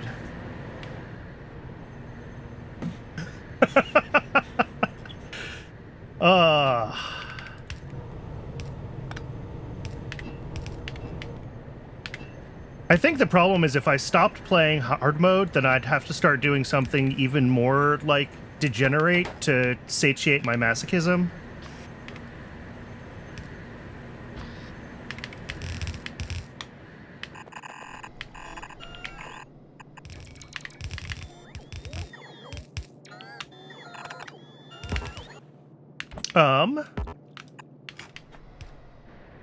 I am in the middle of fixing a thing that I left to be broken for too long, as is always the case. Pi has an even harder mode than default? Yes, it does. So hard mode, for the most part, disables all of the voids that are in base Pyanodons. So you have things like the burners for solid objects and the gas vents and things like that, and none of that exists in hard mode.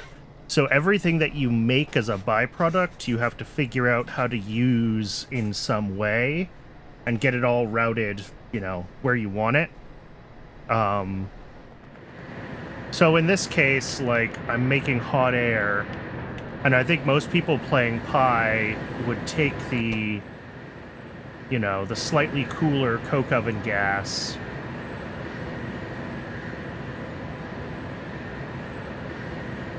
Exactly, and like here, that's literally what I'm fixing is my tar and coke oven gas backup. But like, instead of just voiding the cooled coke oven gas from hot air, I'm pushing it into oil burners and turning that into steam, and then I have to make sure that that steam goes to the right places preferentially so I don't back up other systems because I'm making too much steam. It is all a delicate dance.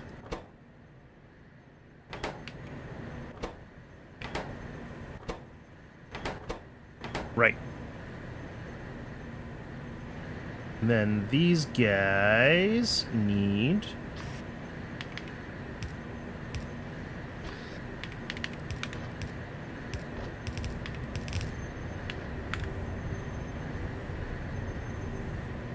Oh, and tar quenching also makes soot. Yeah, okay. But I am not going to solve my problems permanently because that would be too easy, and I'm trying not to spend too much effort on the current base. I just hit logistics science last week, so I'm thinking about moving away from this spaghetti disaster and into a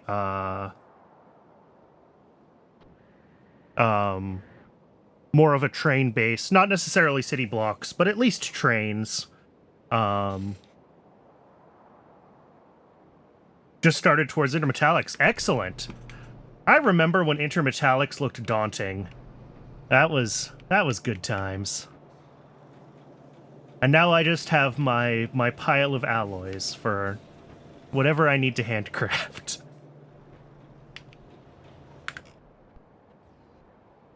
Yeah, my first intermetallics build is still sufficient for my needs. I'm rather impressed that it's all still mostly working down here. But for the most part, the demand for intermetallics is in buildings, it's not in science, so you don't have as much of a constant drain, although I think...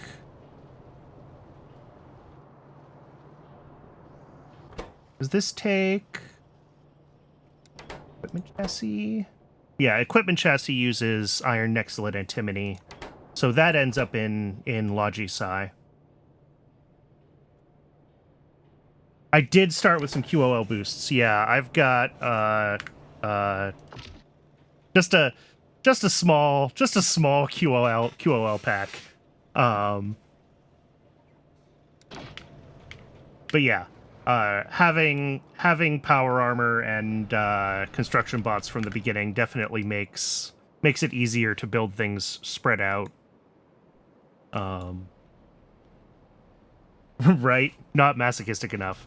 But even with that, I am... Oh, hey, my science finally hit what it's capable of. I'm only at 8 SPM, which feels ridiculously low.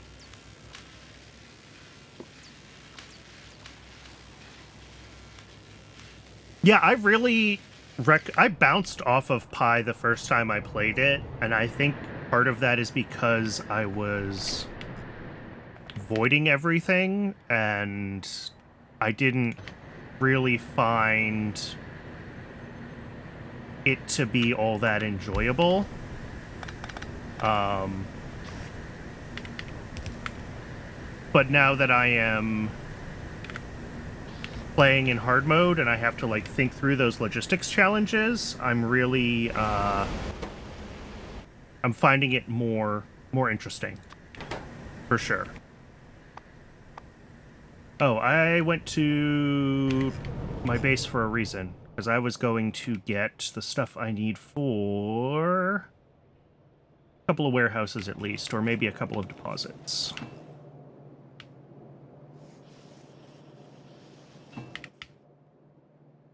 Sure, a couple of deposits. Why not?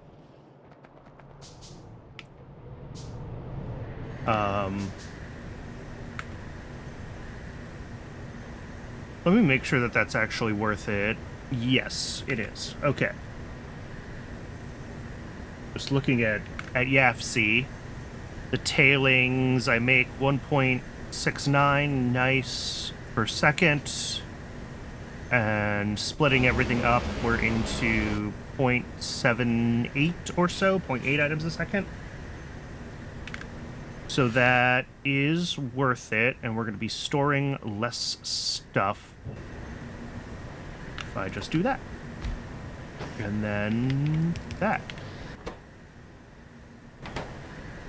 And then I need to do the same thing for That was supposed to be a copy, not a cut. There we go.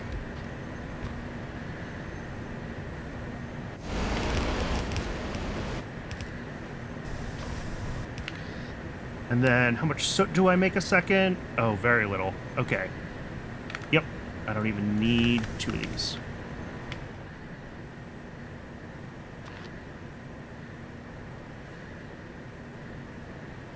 Oh, right on the corner of the building. Beautiful.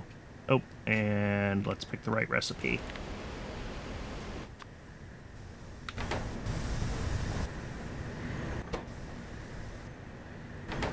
Alright, this is going to take quite a while to drain this backlog of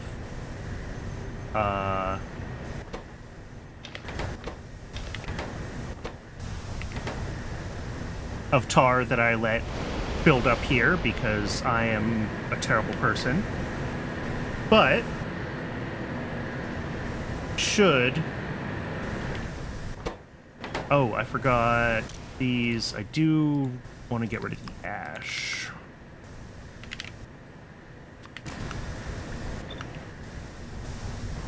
And then...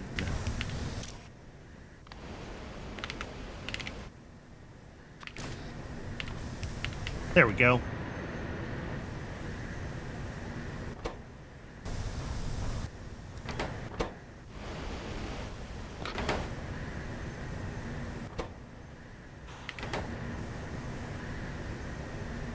That should be...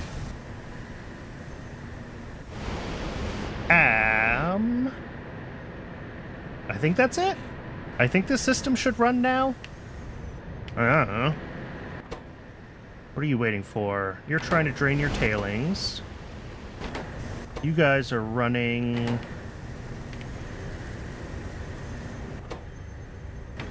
What do you each make?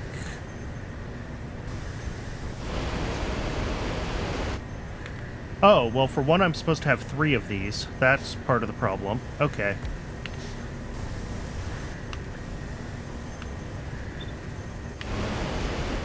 Let's try that.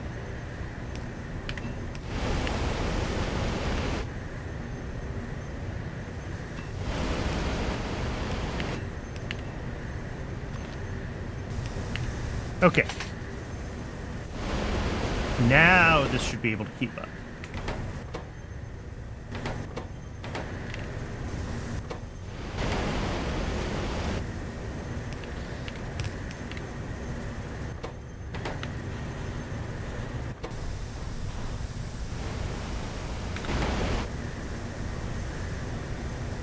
Inserter on third one, yep.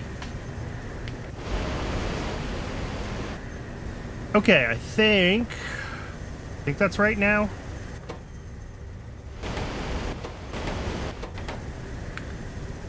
.7, I mean, should be.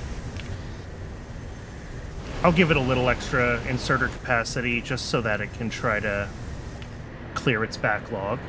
Oh yeah, we're already down like 3% of what was in there. Beautiful, beautiful, beautiful, beautiful.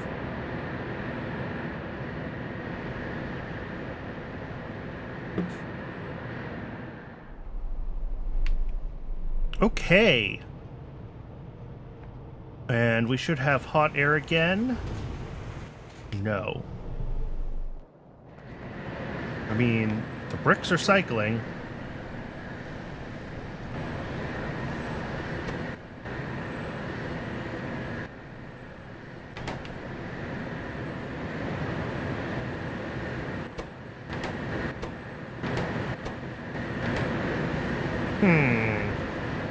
I wonder if I put too many bricks in this loop.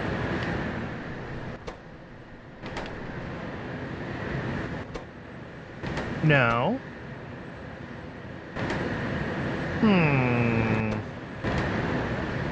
I mean, this is scaled for 3 times more coal than I'm actually bringing in right now, so that's part of part of what we're seeing here. But I'm surprised we're not seeing this hot air build up a lot faster. Then again, I don't know how much of it I'm using and in what places, so there's always that.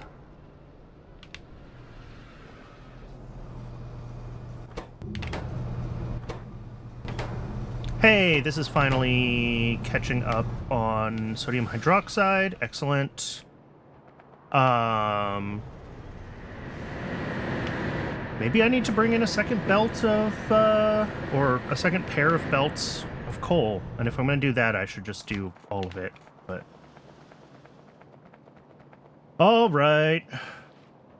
This is funny. I think I was working on the early iteration of this exact same build the last time I got raided by Rykard. Which is weird. Weird that it happened twice.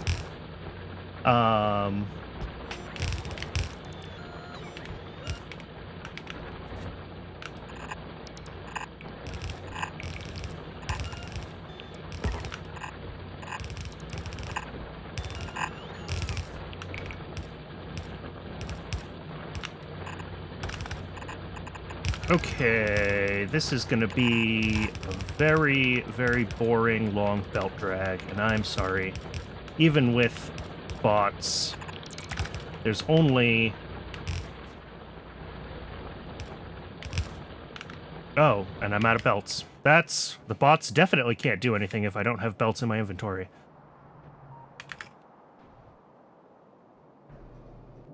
I'm gonna go ahead...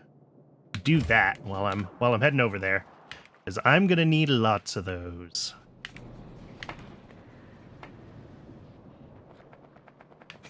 You're cue to go make dinner. Yeah, absolutely.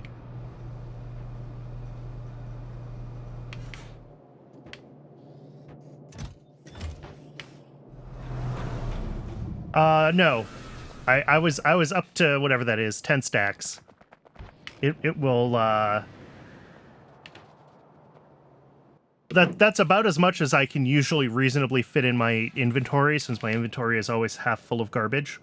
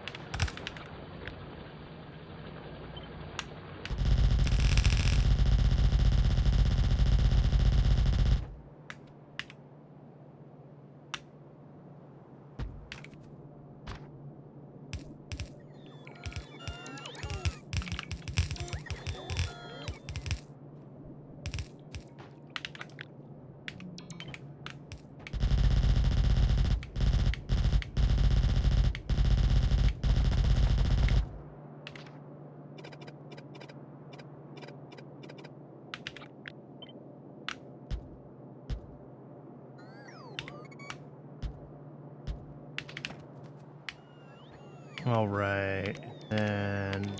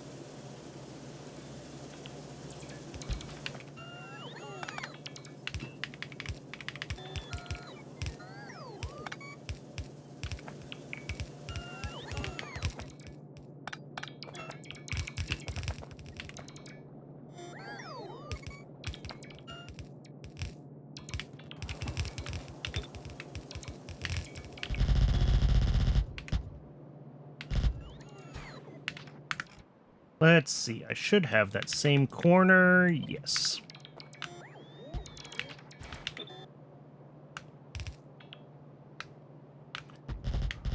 Oh, useful little Factorio tip, if you did not know. You can, get shift. I just did it and I've already forgotten what it was. Control V and then shift scroll wheel. You can cycle through your recent cuts and copies to find what you're looking for, so you don't have to recopy things if you change,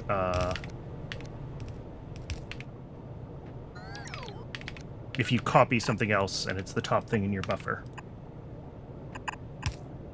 I don't have a lot of Factorio tips, but I have that one. I actually think I want to go lower with that, and these ones.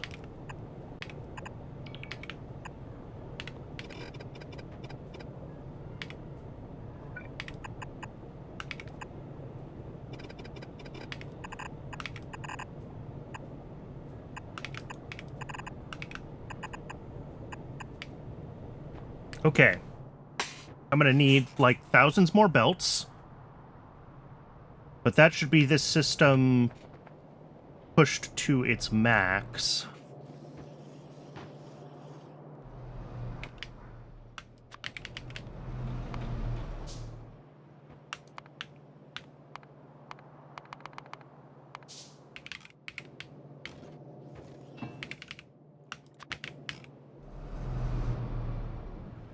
And I think, hopefully, that will...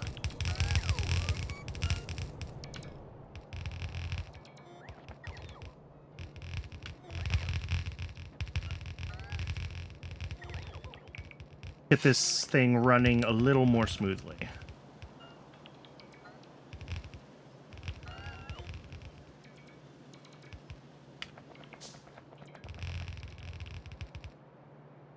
What did I mess up? There we go.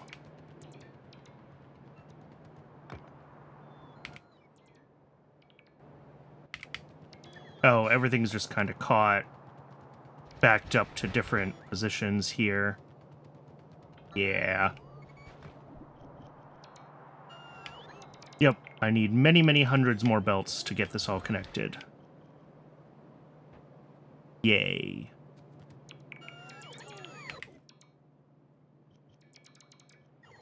And my inventory is once again full of stone and logs. Okay. Come on. There they go.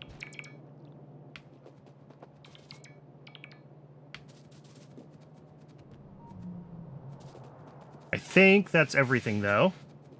So besides needing a couple thousand belts to get this all reconnected, we should be good.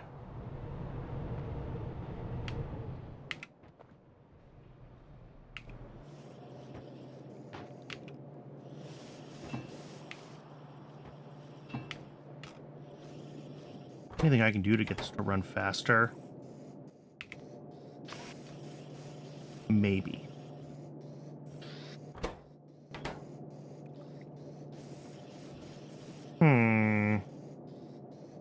Issue is that this is really set up to feed the side assemblers more than be... Yeah, fast inserters. If only.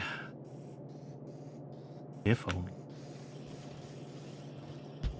If I do that, that there, this, like here.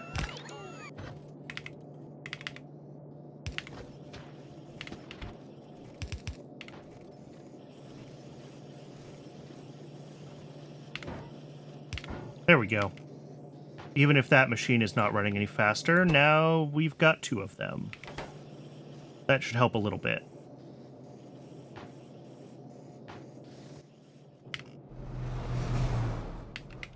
And then I can make another 800 or so myself. That'll also help.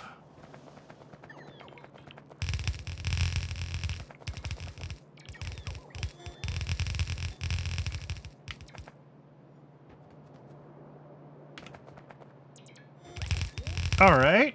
And with that...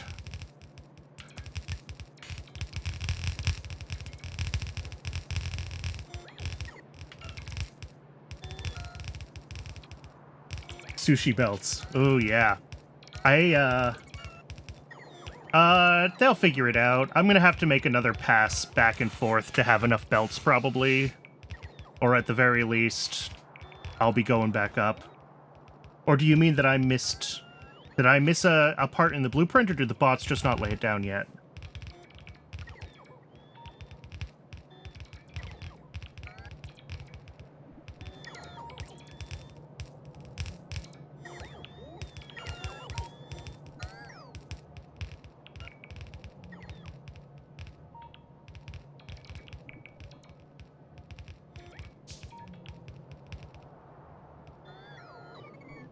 Just after underground rightmost. Oh, yep.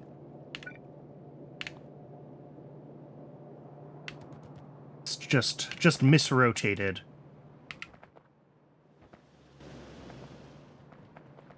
All right, well, that'll at least get hot air coming into the system again, because I think the 1/3 is running.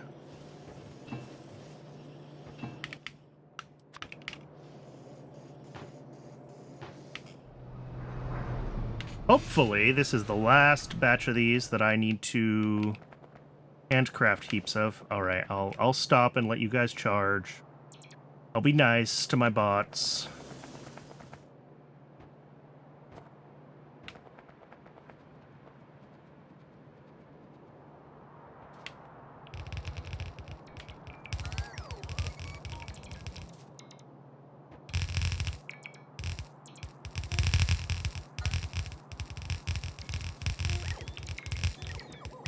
But this should be basically the only work I need to do on this hot air build for many, many, many more hours. The initial one I had set up, and I had decided I didn't want to drag the other belts over, but while I'm thinking about it, we can get it done. And this should be making enough hot air for the foreseeable future. I hope. It's just going to take a while for those belts to run all the way through.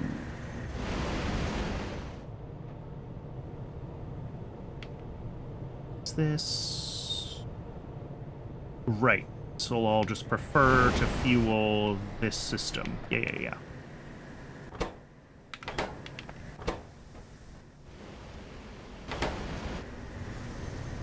And then, at some point, I can pull tailings dust off of this, and because I'm going to be needing tailings dust, quote unquote, soon,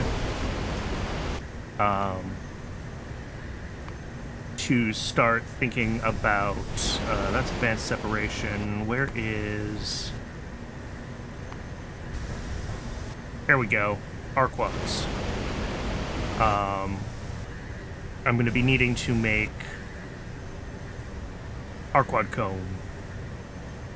And I think until I have wax from Arquads to recycle into comb, I need to make it the hard way, and that means I need tailings dust.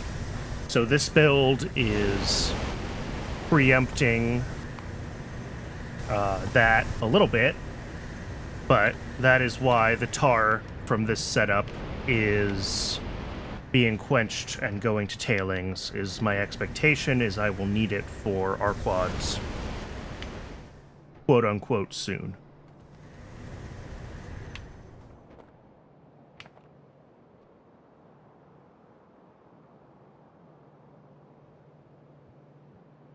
That, I'm just kind of doing this one more pass by eye before I decide to start ignoring it and find something else in the base to work on. But I think all those belts are going where they need to go. Okay, how is science doing? We're running at close to 8 SPM, so I think the system is actually working. Not quite, but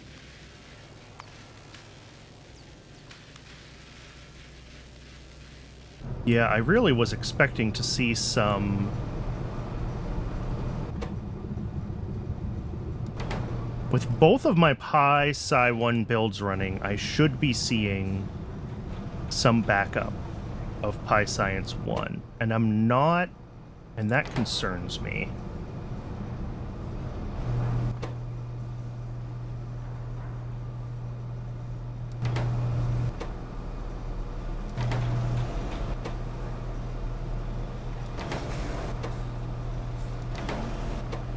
It is possible that there is some synchronization issues with my incubated petri dishes, which is keeping this from... Maybe not.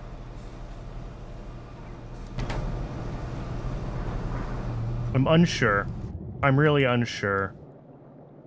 But I expected this build to be able to keep up with 8 SPM on its own, and I'm not seeing that right now. Admittedly, we have had, Oh, this looks fine, though. This doesn't look like it ever... Oh, this one actually did run out of petri dishes for a brief moment, didn't it? Okay. So that might be the issue. That might very well be the issue. Is that we're not, or we weren't making enough petri dishes, because this system would have been stalled when this was broken, because this is what feeds the steam for my agar production here. So if that was stalled out, then this would have been totally, yeah, we would have been draining the petri dish reserves, and it looks like we did.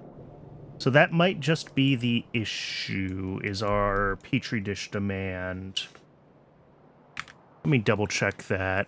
In Unified Science, we are using a grand total of... How many petri dishes? Why do I have petri dishes in the system? 0.26 petri dishes a second. Okay. And each of these is making... how many? 0.2. So we're making 0.4 a second here. Okay. So this should be more than enough petri dishes. It just has to, like, catch itself back up. And make sure that they're... Yeah, this buffer is buffering as it goes. So I think we're okay there. Okay, yeah. So I think maybe we were just behind on...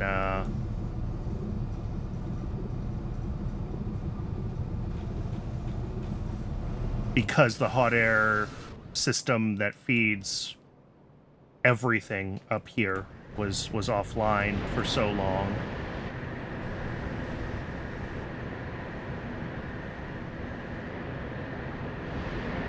Does seem like it's working now, though. Ash is looking... I want to double check my ash. I've been having some issues with ash. Alright, well, everything's merging into the one ash belt, but we are pulling enough of it, it looks like. Yeah. That goes this way. That's to trees and automation science, and then this one is down to here to make rich clay.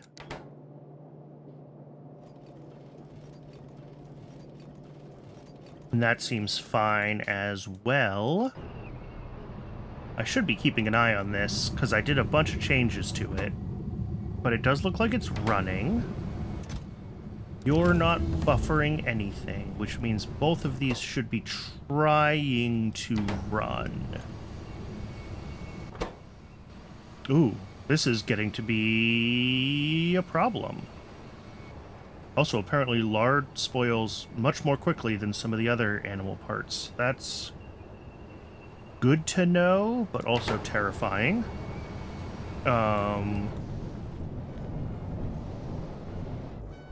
What? Why? Why are you...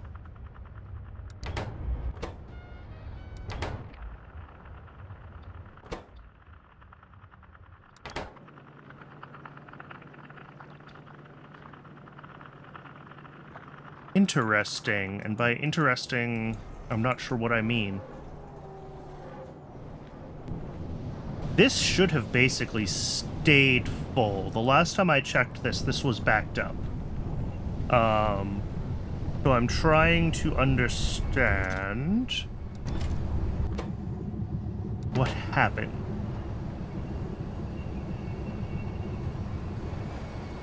I'm really not sure. Oh! No, that's fine. They're on different sides of the belt. That's totally correct.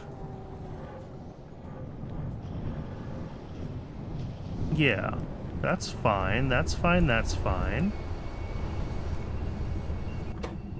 I mean, I guess as long as it's coming through enough that I am getting consistent science, then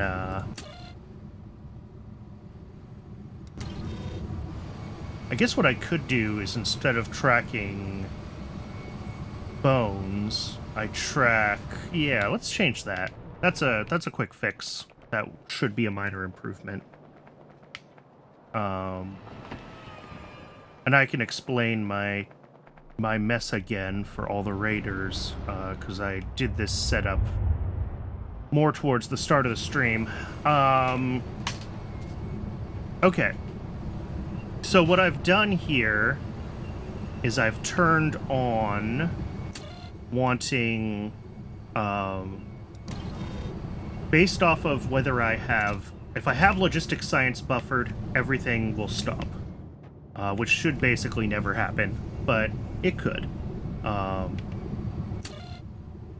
Or if I have, if my logistic science isn't buffered and the necessary ingredient is also not buffered, we will want to build it. And then slaughtering the cotton guts is additionally, you can see here that I want the alien, the animal sample, and also I enable the slaughter because I need the bones for that.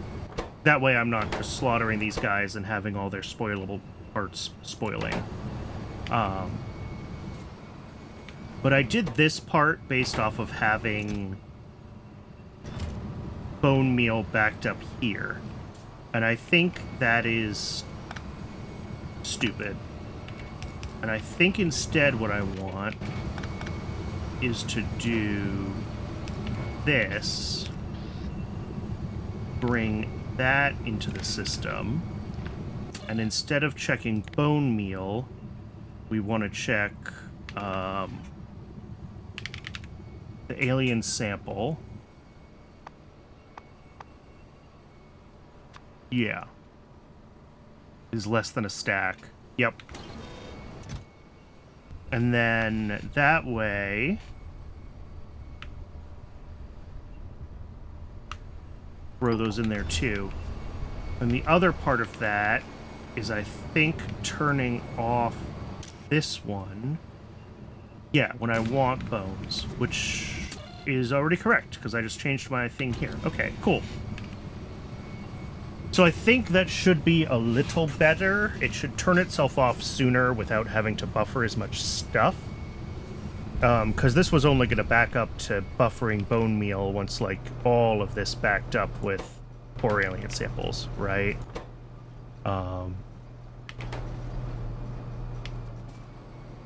So I think that should be a little smarter.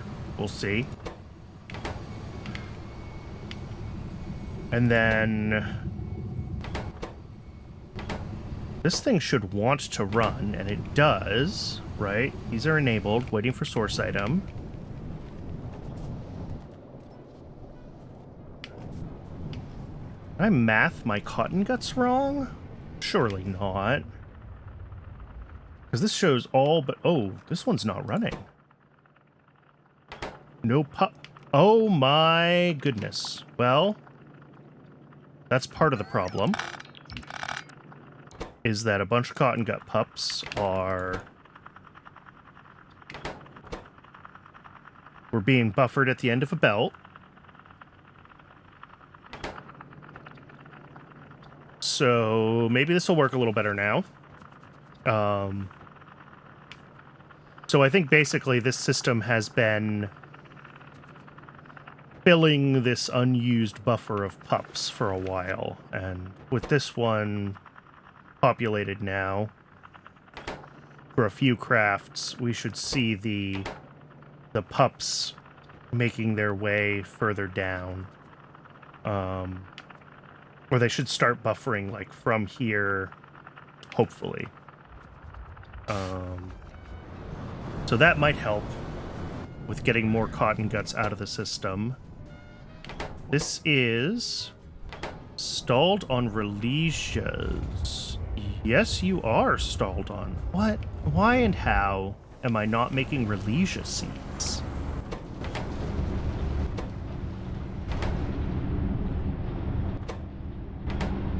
Not enough soil? Oh. Well. There we go.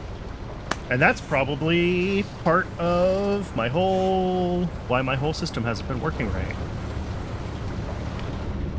Because, yeah, each of these wants 0.12 times 22. Oh, that's horrible. 2.64. So, yeah, a little over 2.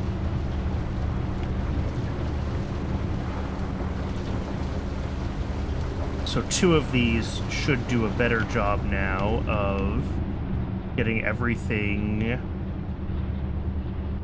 populated.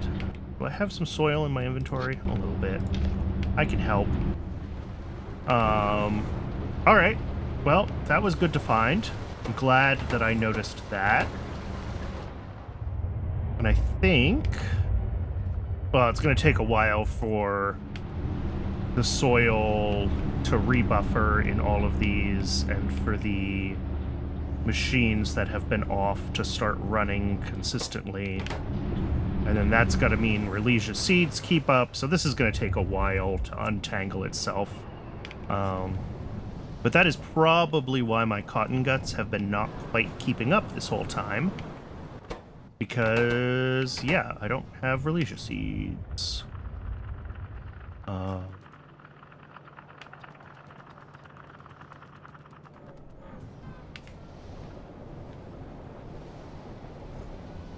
And that was just exacerbated by that little bit of a appendix of a belt that was keeping things stalled. Alright, you want bones, you want biological samples, you are not properly being dealt with. Okay. You need to be a whitelist for biological samples. Oh my god, there's 400 petri dishes in there. And then I also need to handle outputting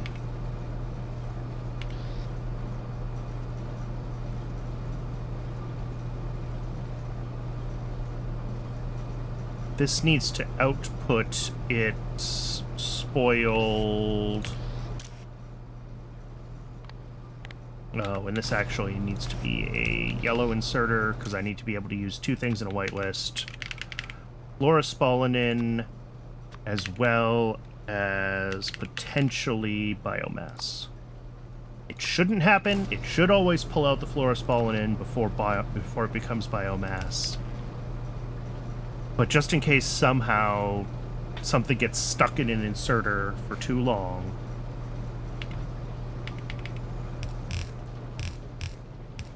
And then I can bring that up here. There we go. To the Flora output belt.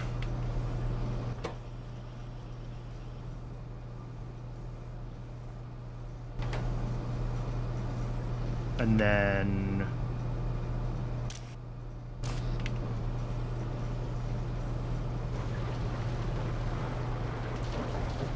Did I get like halfway through? Yes, I did get like halfway through.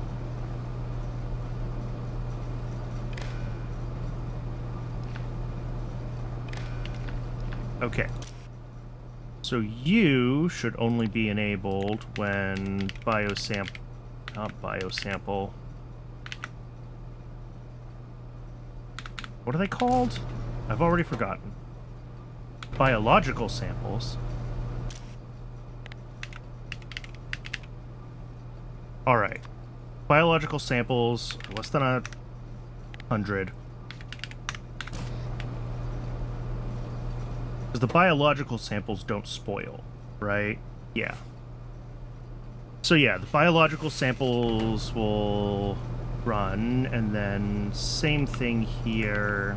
This one should only run when they're under 100.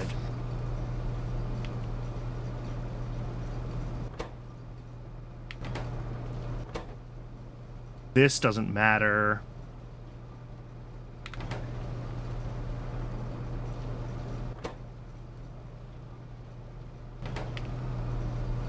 Yeah, so this won't, I mean, this won't be able to buffer for a long time. Oh, no, this is wrong. This is wrong. Because biological samples will never buffer. And the biological samples will never buffer because I was just turning off having this try to buffer. Okay. And that means that I actually want these to run, not when I need biological samples, but on my signal B from up there.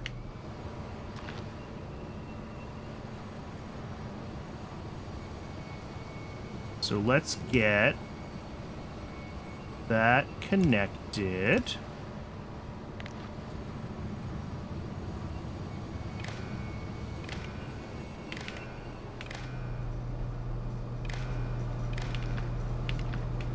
And then I don't actually need this chest connected. I also don't need this chest at all because we're not going to buffer these here anymore. We're buffering the final product, but that's okay. And then those need to be this one.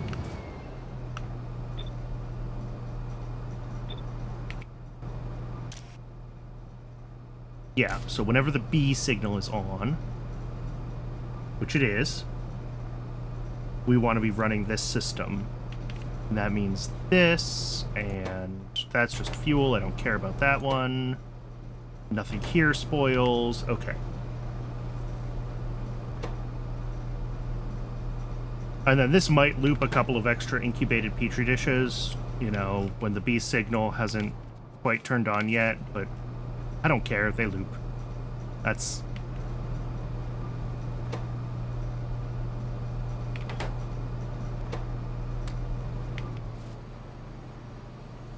Okay.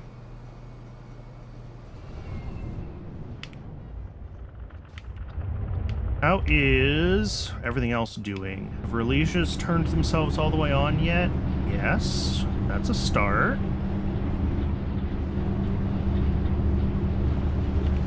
Yeah, soil is slowly backing up.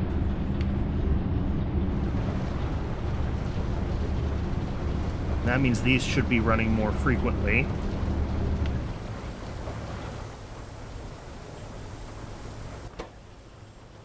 Why is this making...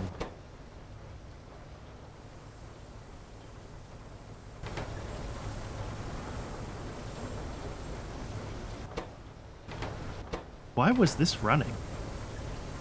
This should never be running.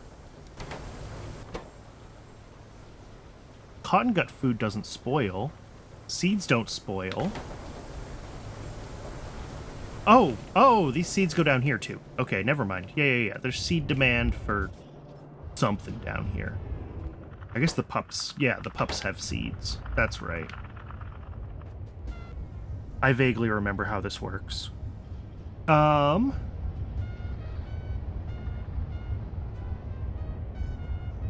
And then we have... Yeah, well, the Religio seeds still haven't actually caught up to demand here. Space. Space. Ironoth9, thank you so much for the follow. That is very, very appreciated.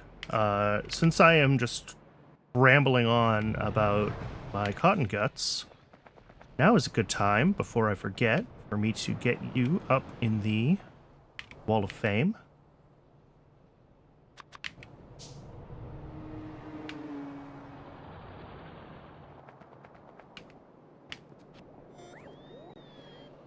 Very concerned. What are we doing? Oh. Yeah, that's right. There we go. That's fine.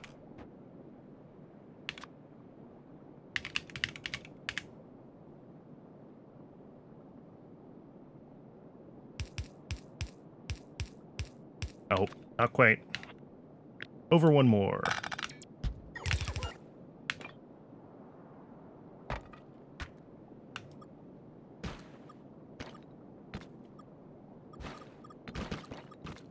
All right, there we go. Thank you so much for the follow. It's very, very appreciated.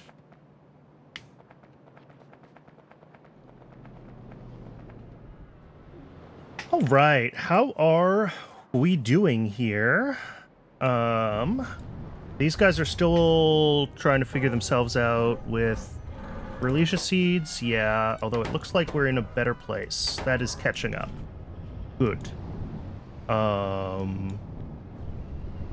This system somehow has less of those than it did before, but I think that's just because we weren't getting cotton guts through fast enough. So hopefully... How much pie experience do I have under my belt? I previously, and I think it was summer of 2023 maybe, so almost 2 years ago, I got to... How far did I get? I had Pi Science 1. I don't think I made it much past intermetallics. I think that was around where I got scared off before. And then on top of that, I've now got whatever it is, 113 hours in Pi hard mode. Oh, I knew I had a box with some rich clay in it. And I knew that I wouldn't find it before I needed it.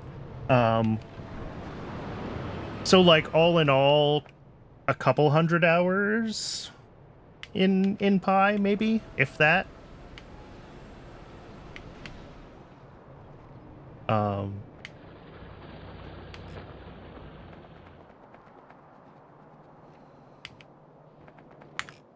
was just thinking I wanted to check something, and I've already forgotten what it was. So that's cool.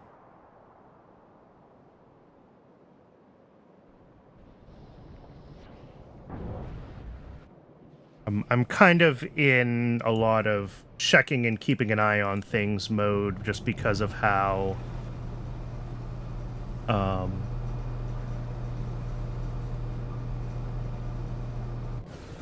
I just got Logistic going, right? So there's always stuff that breaks. My moss is still not running great. I still need more moss, yeah.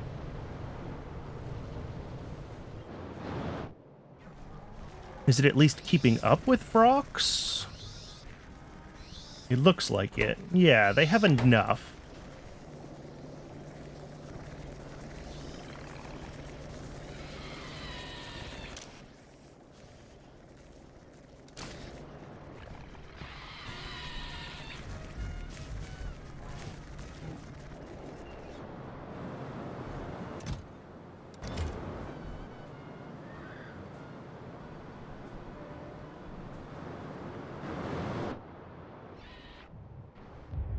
That looks fine. Okay. How is this doing? This is running. Well, no, it's not. Why not? Melamine resin is backed up. I guess most of my batteries go to circuits, and I know circuits are backed up right now, so that should be okay. If I can remember where the circuit build is. Yeah. Yep. Oh, yeah, batteries are totally backed up. Okay, that's great. That's great to see. I am happy with that. And then, what else is over here? How is this running?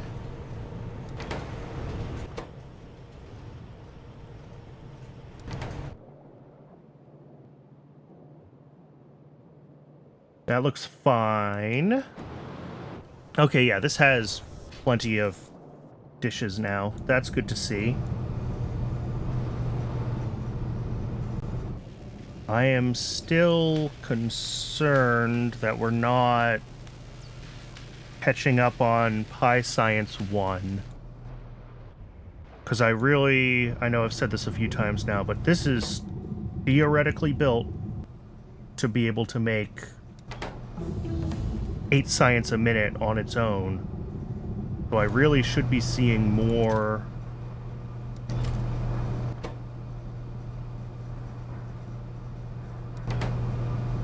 And obviously that's scaled around this, because it's getting the incubated petri dishes wrapped around the basic substrate assembler that's like the biggest issue with this build.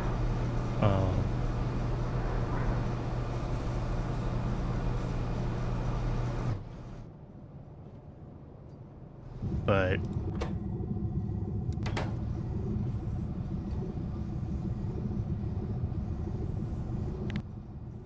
I guess I can check my... Yeah, okay, this says that I've been making 12 a minute, and I'm consuming 14 a minute. Oh! I'm a colossal idiot.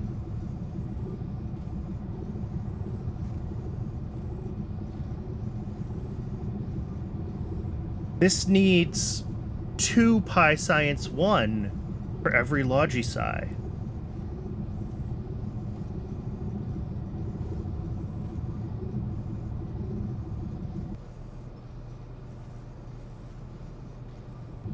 Yeah,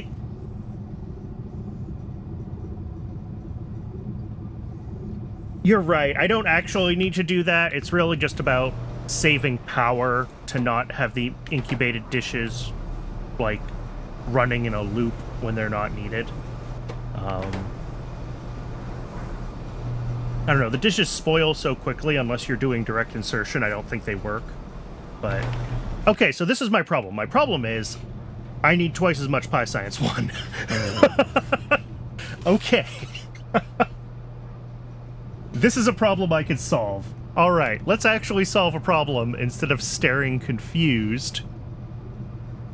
I'm going to switch this back to per minute because science is the only thing I think of in per minute terms. So I want 16 Pi Science 1 a minute coming out of my system. And that means I do need a second research center. And if I look at the basic substrate, this says 7 microorganism mines. Okay. So basically doubling my... If I just double my basic substrate factory and throw down another research center, this should work fine. The other thing is petri dishes. Yeah, and this says I am going to go a little over 2 of those. So we'll scale this up to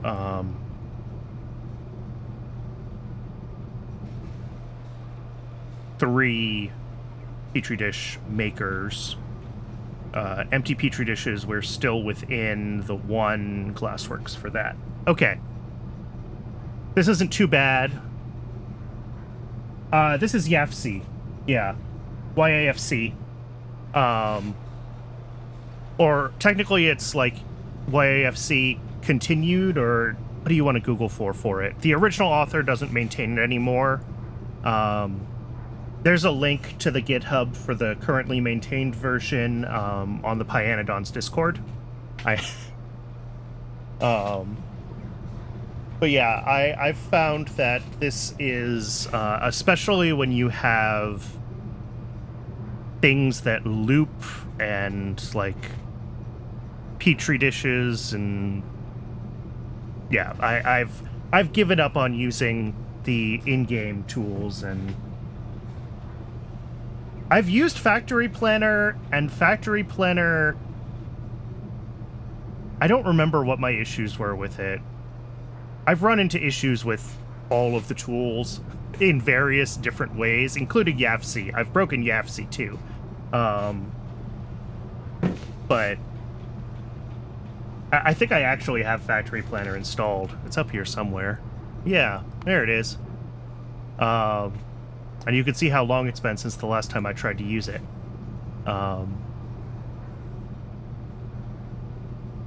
But I think when you start to have recursive recipes where you have byproducts that you're recycling and multiple ways of producing the same thing, Factory Planner starts to get a little sad. I don't think it has a full proper... It does have a matrix solver, okay. I don't think that was there, like... I don't know how long ago this would have been when I was previously using Factory Planner regularly, but... or trying to use it regularly. But you do need a tool with a good matrix solver for Pyanodons, just because you have byproducts and loops, and frequently you'll have... I'm sure if I looked at one of my tabs, I can find something where I'm doing it.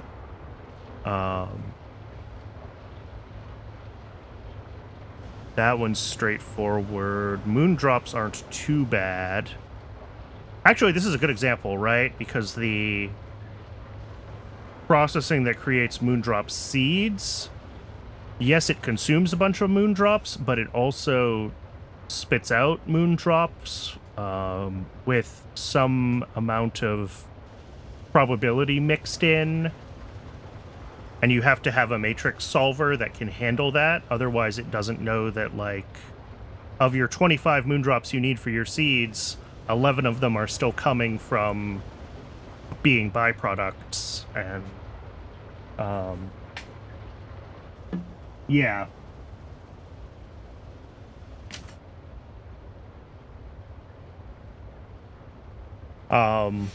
And this probably works fine in Hellmod and in Factory Planner, if you prefer in-game things, but when you start getting to more complicated things with, like, loops within loops, and especially when you're trying to do something like this, where I'm like, what is my entire science input chain down to raw materials for, you know, 2 different science packs, you start to run into limitations, and I just am also more familiar with YAFC than with the other ones.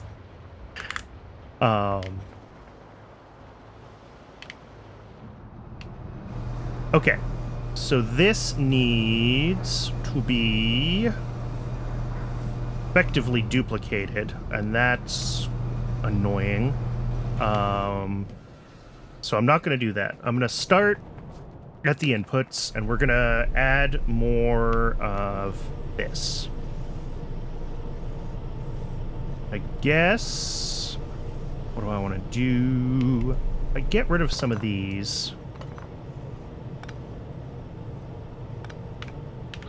Can take this and double that.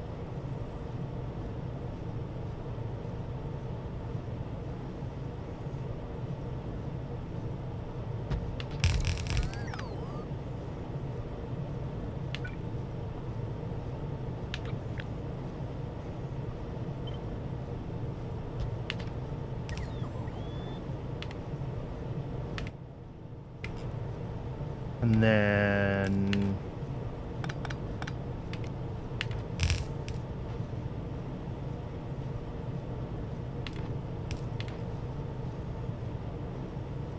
Only time I've missed having a planner mod when I was trying to figure out which recipe chain is more efficient. Yeah.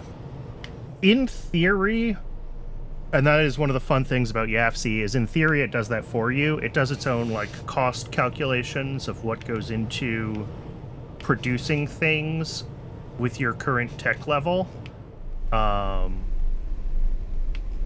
Okay, that's 8. I need more.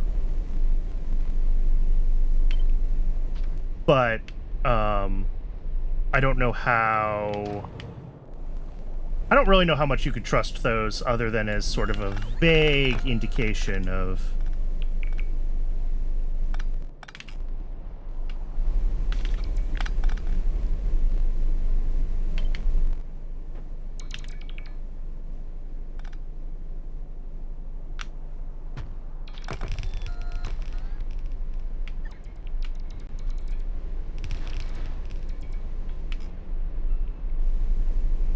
Okay, I need to make... In theory, I need 4 more of these to be able to run this at full throughput with 4 of these, but I only really need just over 2 of them anyway, so I'm not going to worry about being correctly balanced on my seaweed. That sounds like more trouble than it is worth right now.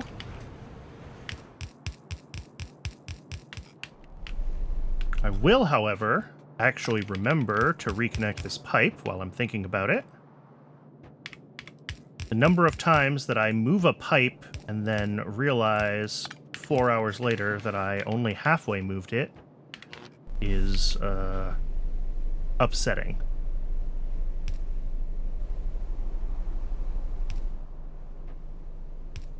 Okay. So I need to make 6 of those, 2 of those. I should be able to make some of these things. Maybe not.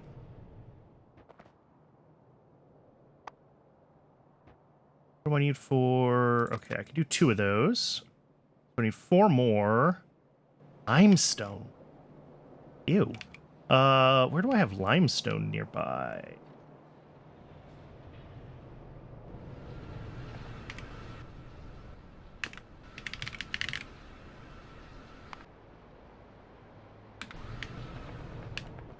Steel. Steel is where I have limestone. Okay. Yeah, I disconnected water. I still need to route that because I need to hook it up to the new ones on the other side. So that was semi-intentional.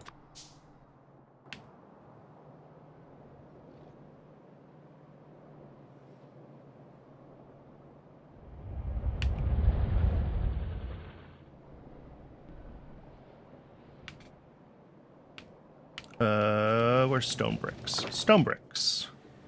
And what else do I need for you? A little bit of tin. Okay. And then I need the high pressure furnaces, which just need iron plates. Also fine. Iron plates.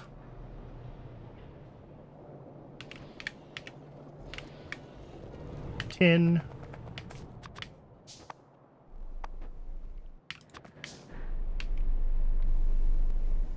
Oh. Well, okay. One more.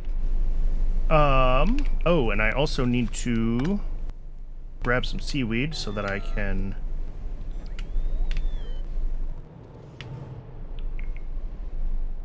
Oh. Oh, cool. They already got all the modules in place. Perfect. I was worried. Yeah, I want to reroute this water pipe.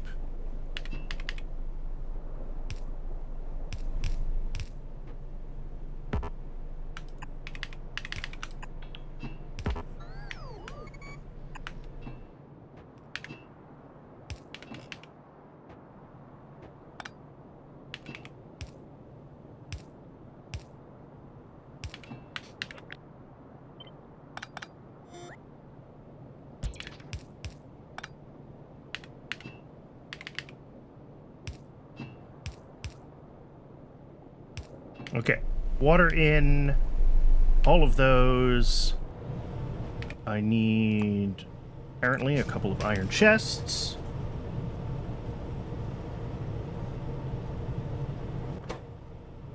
Oh, these need steam. Yeah.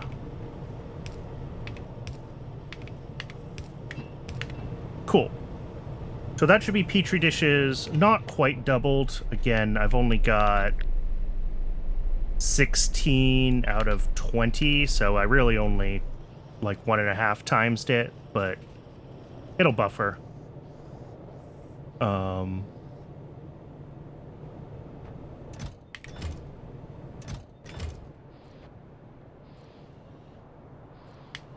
Water's in. These are all just running. Yes. Let's grab a little more tin so I can make that last crop facility. Otherwise, I will forget about it.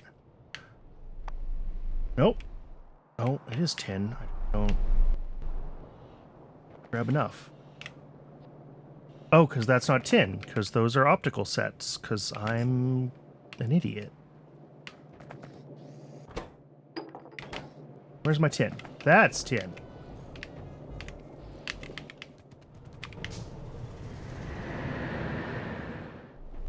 All right.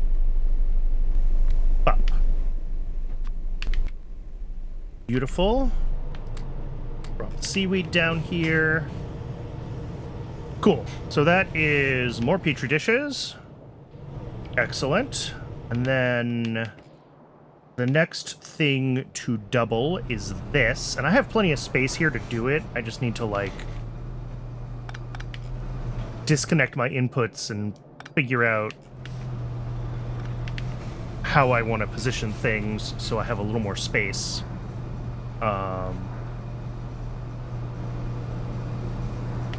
then I also will want 2 of these, so that one would go like, I mean, like there, right? It's really what I would want.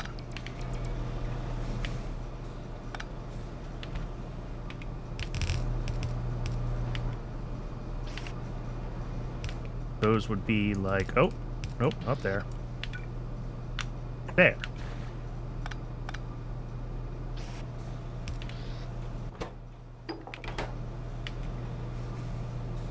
And then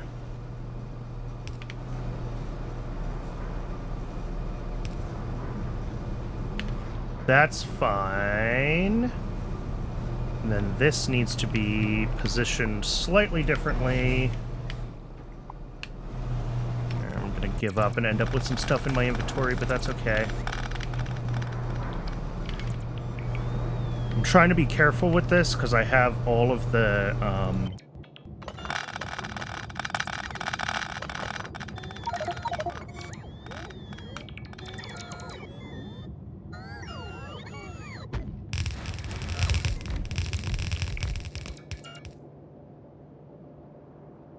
I have a bunch of, what am I trying to say? There we go.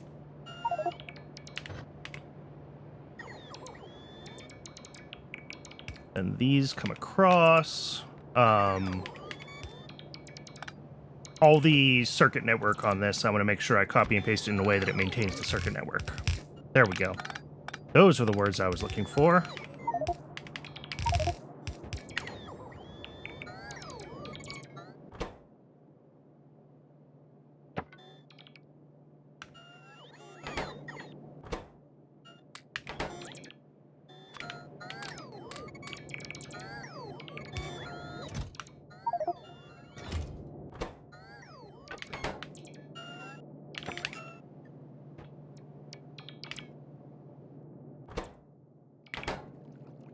Okay, and then each of these had... I'm just accepting that my bots are mad at me for the moment, and we will deal with it shortly.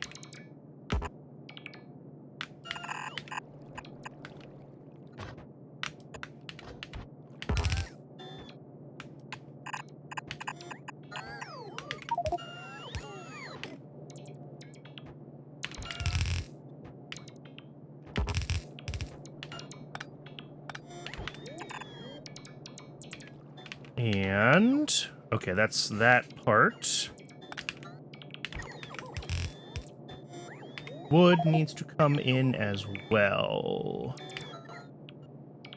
Wood to be, I guess, like that.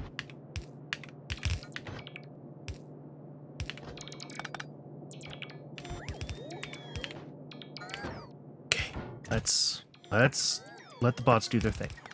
There we go.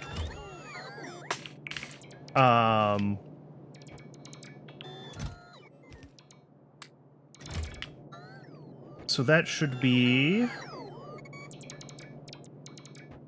that part, and then I guess actually I'll do this.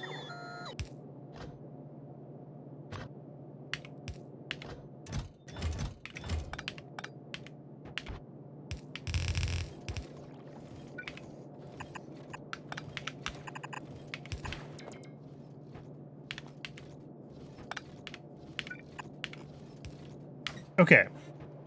That should be mostly good enough there.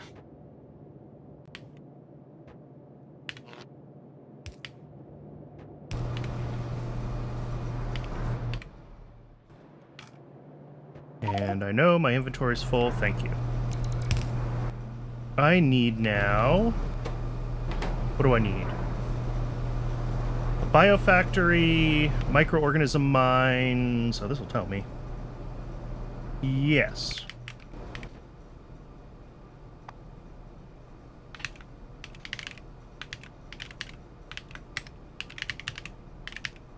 And I can make none of them, so let's empty my inventory so I can figure out what I need. Oh no, I want the iron.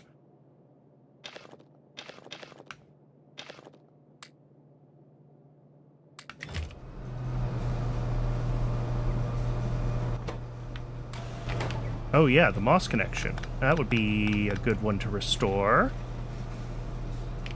Also, what? Oh.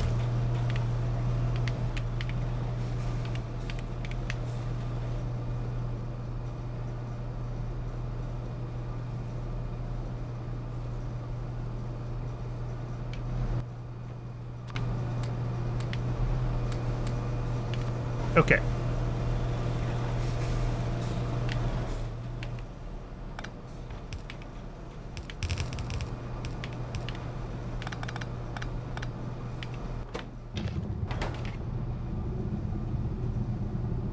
And, oh, I need to figure out output to think. I'm going to switch like that.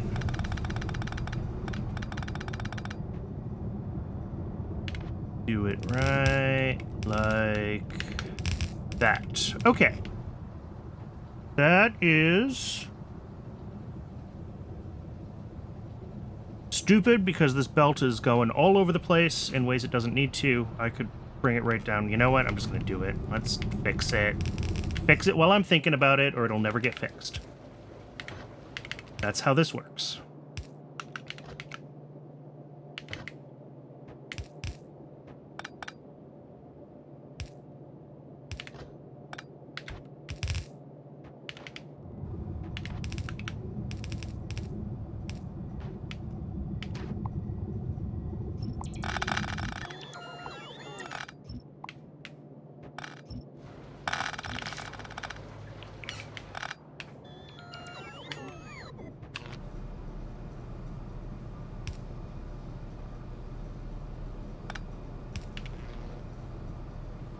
All right, do I have the inventory space? Yes. So let's find... What do I need? Microorganism mines. I need glass. Okay.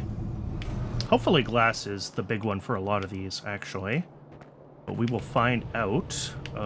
Where's my glass chest? I should really move that buffer closer to everything else. But that would make my life easy.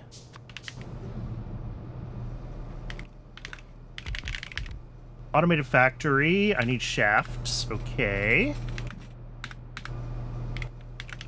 The biofactory. Oh, that needed glass. Cool. And the research center needs copper. Okay. Copper.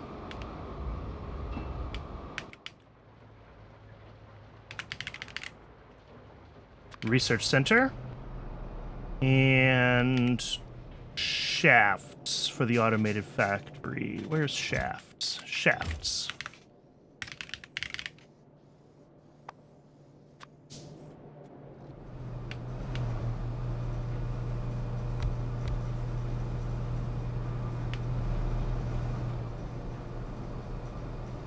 Oh, right. And then I need to fix this. So this is a splitter, which sends glassware to the left.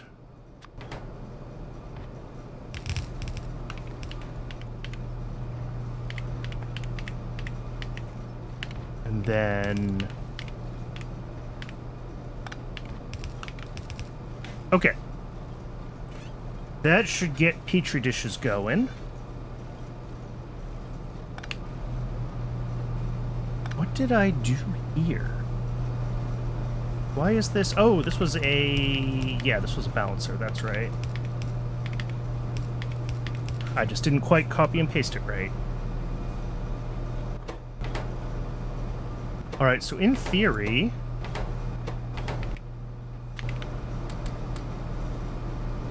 Oops. Okay, well, that works.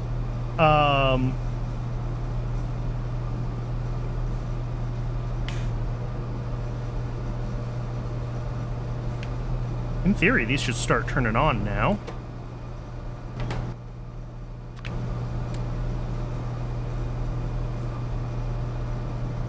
And this has, yep, cellulose backed up, which is... Oh, moss. I never got the moss connected. Come on, Brandon.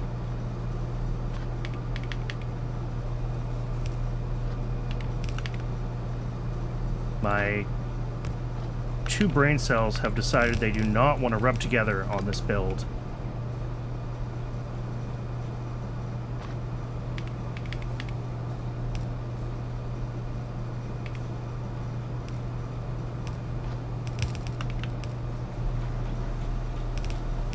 Okay, moss.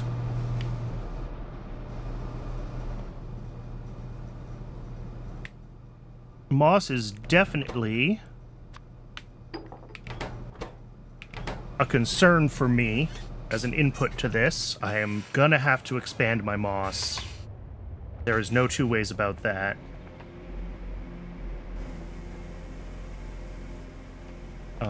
But hopefully it'll work well enough in the short term.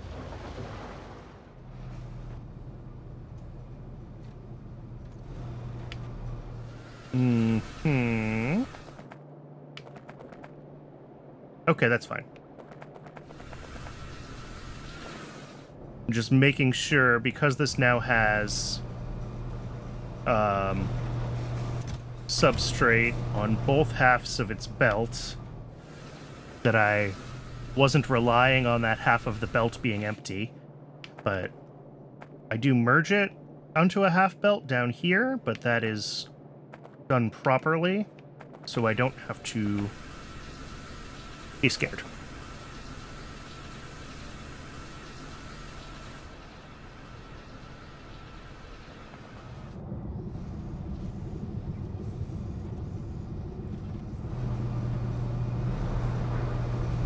And then... yeah, these should just be kind of running. And it'll take them a little while for them to loop all of their... What I should do here... I guess I will.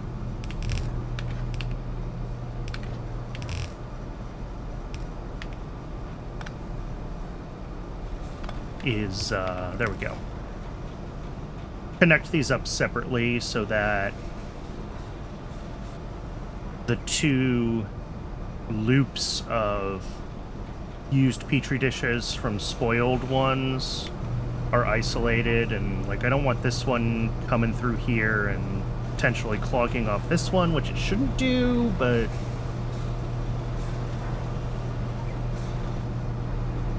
I just haven't thought through the potential consequences, and instead of thinking them through, I'm just gonna...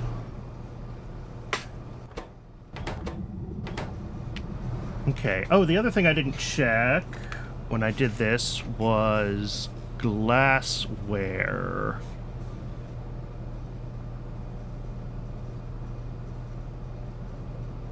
Make sure that I don't need... No, I don't. We will use a little bit more rubber now. But this shows that there's still extra, so I think we're good there. Although, what is this rubber scaled at? This rubber is scaled at... Oh, with Rock Mark II modules. I switch to Vrox? Okay, we're just break even on rubber, so I will need to upgrade to Rock Mark IIs to be able to use rubber for anything else in the base other than science. So that's something to think about prioritizing relatively soon, is upgrading or getting Rock Mark IIs breeding. But that means I need 2 of them. And so far, they are not cooperating that well.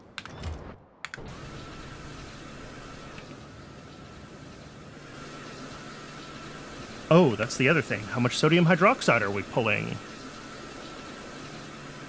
Do I have that as an input here? No. I do have it as a thing I am making. Sodium hydroxide from hydrolysis. Okay, 1 electrolyzer still, supposedly.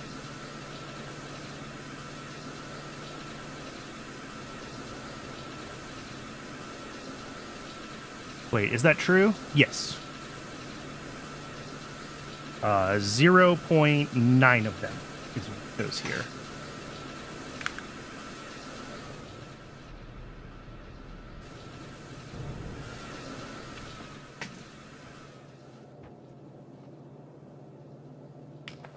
And this is going to take a minute for all of these Petri dishes to catch back up. Because some do get used for making plasmids here. Why are you not running? Oh. How did I end up with goo there? I need to double check my outserter filters on glass? Is that the issue? Is the issue that these are not filtered? Yes, it is.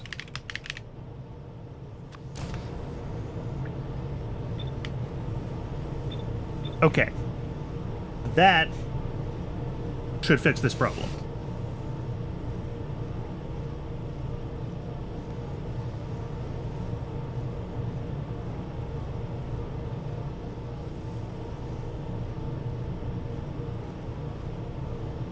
I didn't have these outserters filtered, so the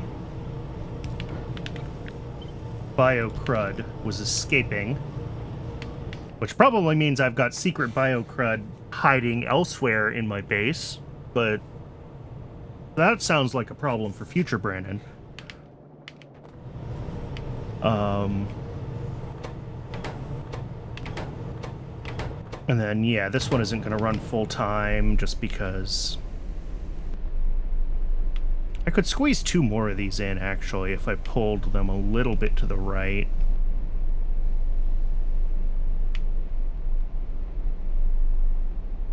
Other option, maybe is what I should do. Just grab 4 and put them right here.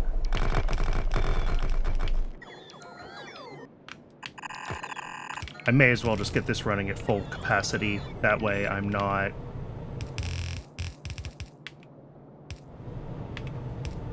But sometime in the future, I know what's going to happen. And what's going to happen is I'm going to be like, why is this not supporting the number of things that I think it should support? Didn't I build double what I had before? And then future me will be bad at past me. And past me is currently present me, and present me doesn't want someone to be mad at them. I stand by those words in that order as actually having a meaning. Okay, my brain is turning to mush. The 2 brain cells have not been happy for a while.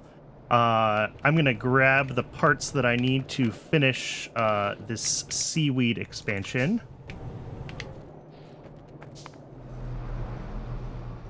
And then I think I am going to wrap up. That was 1,100 inductors. Let's not do that. I forgot that this box was not limited for a while. Oop, and pipes. Pipes are somewhere around here.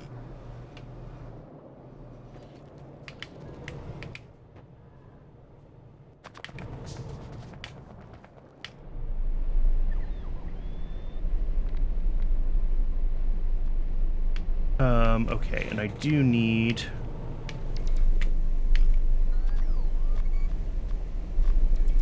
There we go. That should be...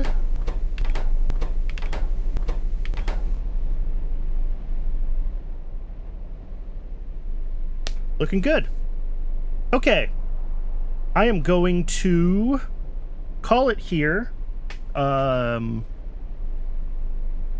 Thank you very, very much, Raiders, for joining. You're very appreciated.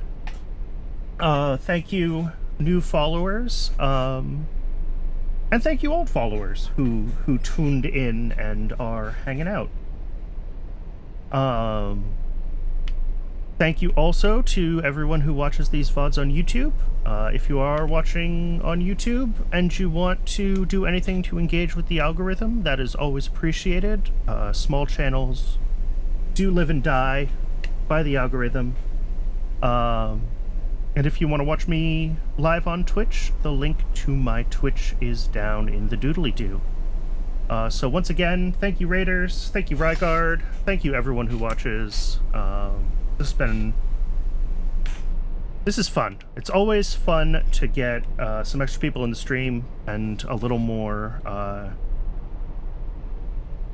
engagement, people to talk to, so I'm not just talking to myself. All right, Pyanodons continues on Thursday, and I will see you all then.